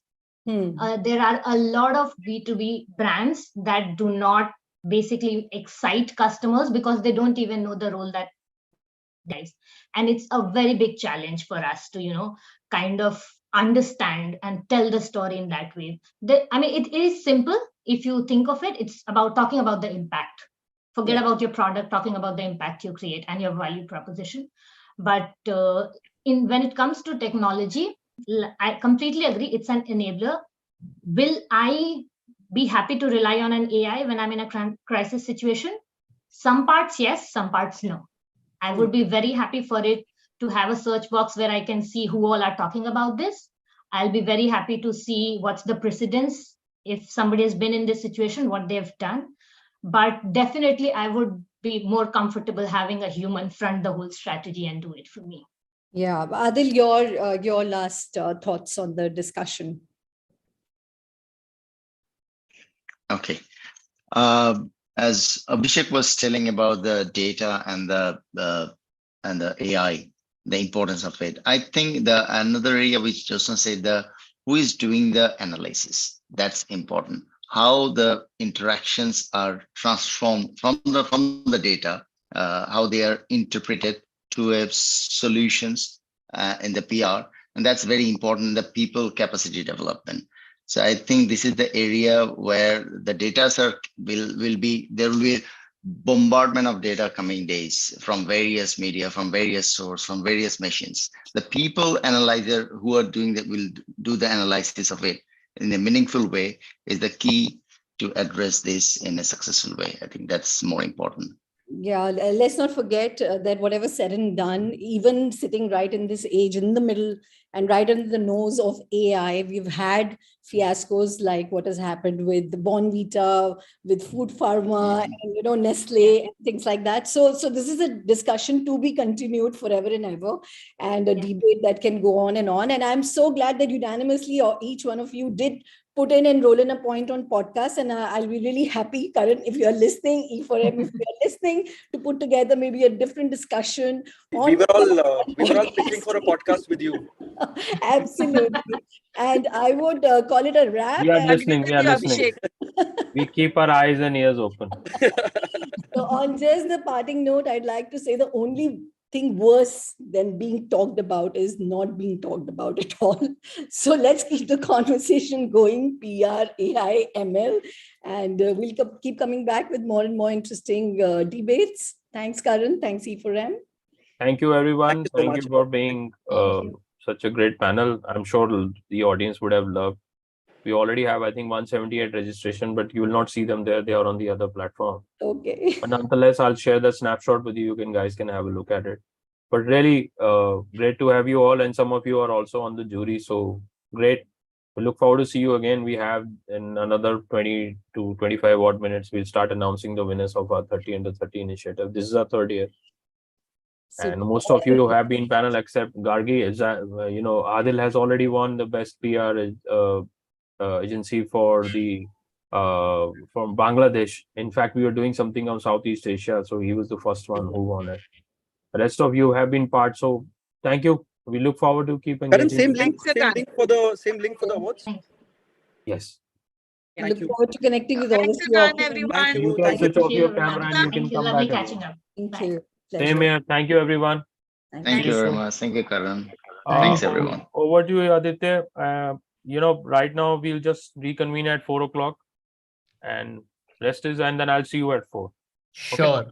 Thank you so much to all the panelists. Thank you so much. Thanks. Thank you, Mamta ji, for moderating that. Thank you. Thank you. Thank you so much. It's 3:45.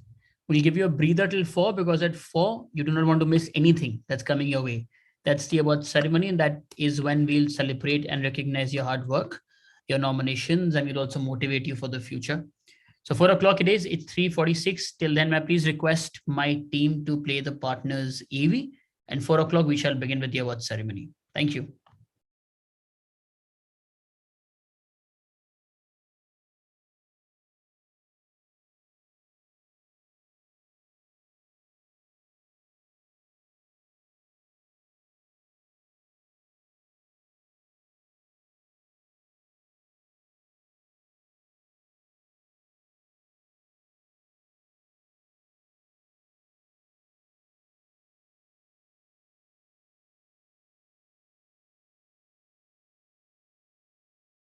exchange4media, a name synonymous with the latest news about the advertising industry in India.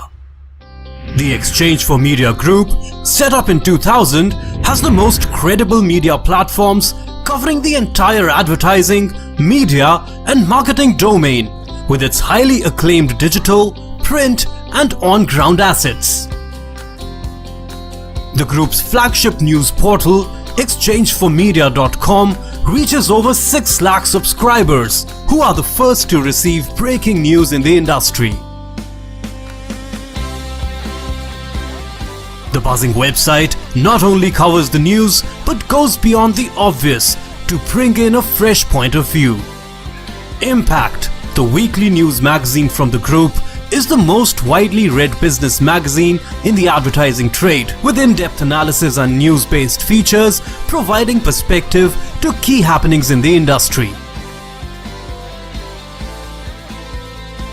The monthly Pitch magazine provides a ringside view of events unfolding in the marketing landscape, along with media and advertising. Another monthly magazine, Realty Plus, is a market leader in reportage on the real estate industry.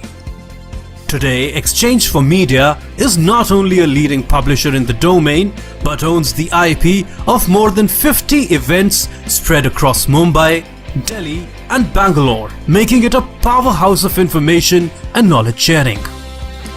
exchange4media has curated and launched some of the most successful IPs across marketing, digital, TV, print, radio, mobile, OOH and PR. The Impact Person of the Year, exchange4media Conclave, Indian Digital Marketing Awards, Tech Munch, Pitch CMO Summit, India Marketing Awards, Primetime Awards, Indian Content Marketing Awards, Golden Mics, NBAR are some of the group's top-notch events, in addition to niche, bespoke events and roundtables curated especially for discerning clients. exchange4media events attract stalwarts as speakers, along with a loyal audience comprising of leaders, trendsetters and opinion makers. They are the perfect networking platform for the entire media and advertising industry. No wonder exchange4media group publications and events have high credibility and reach, and are the destination of choice for agency, brand and media professionals across the industry. exchange4media.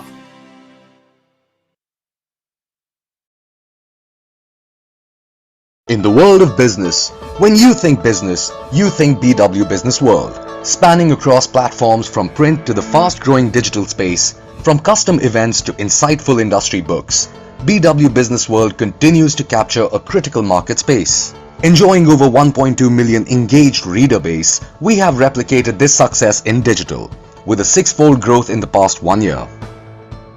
So who is the BW audience? Our magazine readers are the cream of the crop business professionals spread across industries and niche communities. BW Digital engages with a much larger audience, hailing majorly from India and US. We also reach diverse markets including UK and Saudi Arabia. The BW Print universe comprises of BW Business World, BW Smart Cities, BW Hotelier, BW Applause, BW Education, and BW People, each profiling industry leaders and niche sectoral stories. BW Digital communities target niche segments like startups, CIOs, smart cities, defense, amongst a range of other fields, with a following of millions of unique digital users. BW Business World is an industry leader in curating a plethora of IPRs. With multiple industry stakeholders under one roof, BW IPR events generate superlative content. BW Engage offers bespoke brand solutions across functions with inputs from the award-winning BW editorial team. We design and execute a 360-degree marketing model, resulting in top-of-mind recall and a large BW Engage client patronage. Why engage with us? We have an award-winning editorial team. We forecast new scoops and future trends before any of our competitors. We provide 360-degree brand solutions, and our clients are always happy with the ROI. This is just a glimpse of our client endorsements. To subscribe to our print patronage, visit subscribe.businessworld.in. Follow us on Facebook and Twitter. You can also connect with us on WhatsApp on businessworld.in/WhatsApp.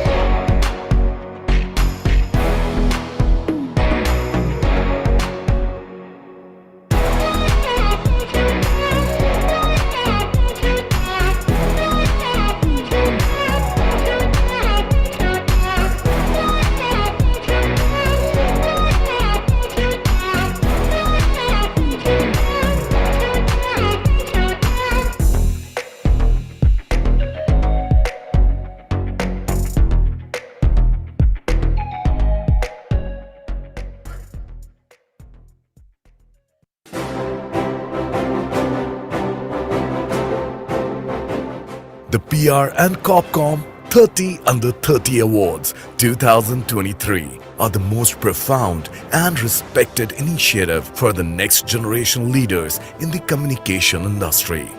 exchange4media will honor those brightest professionals, entrepreneurs, game changers, and achievers of the industry under the age 30 through these awards. This year, we have received over 120 nominations, out of which we selected best 30 plus nominations. The judging process was very stringent and exhausting, and after screening over 70 shortlisted entries, the best deserving candidates were selected. Here's a quick look at the fantastic industry leaders who were part of the jury this year. Dr. Anurag Batra, BW Business World and exchange4media. Nandini Chatterjee, PwC India. Ashim Gupta, Spark Minda. Arun Arora, Maven.in. Ashutosh Sharma, HCL Tech. Anand Vedya, Web Engage. Anand Prakash, Ad Factors PR. Bhaskar Mujumdar, Aegis. Bhavna Gupta, Hill and Knowlton Strategies.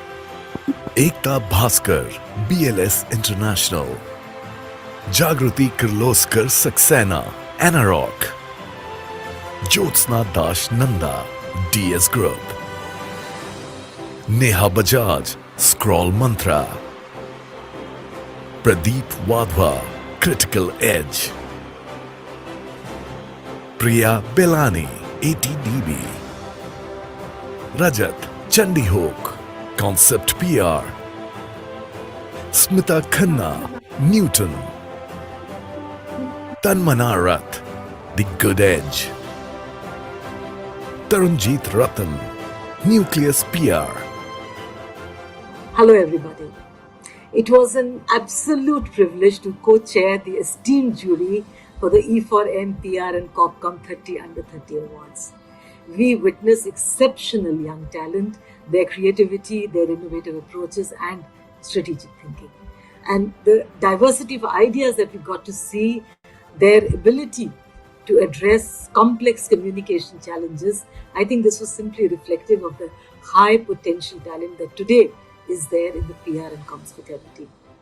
I'm grateful to E4M, to Dr. Anurag Batra, my co-chair, and Karan Bhatia, for their commitment to celebrating exceptional PR and comms talent and for giving me this opportunity. And to the winners, congrats on your well-deserved recognition. Your journey has just begun and many more milestones await you. Do continue to embrace every opportunity to learn and grow. Stay true to your passion, maintain your integrity, and value yourself. I'm sure that you are going to be planting many more flags in your journey. And finally, many thanks to the wonderful jury members for diligently reviewing all the submissions. And I know that deciding the winners from the excellent submissions that were there was indeed tough. Much appreciate your efforts. Thank you. Thanks exchange4media and Karan for inviting me to be part of the jury panel for E4M PR and Corp Comm 30 Under 30 Awards. I really had good time interacting with the other fellow jury members discussing various entries. And I must say that certain entries were really good in terms of content, in terms of the way they have projected themselves. All the best to everyone. Also to add, in recent time, exchange4media has initiated multiple industry-first initiatives for the betterment of the communication industry. For that, I am thankful to E4M and Karan. Thanks. My name is Rajat Chadyuk and I am working with Concept Public Relations as a Senior Vice President. I am honored and thankful to exchange4media and Karan Bhatia for giving me the opportunity to be a part of the jury panel for the third edition of exchange4media PR and Corporate Communications 30 Under 30 Awards. I must say, the entries were very well put together and showcased the work done and accomplishments achieved. I had a great time interacting and discussing the entries with the other jury members during our meet. Thanks to exchange4media for making it such a seamless process. I must compliment exchange4media for doing a fabulous job in getting the due recognition for the industry and the professionals associated with it, and at the same time making it motivating enough for young professionals to consider entering the industry as a career option. I wish all the winners all the very best for the future and say only one thing to them: keep shining. And for the other participants, keep at it. Do not lose vision and motivation. Everything is achievable. Thanks. Hi, everyone. I would like to say that I had a wonderful and an enriching experience being a member of the E4M 30 under 30 for the PR professionals and the corporate communication professionals. It has been an excellent journey judging the new and the vibrant industry professionals and see some wonderful work they have put together. It's also been a learning for us because there are some of the things which we haven't had the opportunity or a chance to do. And so E4M, thank you for giving us this opportunity to also interact with our peers, some of whom we haven't been able to meet or interact for a long time. So while it is excellent for the professionals, it is also a welcoming platform for us. You guys have put together a wonderful shortlisting and the discussion and the jury process, so which is taken into consideration our convenience, etc. So thank you once again for that. And the winners, you guys rock, keep it up, and your future it's just the beginning. Congratulations once again. The judging experience at E4M PR and Corp Comm was very heartening. To be able to browse through profiles and pictures of young PR professionals brimming with potential and talent and doing some great work out there was very encouraging. The future of PR is indeed bright. Most of the entries were very impressive. The E4M team has done a brilliant job of selecting the best of the best. What I would want to see improved the next time around is a little more attention to detail on behalf of the candidates. The E4M team had requested video formats of the entries and a lot of them skipped it, which is baffling because as the next generation of professionals in the Indian PR industry, you need to be comfortable with all formats and mediums out there. A lot of them skip this part, which is baffling because they're supposed to be digital natives and natural at it. So why would you leave something you are really good at? Consider it next time. The efforts and work put in by the E4M team to create a reputation for the reputation industry is commendable. Story by story, event by event, they've created a robust community which will only get stronger. I wish them all the very best in all these endeavors. To all the winners, well done. This is just the first step. Keep raising the bar higher. For all the others, you applied, you put yourself out there, which is fantastic. Learn from this experience and move on to the next learning experience of your professional life, because all of you are just getting started. exchange4media thanks the jury and congratulates all the winners.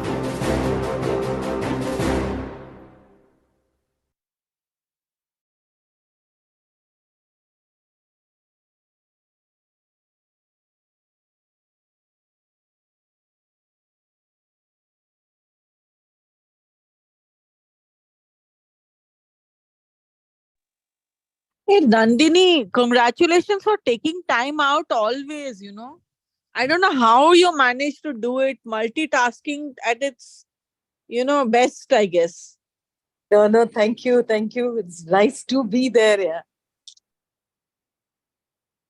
And in fact, I echo the same sentiments. Nandini, I mean, it's really, I don't know how you actually manage it. I think where there is a will, there is a way. You'll figure Absolutely. out what is to be done. Bhaskar, you just now saw Nandini in that group photo, right?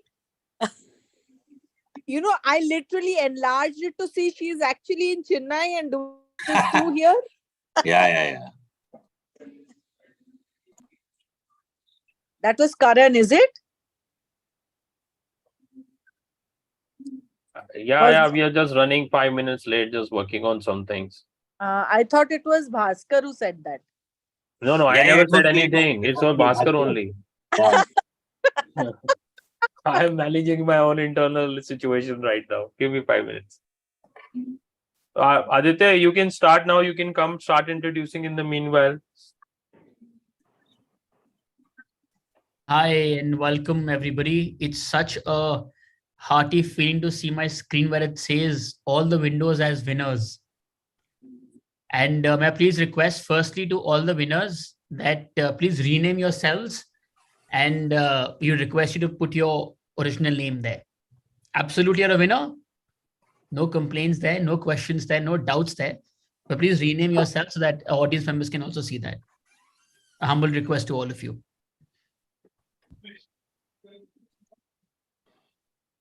And with that, everybody, good evening. My name is Aditya Malik, and it's an honor and a pleasure to welcome all of you to the third edition of E4M PR and Corp Comm 30 Under 30 Awards 2023.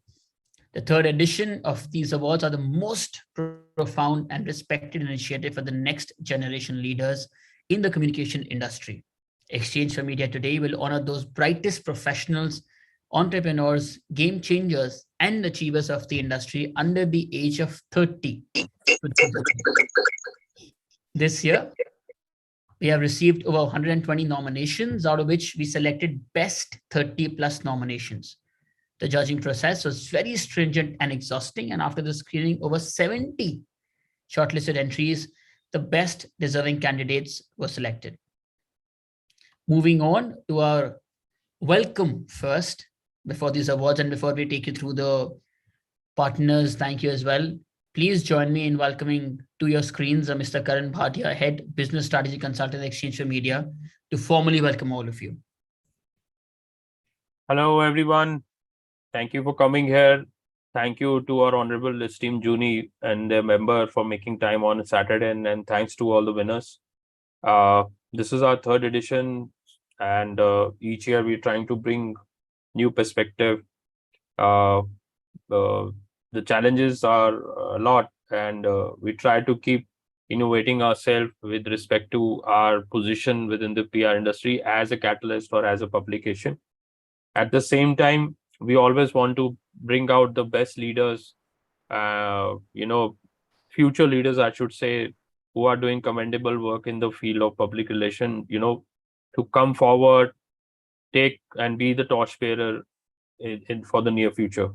So this initiative is essentially for the young people like yourself out there, so that when you go out, you keep innovating, bring fresh perspective, take the industry to the next heights, which is why all the veterans like Ms. Nandini Chatterjee, Jyotsna, Bhaskar, Sudeep, and couple of people from the jury side have spent almost close to about 2.5 decades. And they were on part of the jury. They have done fantabulous work. It was a very rigorous process through which the winners were selected. There were 120 entries this year, out of which 70 were shortlisted based on the overall scores. Some of you were very proactive in sending out your videos, because that create a difference. Although we would love to have you come and present your case one-on-one, but owing to the challenges, since you are based out of different parts of India, we thought video would be a better option. So for those of you who won, congratulations. Those of you who didn't make it, there's always a next time, and it's not the end of the world. So congratulations to you all once again. And once the video is already played, we'll start calling you name one by one. We will request whoever name is being called upon, they can switch on the video, give their word of thanks, or they have any message to say. Just keep it precise within 30 seconds so that the other one can take over. And we're just going to start with the process. I would like to invite Aditya back on stage so that he can take it forward. I would also like to formally introduce you, although she needs no introduction. She's a veteran in this space, but our honorable jury chair was kind enough to, she was already attending one of the other events. She was kind enough to spare some moments with us to come and congratulate you in person. So I will call her back and she can say a few words. I would request Ms. Nandini Chatterjee to say a few words to our winners as being our honorable esteemed jury chair. Thank you, Karan. And it's an absolute privilege and an honor to be here for this. I think it really makes everybody feel very nice to see the kind of work the youngsters are doing today. So once, big congratulations to all of you. And just keep on doing what you're doing, and which you're doing very well. let me not take more time and pass it on. Thank you. Well, we have other jury members. We will just call them one by one.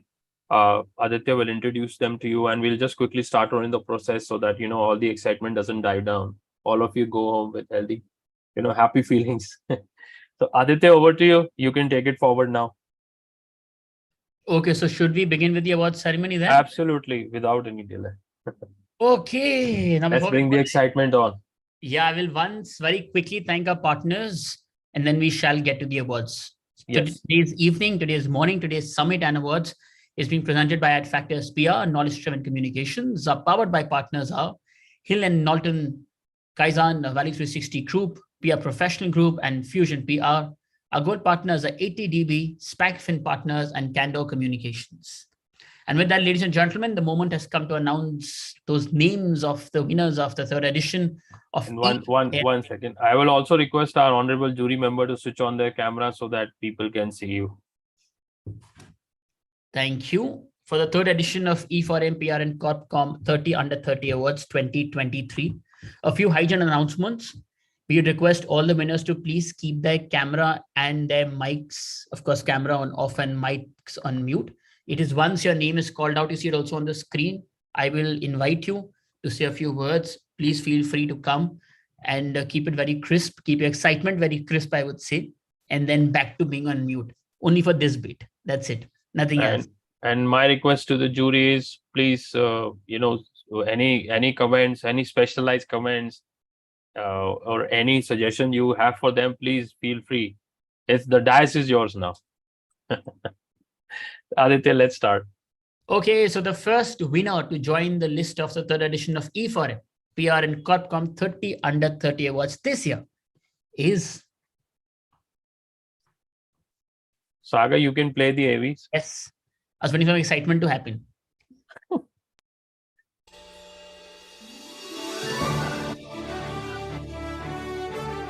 And the winner is Sanya Bhatia, Value 360 Communications.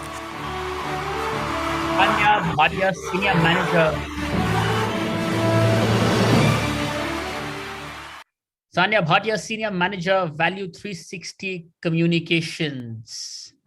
Sanya, you are here. Congratulations. Thank you. Thank you so much. I would really like to thank all the jury. Some of them I've worked personally also with. Really grateful. Thank you. Super touched. Thanks a lot. Congratulations. You can also see the chat box where people are congratulating you. Yes? Congratulations. Moving ahead. Thank you. Congratulations, son. To the next winner that has joined the list of the third edition of E4M PR and Corp Comm 30 Under 30 Awards. And the winner is Bhavya Rakra, Honda Cars India Limited.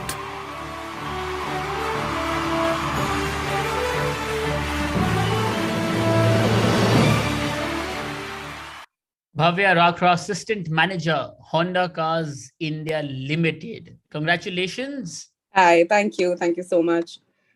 This is something I definitely wanted to accomplish this year. And I would like to thank the E4M jury for giving me this honor. I think this is a huge motivation and definitely a validation for us that we're headed in the right direction. So thank you. Here's to much bigger and better things. And congratulations to all the other winners as well. Congratulations. Congratulations to you and all the very best for the journey ahead. Thank you so much. Moving ahead, the next winner to join the list of the third edition of E4M PR and Corp Comm 30 Under 30 Awards this year is... One more thing. Ideally, we should have, give a quick introduction to the jury, but it's okay. We'll play the video in between. And okay. I would request you to have the honors of doing that, sir. Yeah, okay. Right now, after this winner, I'll just formally introduce them once again. Sure. Okay, please, team, let's go for this winner.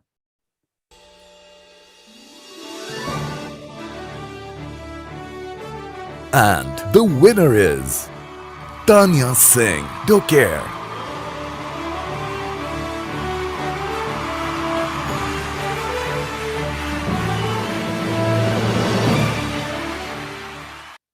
Tanya Singh, Manager, PR and Communications, Docker. Tanya, congratulations. Is Tanya here? I don't think so. Yes, and I don't think so. Okay, so you can take it from here if she's. No, I'm sorry. I'm just cutting. I'm just breaking in once again. No event is possible without honoring and thanking the jury for their earnest effort and time. So this year, jury chair was led by Ms. Nandini Chatterjee, Chief Marketing and Communication Officer with PwC India, and along with Dr. Anurag Patra, who is the Chairman Editor-Chief of BW Business World and exchange4media, the pioneer in the media space. Now, coming on to the other jury member, we had Mr. Ashim Gupta, who is the Chief Brand and Communication Officer with Smart Panda, Mr. Arun Arora, who is the Head and Director Strategy and Communication for Maven, Mr. Ashutosh Sharma, who is the Global Head of Corporate Communication and Corporate Affairs with HCL Tech, Mr. Anand Vaidya, who is the Global Lead PR and Corporate Communication WebEngage, Mr. Anand Prakash, who is the Senior Group Head at AdFactors PR, Mr. Bhaskar Majumdar, who is the Head Corporate Affairs, Communication, CSR and Digital at Aegis, Ms. Bhavna Gupta, who is the Director Client Relationship at HNK Strategies, Ms. Ekta Bhaskar, who is the Global Head and Corporate Communication, BLS International, Ms. Jagruti Kirloskar Saxena, who is the SVP and Head Corporate and Corporate Marketing and Communication with Anarok, Ms. Josna Nanda Dash, who is the AVP Corporate Communication in DS Group, Ms. Neha Bajaj, Founder and Director Scroll Mantra, Mr. Pradeep Vadva, who is the Founder, Principal and Principal at Critical Edge, Ms. Priya Belani, who is the Associate Account Director in ATTV, Mr. Rajat Chandiok, who is the Senior Vice President at Concept PR, Ms. Smita Khanna, the Chief Operating Officer at Newton, Ms. Tanmana Rath, who is at a very senior position, although my personal favorite right now. Always been sorry, the Good Edge, and Ms. Tarunjit Ratan, Managing Partner of Nucleus PR. So I would like to request all of you to, congratulate for them for selecting you as the winner. And we'll just begin with our, journey now. And all of the jury member, I would request all of you to please switch on the camera so that winners can see. Thank you. Let's move on, Aditya, now. Thank you. I also take this moment on behalf of all the winners, of course, to thank all of jury members, because Yes. when winners like these, they send in their nominations and everybody's doing exceptional work, it becomes really difficult as to who should make it to the list and who not. Of course, at E4M we believe agar apne nomination bheji already आप एक विजेता हैं, but still. Aditya, this is Pradeep Vadwa. I am not able to switch on my camera, not because I don't want to, but it's been disabled. So please. No, I'll ask Sagar. Can you have a look at it, please? The team will help, sir. I've given the permission, sir. Yeah. Make me the admin also so that I can do. Hi, Pradeep. Thank you for coming in. I know you are also on the other event, but I'm so glad you managed time to come and congratulate the winners. How could I miss this? I've been very kind. Congratulations to all the winners. And congratulations to you too. We would like to, clap for all you jury members. Because of you, we had concluded our third edition and had a good set of people who are there on the list now. So with your permission, Aditya will just take it forward and we'll keep inviting the other winners. Okay. The next winner to make it to the list of the third edition of E4M, PR and Corp Comm 30 Under 30 Awards this year is...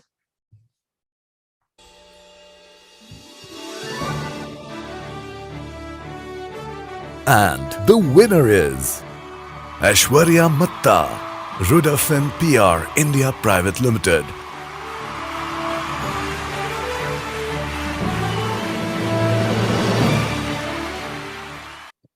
Aishwarya Matta, Account Director, Rudafin PR India Private Limited. There she is. Yes. Congratulations.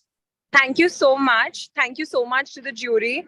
I'm sure it would have been, very exhausting to go through so many entries, but thank you so much for recognizing our effort. And thank you to the E4M team for giving us the platform. Thank you so much. Congratulations to Aishwarya. Congratulations.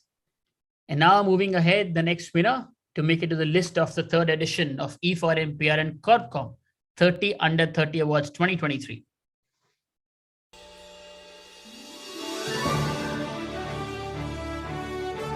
And the winner is Neha Valicha, Hill and Knowlton Strategies.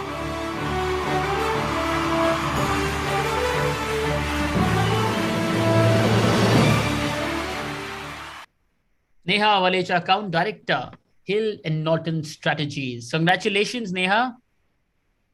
Thank you so much, Aditya. I think I truly believe in the saying, you keep doing good and you get the best. So here I am getting the best award in the PR industry. So thank you, Exchange for Media, for honoring me with this award. And I would really like to thank Hill and Knowlton, all my colleagues and my clients. Special mention to my mentors, Abhishek Kulyani, Bhavna Gupta, Namni Bindra, Gunjan Mukherjee, for pushing me to all my strengths and making me, win this award. So thank you so much. Means a lot. Congratulations to you and all the very best for the journey ahead, Neha. Thank you. Cheers to all the winners. Thanks. Moving ahead, the next winner to make it to the list of the third edition of E4M, PR and Corp Comm 30 Under 30 Awards this year is...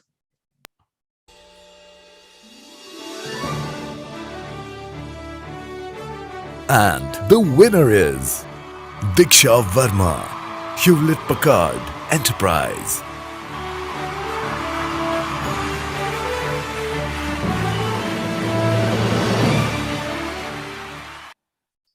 Diksha Verma, PR and Communications Specialist, Hewlett Packard Enterprise. Congratulations, Diksha.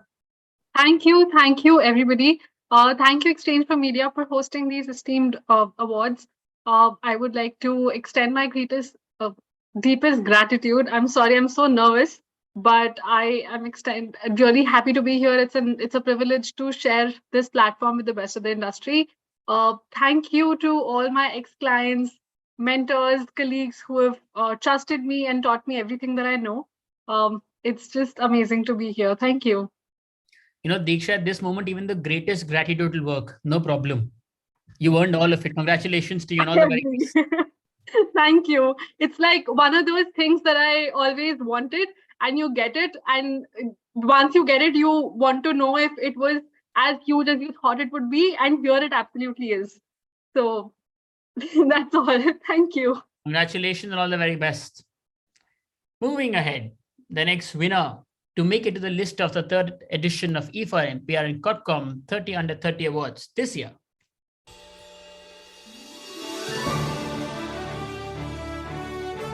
And the winner is Dhanesh Kandhari, Ad Factors PR Private Limited.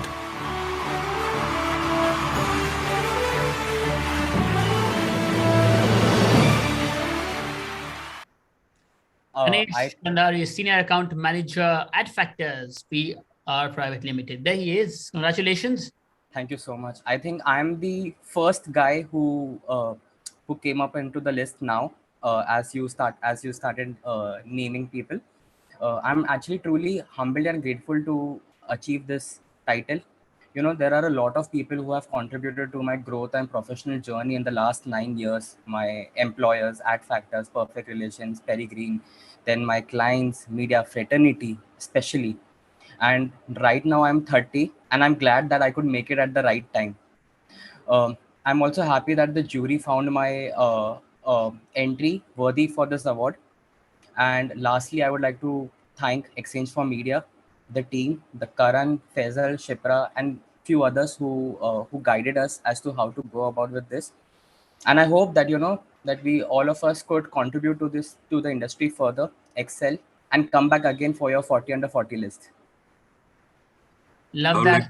I would like to say something. I mean, good to see so many people in the winners list with whom I have worked with. It's really, really nice to see a lot of, we are ex-colleagues, and I see a lot of people with whom I have worked earlier also. Then Bhaskar sir, we should send a special one for you also as well then. But thank you and congratulations, Dhanesh, and all the very best. Moving ahead, the next winner to join the third edition of E4M, PR and Corp Comm 30 Under 30 Awards list this year is...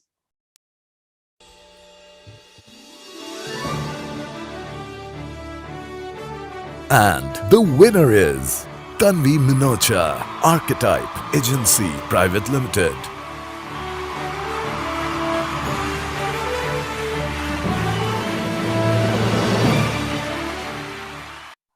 Tanvi Minocha, Consultant, Account Manager, Archetype Agency Private Limited. Congratulations, Tanvi.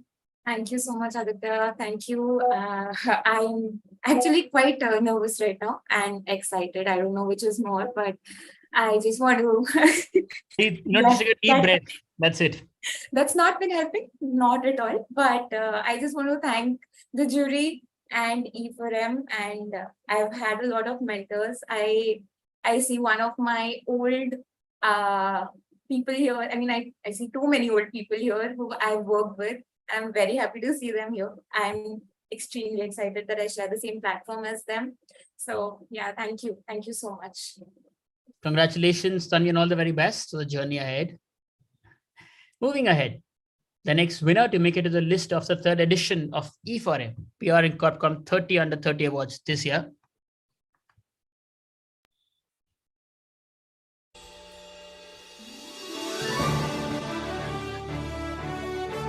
And the winner is Hardik Gupta, The Right PR.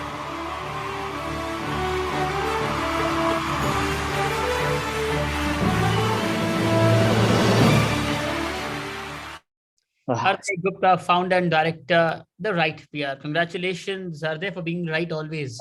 Thank you so much. Thank you, jury. It's all God's grace, you know. We in PR industry, I think we all do hard work, we do smart work, but at the end of the day, it's all God's grace, you know.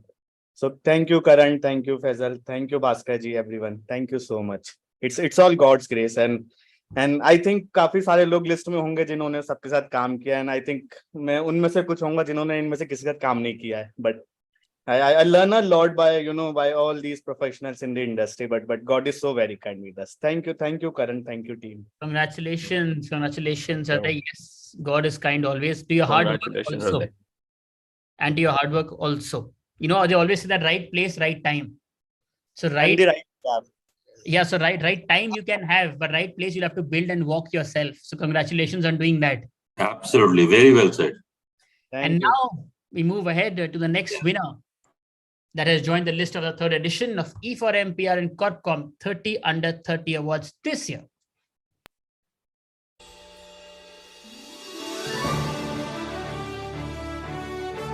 And the winner is Nitanshi Sharma, Pitchfork Partners Strategic Consulting.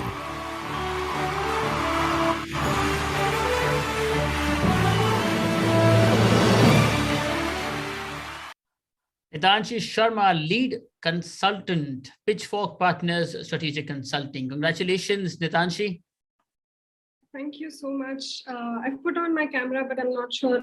Oh yeah, I can. We can see you. Okay. It's a great honor to be receiving this award recognition. Thank you very much to the esteemed E4M jury, Karan and his extended team as well. Also, a special mention to all my colleagues at Pitchfork Partners, my mentors.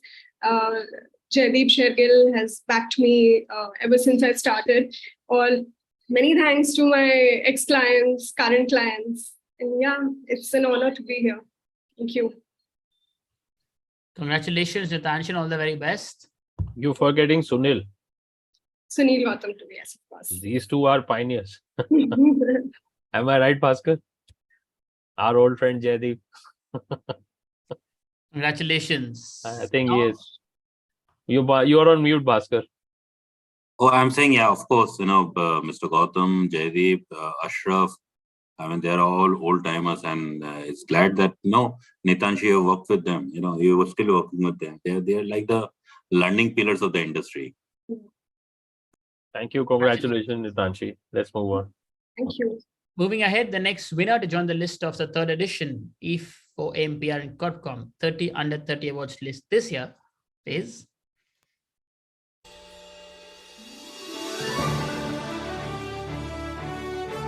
And the winner is Kajal Kamal, Girls India, Bangalore Private Limited.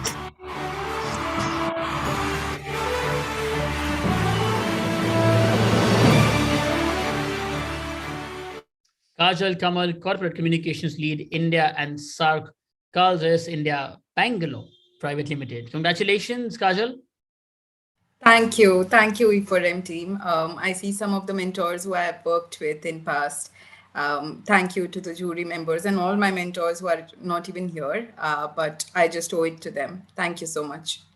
Congratulations and thank you. And with that, we move ahead to our next winner, who has made it to the list of the third edition of E4M, PR and Corp Comm 30 Under 30 Awards this year.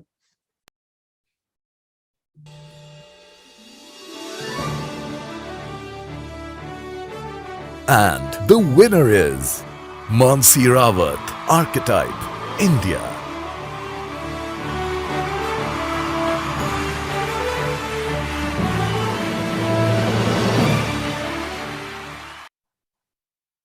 Mansi Rawat and Sultan, Archetype, India. Congratulations, Mansi.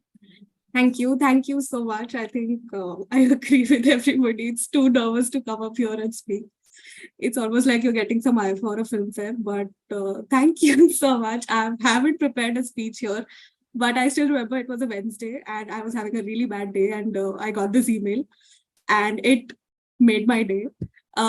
Thank you for so much validation. I think this really recognizes the kind of effort that you've been putting into. And thank you for all. I think it's an individual award, but my teams have really stood beside me. So I want to give a special mention to them. And yeah, you've given me one more reason to party this Saturday. So thank you so much. You know, I was waiting for someone to acknowledge it's a Saturday. I mean, it calls for a party. Yeah, you look at me. It's Saturday 4 p.m. I was in my bed, like you can make out. So thank you so much. And for all the winners, all that you have to know that Karan, me, the entire team, you just have to send us an invitation. We'll come wherever the party is. We don't mind going to different places. Even 30 different places, we'll come.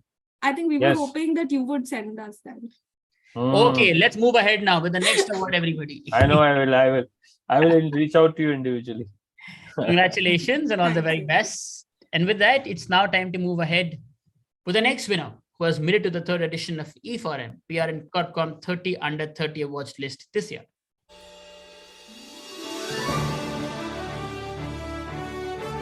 And the winner is Sanskriti Singhal, Hill and Knowlton Strategies.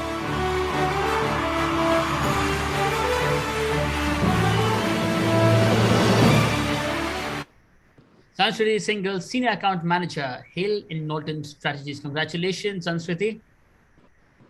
Hi, thank you so much. I am just trying to switch on my video, but it says I don't have the access. Oh, Sagar will do it for you. Wait a second. Sagar, can you...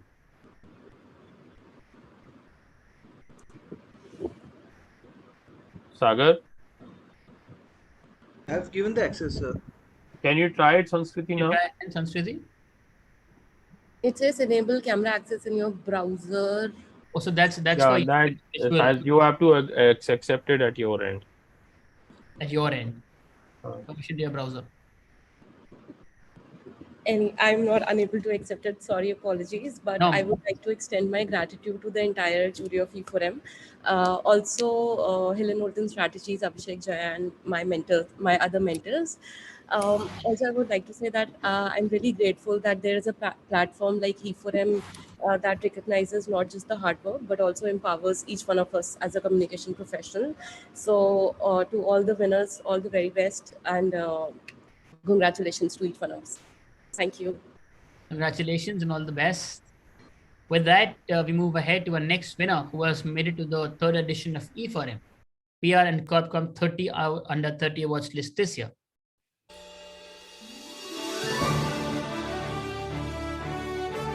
And the winner is Alia Mahimtara, Edelman India Private Limited.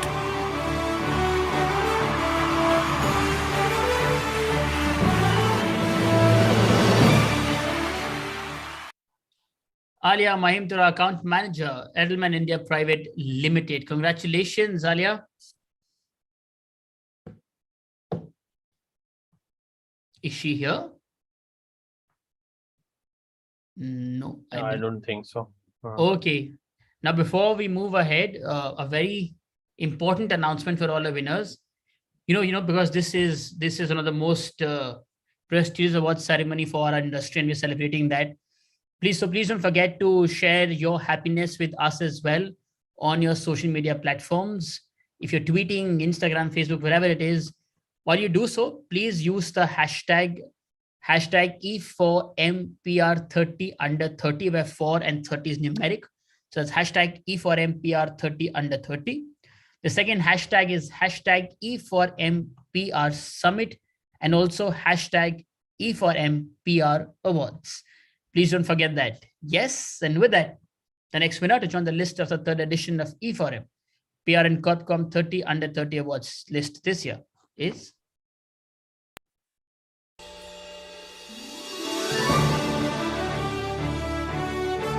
And the winner is Shreya Gulati, Avian V.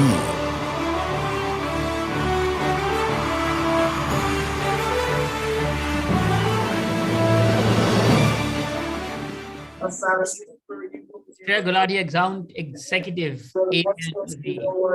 Yes. Thank you so much. Thanks to the entire E4M group and the esteemed jury.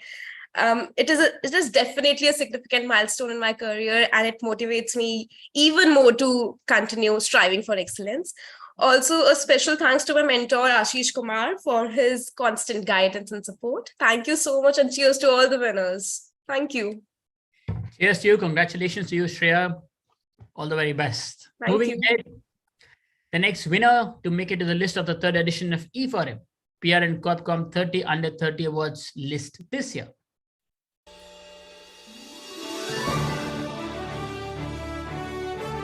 And the winner is Deepika Sachdeva, Viziki.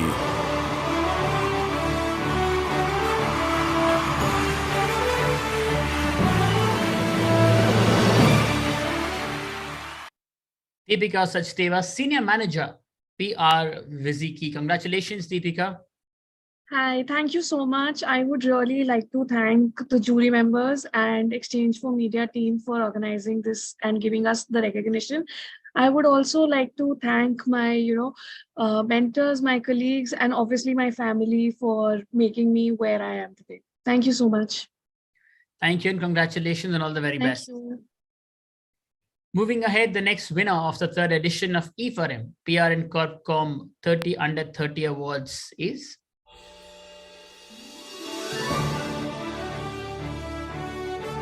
And the winner is Tanupriya, Avian Media Private Limited.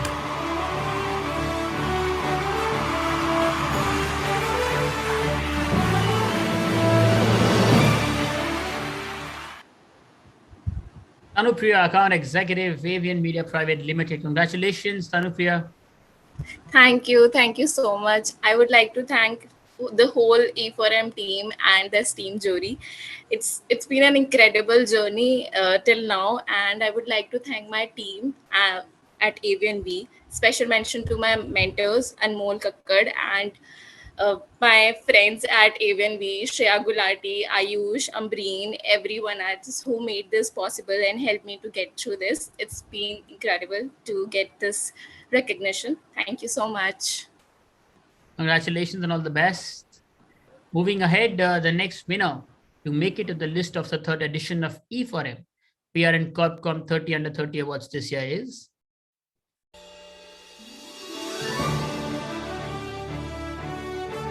And the winner is Vanshika Sood, Tata Consultancy Services.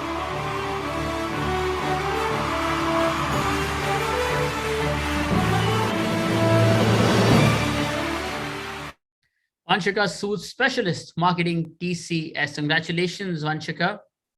Thank you so much. Again, as everybody is saying, it's a very nervous moment for me. I want to thank the E4M team, the jury, and also my colleagues and my family who have always been there for me. And thanks to my boss, Kritika Saxena, who's always thrown opportunities and challenges and helped me through the entire journey. Thank you. Congratulations and all the very best. Thank you. Moving ahead, the next winner of the third edition of E4M PR and Corp Comm 30 under 30 awards this year is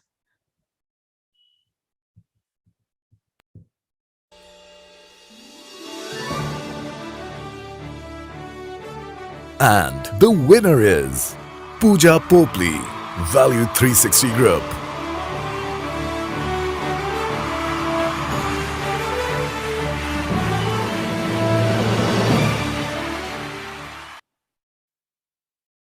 Pooja Popli, Senior Manager, Public Relations, Value 360 Group. Congratulations, Pooja.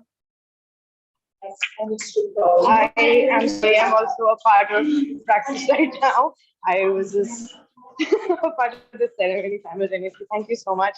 I'd really like to thank the jury for acknowledging what views and our experience that they've acknowledged as they've chosen us. And also, everybody that I've worked with from top to bottom so far in the last 8 years.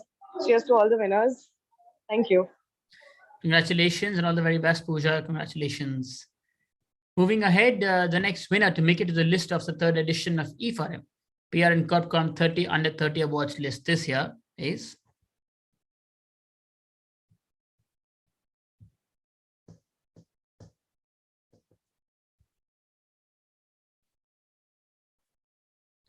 well, are we waiting for something, team? Can we play the next winner, AV, please? Good. Sagar. Sagar or Faisal was helping us with the awards, please.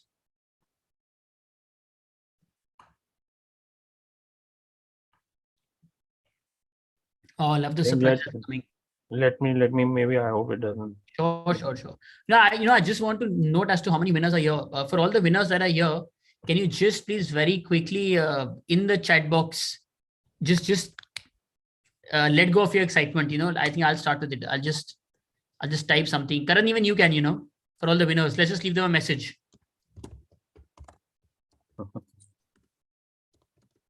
Congratulations to all the winners. Let me just type. Give us 1 minute. I think there's a electricity issue which I figured out. It's just playing. Yeah, no problem. He's just fixing it.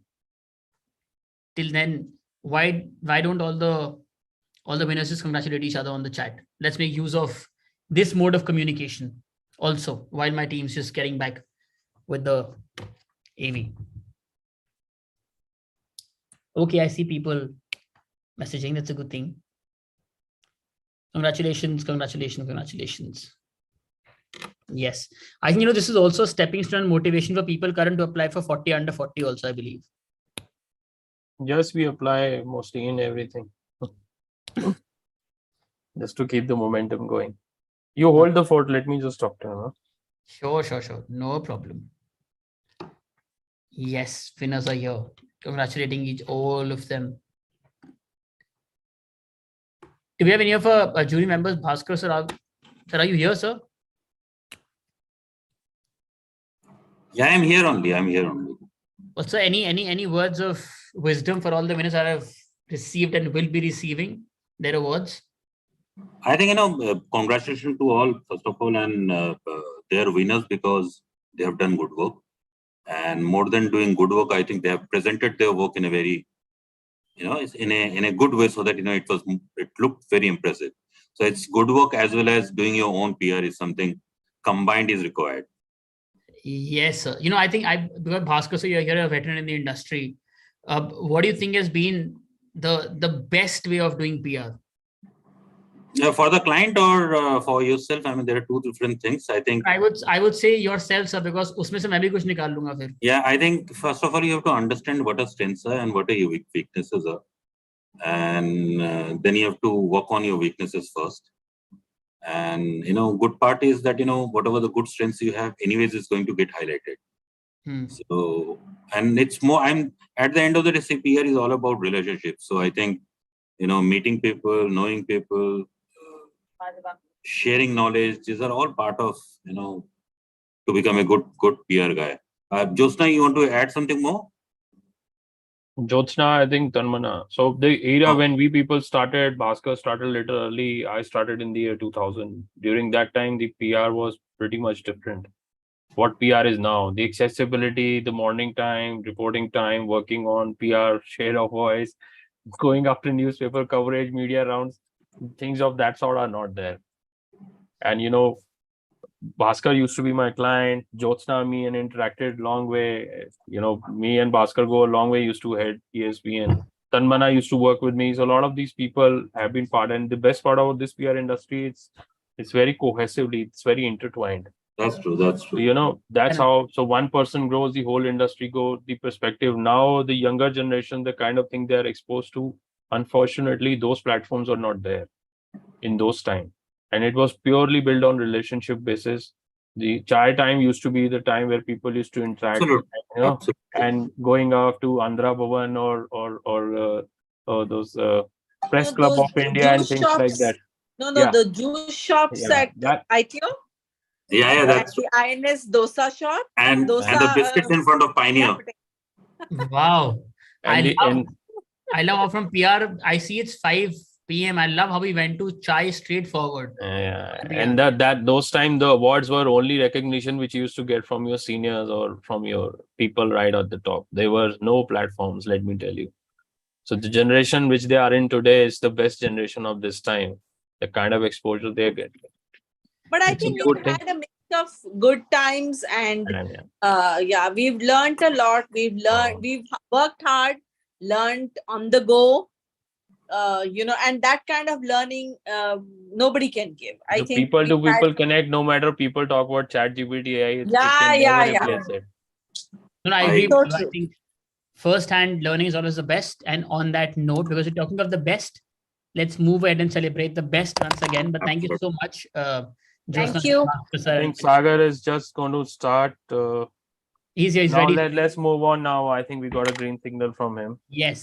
So next winner to make it to the list of the 3rd edition of E4M, PR and Corp Comm 30 under 30 awards this year is...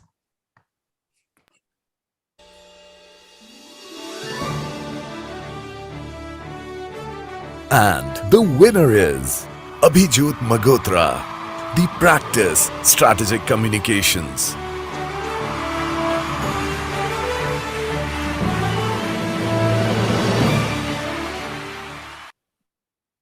Abhijit Magotra, Account Manager, the Practice Strategic Communications. Congratulations, Abhijit. Thank you, Aditya. I'm not able to start my video actually. Just give me a second. We'll just quickly see. Are you able to start it now? Yeah. Right. Thank you, Aditya. Thank you to the jury. I'm humbled and thrilled to be part of prestigious exchange4media PR and Corp Comm 30 under 30 list. This is my second recognition in the industry. Special mentions to my coaches, Nanta Lakshman, Prasad Karat, my ex-colleagues Saisha Arora and Suhas Tadas. Congratulations to all my fellow young enterprising group of individuals for this win. Let's continue doing some cracking work. Cheers. Congratulations. Yes, let's continue to do some amazing. Tanmana, you want to say something to the winner now that her hair? All I would say, it's encouraging and actually sometimes inspiring to see these young guys. And I also learn from them. It's not that only they have to learn from us, because the new age guys have a lot of things to teach us, which we traditional PR guys are in the process of learning from them.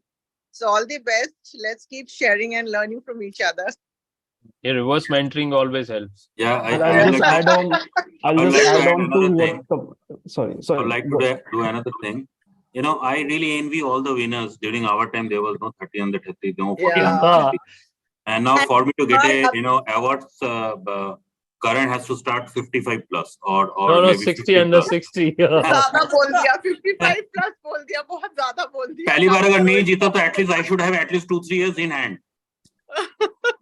वो फिर वो Hall of Fame और कुछ करेगा. On this, no? Bhaskar sir, we'll do a lifetime achievement ceremony for. I think we already do. You were part of it, Aditya. How can you forget in IPRCC we have lifetime achievement? Yes. I'll just add on to what. Abhijit. Please, I'll just add on to what others mentioned. Whatever we are doing or learning or continue doing in PR, it's all because of the foundations you guys have created. So cheers to you also. It's a win for you also. Thanks for your kind words. Thank you. Yeah. Very, very well said, Abhijit. But and congratulations to you, all the very best. Keep learning, keep growing, and keep shining. Thank you so much. We also have Priya with us. All the best. Yes. Hi, Priya. Hi, everyone. Congratulations. So Yes, Priya is also part of jury. She's part of Kiran and Abhilasha's team in 80dB. Kiran, of course, we all know, and Abhilasha. So Priya, good to Yeah. have you. Let's move on to our next candidate. yes, please. Next winner to make it to the list of the third edition of E4M PR and Corp Comm 30 under 30 awards list this year is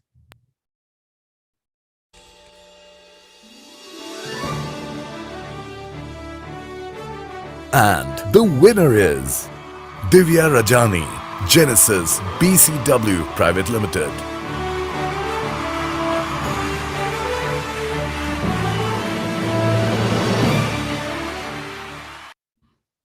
Divya Rajani, Account Manager, Genesis PCW Private Limited. Congratulations, Divya. Thank you so much, Aditya. We can't see you, is it? We can. Actually, I'm at an event and No problem. It's okay. yeah, so thank you so much for the award and the recognition. It's a great feeling to be at the receiving end of this prestigious award. And yeah, my sincere thanks to all the jury members for recognizing my work. Congratulations. All the very best. And all the best for today as well. Congratulations. Thanks, Aditya. Moving ahead, the next winner to make it to the list of the third edition of E4M PR and Corp Comm 30 under 30 awards this year.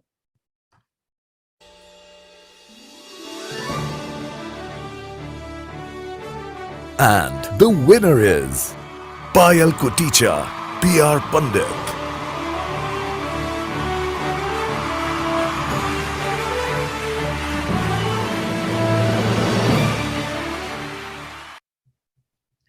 Payal Koticha, Senior Account Manager, PR Pandit. Congratulations, Payal. Thank you. Good evening, everyone. Thank you to the respectable jury, Karan, and the E4M team for the recognition. I'm honored to receive this award. It feels great to be rewarded for all the efforts and hard work that goes into our job. I've had an incredible journey so far, especially with the support of my talented team at PR Pandit. I'm grateful to my mentors Archana Jain and Nupur Sharma. Without their guidance, achieving this milestone would not have been possible. Congratulations to all the other winners as well. Thank you so much. Congratulations to you. And now moving ahead to our next winner who's made it to this powerful list of the third edition of E4M PR and Corp Comm Awards this year. The winner, please.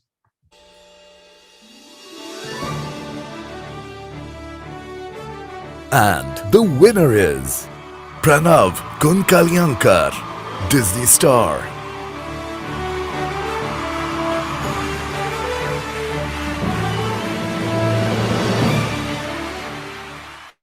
Pranav Kunkalyankar, Assistant Manager, Disney star. Congratulations, Pranav.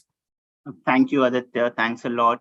I would take this opportunity to thank all the jury members for, recognizing my work and giving me this honor of E4M 30 under 30 awards.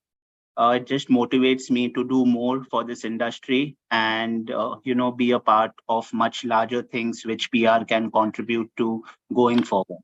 Thanks a lot. Congratulations and all the very, very, very best. Just to Thank you. add, I Yes, think ma'am. Pranav had a fabulous entry. Your entry Thanks. was very good. Thank you, ma'am. Thank you. And the last 3-4 years has been such that, receiving this award really is a very deep thing for me right now. So I'm very emotional, excited, nervous, and everything. Thanks a lot. Happy is what you should be now, and then Yes. hard working for the other chapter. Thank you. Thank you. Congratulations. Moving ahead, the next winner to make it to the list of the third edition of E4M PR and Corp Comm Awards this year is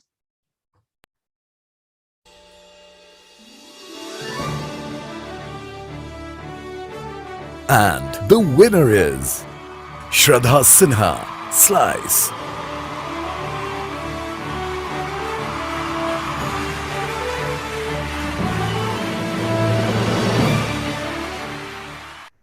Shraddha Sinha, PR and Communications Manager, Slice. Congratulations, Shraddha. Hey, thank you, exchange4media and the jury. I think I've come to realize it's much easier to fill nominations for your spokespersons than it is for yourself. But it was a fulfilling one, filling this and winning it. So thank you for that. Thank you so much. Congratulations. Keep shining. All the best. Moving If ahead. you're for Yes. everybody else, why not do it for yourself too? Absolutely. And on that note, the next winner to make it to the list of the third edition of E4M, PR and Corp Comm Awards this year.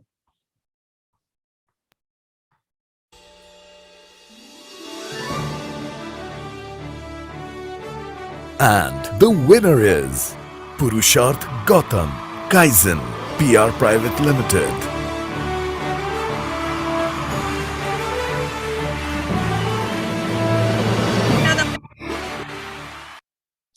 Purusharth Gautam, Senior Account Manager, Kaizen PR Private Limited. Congratulations, Purusharth. Thank you so much, Aditya. I cannot switch on my camera. Wait, Purusharth, give me a second. Let me do it for you. Now you can. Yeah, thanks. So thank you so much to this team jury members and the E4M team. Thank you so much for this recognition. Getting this 30 under 30 award for the second time is a special feeling. And congratulations to all the winner. Thank you so much. Special thanks to Kaizen family for always guiding me to the right path. So thank you so much. Cheers. Congratulations and all the very best. Congratulations. Thank you so much. Moving ahead, the next winner to make it to the list of the third edition of E4M, PR and Corp Comm Awards 30 under 30 this year.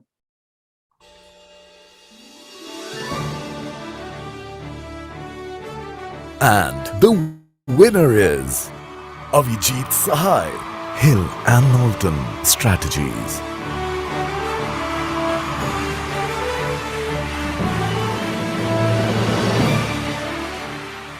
Avijit Sahai, Senior Account Manager, Hill and Knowlton Strategies. Congratulations, Avijit.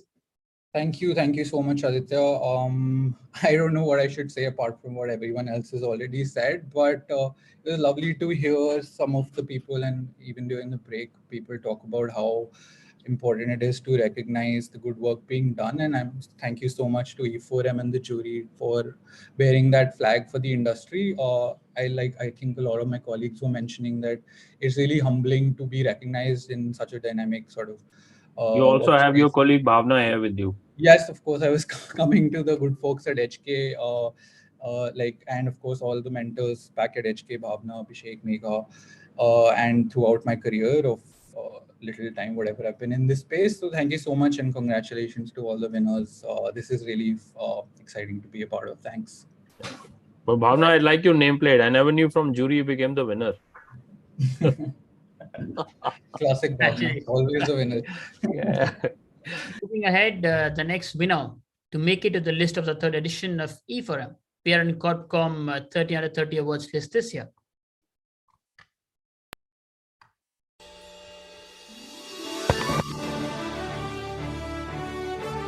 And the winner is Anukriti Vashisht, Avian V.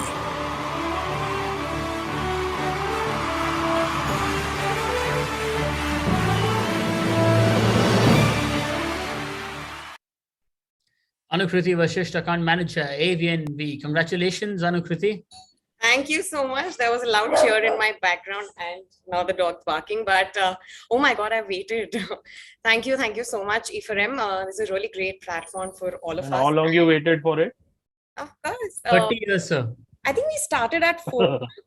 So yeah, it's Like been about an hour. I thought the day you were born, you were waiting for it to happen. Oh yeah, this was definitely on my bucket list. So yay, a tick to that. But I'm really thankful to the jury members and all my co-workers and colleagues to work as a team, and it's really great to have received this award. Thank you. Congratulations, all the very best. Bhavna, would you like to say anything to the winner if you're there? You're on mute, ma'am, I believe. I cannot hear you. You're on mute. No, I think there's some issue. No, not still. She's already sent a message. Okay.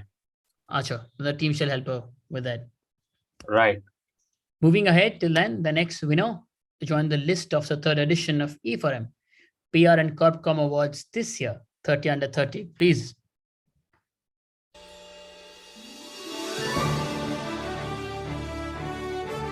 And the winner is Pavitra Singh, Ad Factors PR.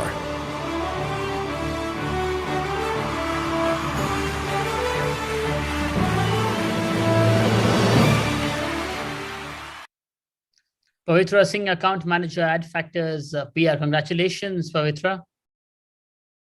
Thanks, Aditya. Okay, I am nervous now. So I would like to thank my mentor, my entire team, and obviously my parents who have always pushed me whenever I felt like, no, I should give up. They were the ones like, no, you should not. And I don't know what else to say, but yes, congrats to all the winners and thanks to E4M and the entire jury for recognizing us and for hosting such events which can motivate us and give us the right direction. Congratulations and all the very best. Thank you. Moving ahead, the next winner to make it to the list of the third edition of E4M PR and Corp Comm 30 under 30 awards list this year. Please.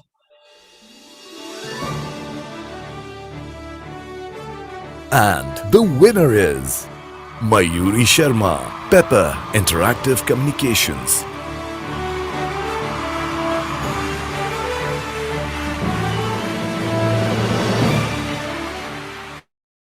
Mayuri Sharma, Senior Associate PR, Pepper Interactive Communications. Congratulations, Mayuri. Thank you, Aditya. It's a huge honor, actually. So firstly, I'd like to thank the jury, esteemed jury.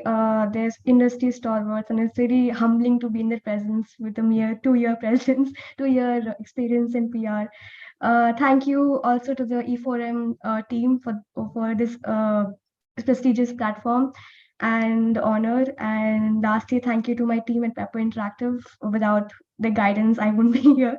So thank you all. Thank you so much. Congratulations and all the very best. Thank you. Moving ahead, the next winner to make it to the list of the third edition of E4M PR and Corp Comm Awards this year, 30 under 30. Please.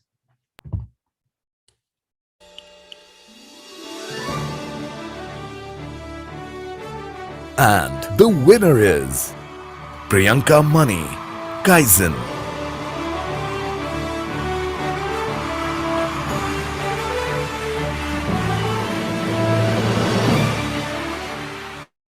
Priyanka Mani, Account Manager, Kaizen. It's an honor to be recognized. So big thank you to E4M team, to the jury members, and this is just pushing us to the into the right direction to grow, move forward, and achieve a lot of success. Thank you so much, everyone, for this, and congratulations to all the winners. Congratulations to you as well, Priyanka. All the very best. And before we proceed, just one request, Aditya, to request everyone to switch on their camera when we are about to conclude this event so that we can take a group pictures of all the winners. And we all will celebrate, applaud for all the winners there then. Yes, winners, please stay back. 2 more to go. And then it's a picture. The next winner to make it to the list of the third edition of E4M PR and Corp Comm Awards 30 under 30 list this year, please.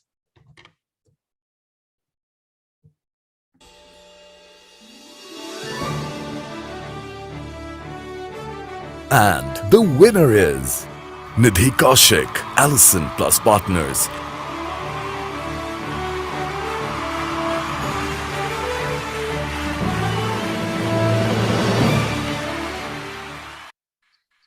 Nidhi Kaushik, Senior Account Manager, Allison and Partners. Congratulations, Nidhi.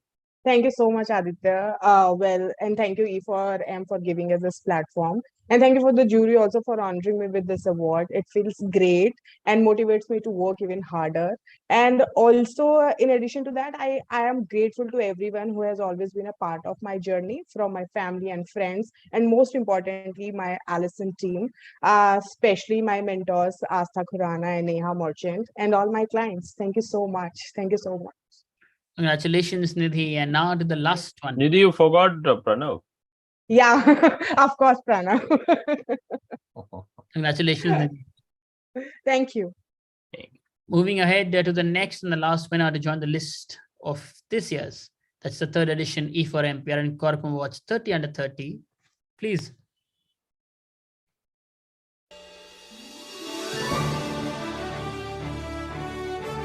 And the winner is Nisha Popley, Media Mantra.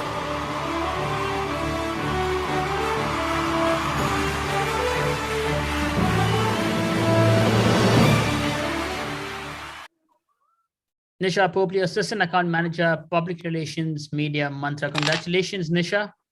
Thank you so much, Aditya. Thank you, E4M team, and thank you all the jury members for selecting me as the winner.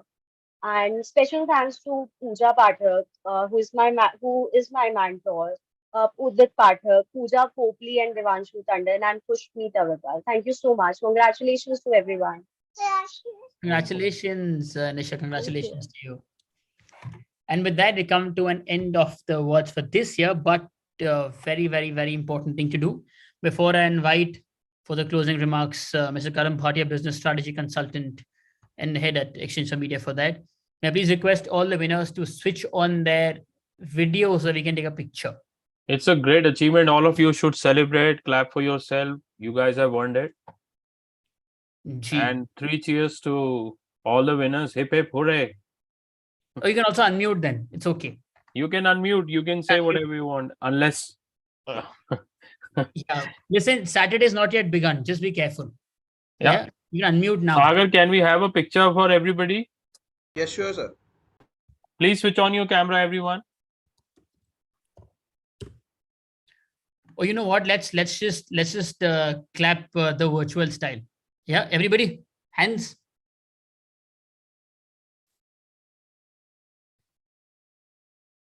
Congratulations to all of you and all the very, very, very best for your journey ahead.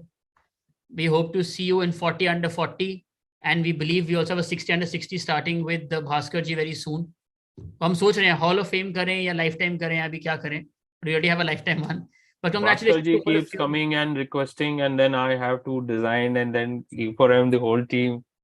And also special thanks to my team, Faisal, Sagar, all the team, especially my team member Shipra, Ruchika and Shabasti were also there. So they all worked behind the scene to make it successful. So all credit goes to them. And thanks to you guys who have applied, who have won. And thanks to our jury. It's so glad to have all of you. It was also fabulous, Karan. Don't forget Thank you so much. I think he was fabulous. Yeah. Thank you. Aditya, you're just brilliant, yeah. And we are trying to work Congratulations to something everyone. out. In case we come up with something, we'll let you know. Otherwise, the trophy is there and it will reach you. It will find its way, or you will find its way to come and get it. Either ways, I wish all of you the very best. It has been a phenomenal event. We had key learnings throughout the day. I'm sure most of you were attending it. And in the evening, of course, it's full of excitement. That's the reason we selected Saturday. So none of you, we don't, kind of disrupt your plans, because all of you have plans and we have to build something. We have to keep building something new. But nonetheless, having said that, thank you. Thanks to our honorable jury. Unfortunately, some of them had to go back.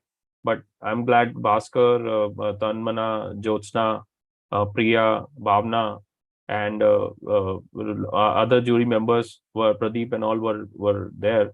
So on behalf of rest of the jury, my crew, my team, and also a very special thanks to our host Aditya, who enthralled us with this mentoring, and as well as on the way he has moderated the whole event. So 3 cheers to all of us and congratulations once again. I think that brings us the end. Faisal and Shipra, you guys all also come on screen so that everybody can see you. And thank you for the And Sagar, you as well. They've been here since very long, planning for this, and of course today as well. So Faisal and Shipra are there on screen, and so is my friend Sagar. These are the unsung heroes which works behind the scene 24/7. Like the link went, something happened, so I don't know. They made sure that link reaches out to you. So my team works 24/7. Our founders, Dr. Batra and Nawal, unfortunately, they couldn't make it, and otherwise they could have been here. So on behalf of them, the whole team, Exchange4media, we are really grateful all of you could make time. Thank you once again. And that brings us to the end of this edition. We look forward to see some of you and some new winners for the next edition. And stay tuned for our next event, which is Women Achievers Series. Most of you will know it is one of the prestigious events, and this is our 4th edition. So you'll see a lot of new, exciting things happening. Great. Thank you. Awesome. Great work. Thanks, everyone. Thanks. Thanks Bye. everyone and congratulations. Also, while you Bye. all, before we end, we should end it on a high. May I please request my team to play the intro AV and then the awards AV as well, so that we can end this on a high and also plan and begin for the next edition. So you can hear what jury had to say because some of you logged in a little late. So Thank you. We'll just go on. Sagar, you can play the awards AV.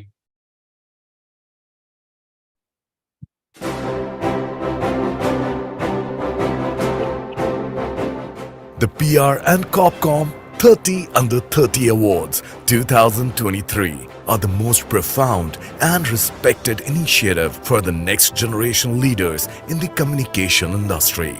exchange4media will honor those brightest professionals, entrepreneurs, game changers, and achievers of the industry under the age 30 through these awards.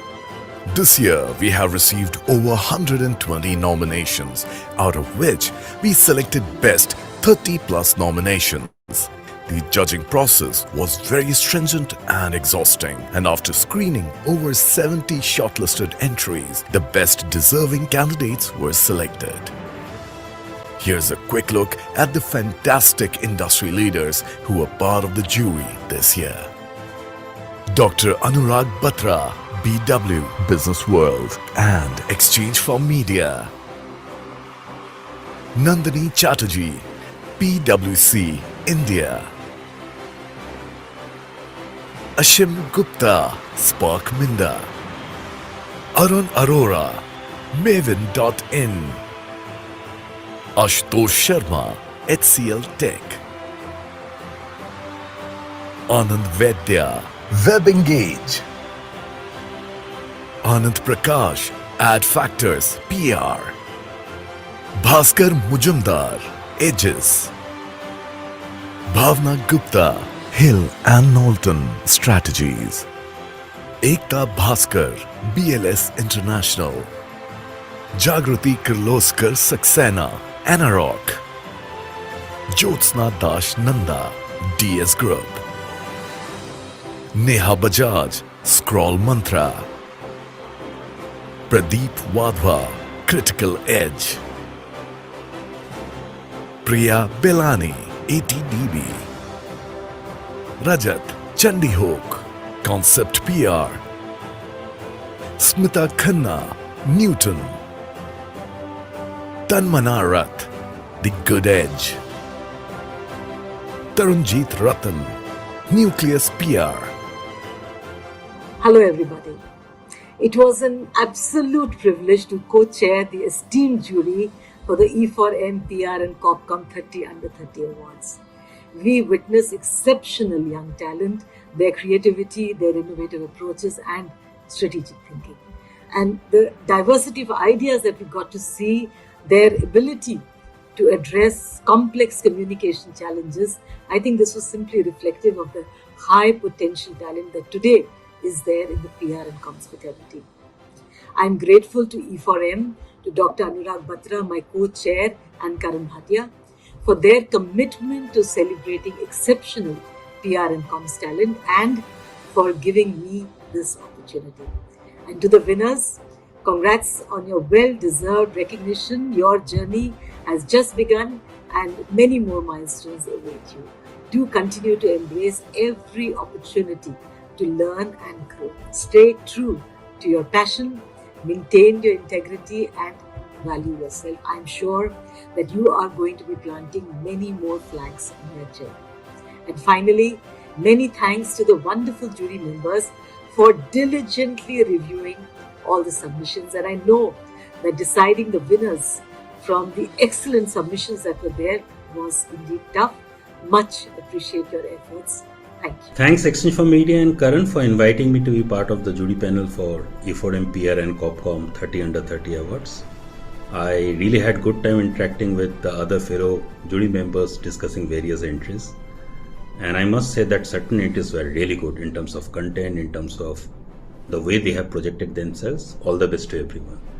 Also to add, in recent time, exchange4media has initiated multiple industry-first initiatives for the betterment of the communication industry. For that, I am thankful to E4M and Karan. Thanks.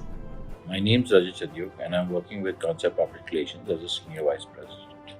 I am honored and thankful to exchange4media and Karan Bhatia for giving me the opportunity to be a part of the jury panel for the third edition of exchange4media PR and Corporate Communications 30 Under 30 Awards. I must say, the entries were very well put together and showcased the work done and accomplishments achieved.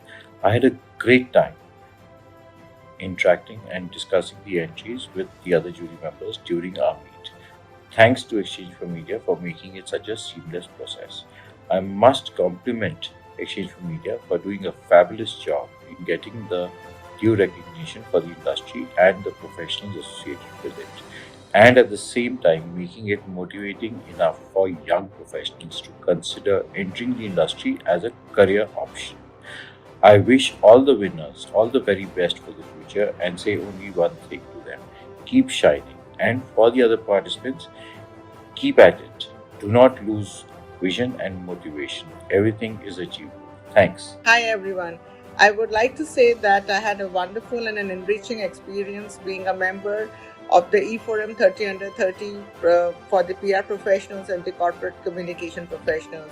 It has been an excellent journey judging the new and the vibrant industry professionals and see some wonderful work they have put together. It's also been a learning for us because there are some of the things which we haven't had the opportunity or a chance to do. And so E4M, thank you for giving us this opportunity to also interact with our peers, some of whom we haven't been able to meet or interact for a long time. So while it is excellent for the professionals, it is also a welcoming platform for us. You guys have put together a wonderful shortlisting and the discussion and the jury process, so which is taken into consideration our convenience, etc. So thank you once again for that. And the winners, you guys rock, keep it up, and your future it's just the beginning. Congratulations once again. The judging experience at E4M PR and Corp Comm was very heartening. To be able to browse through profiles and pictures of young PR professionals brimming with potential and talent and doing some great work out there was very encouraging. The future of PR is indeed bright. Most of the entries were very impressive. The E4M team has done a brilliant job of selecting the best of the best. What I would want to see improved the next time around is a little more attention to detail on behalf of the candidates. The E4M team had requested video formats on the entries and a lot of them skipped it, which is baffling because as the next generation of professionals in the Indian PR industry, you need to be comfortable with all formats and mediums out there. A lot of them skip this part, which is baffling because they're supposed to be digital natives and natural at it. So why would you leave something you are really good at? Consider it next time. The efforts and work put in by the E4M team to create a reputation for the reputation industry is commendable. Story by story, event by event, they've created a robust community which will only get stronger. I wish them all the very best in all these endeavors. To all the winners, well done. This is just the first step. Keep raising the bar higher. For all the others, you applied, you put yourself out there, which is fantastic. Learn from this experience and move on to the next learning experience of your professional life, because all of you are just getting started. exchange4media thanks the jury and congratulates all the winners.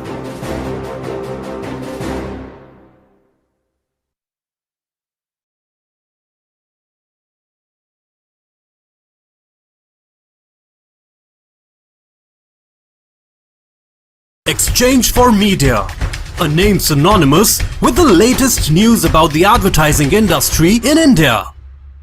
The exchange4media group, set up in 2000, has the most credible media platforms covering the entire advertising, media and marketing domain with its highly acclaimed digital, print and on-ground assets.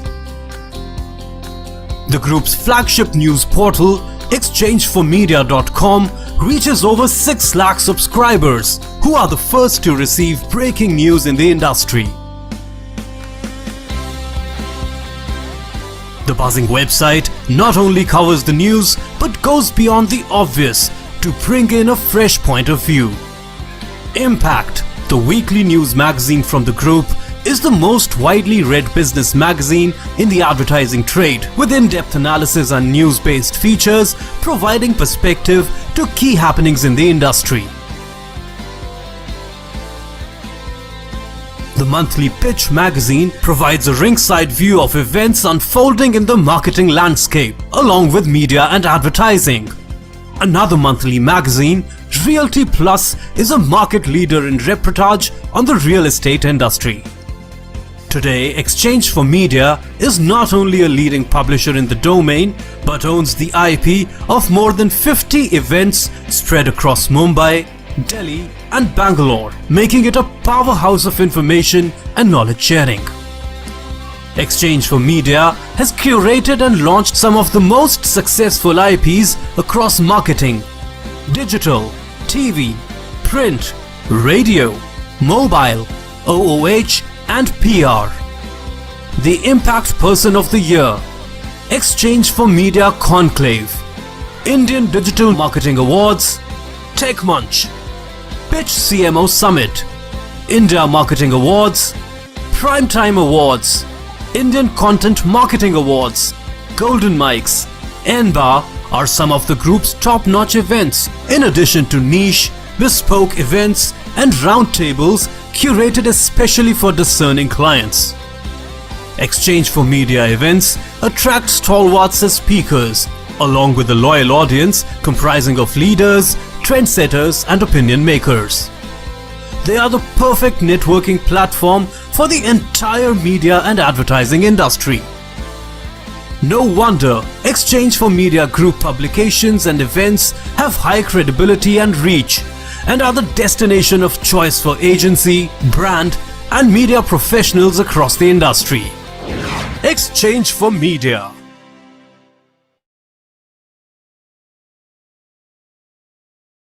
Thank you, everyone. So that brings us to the end of this event.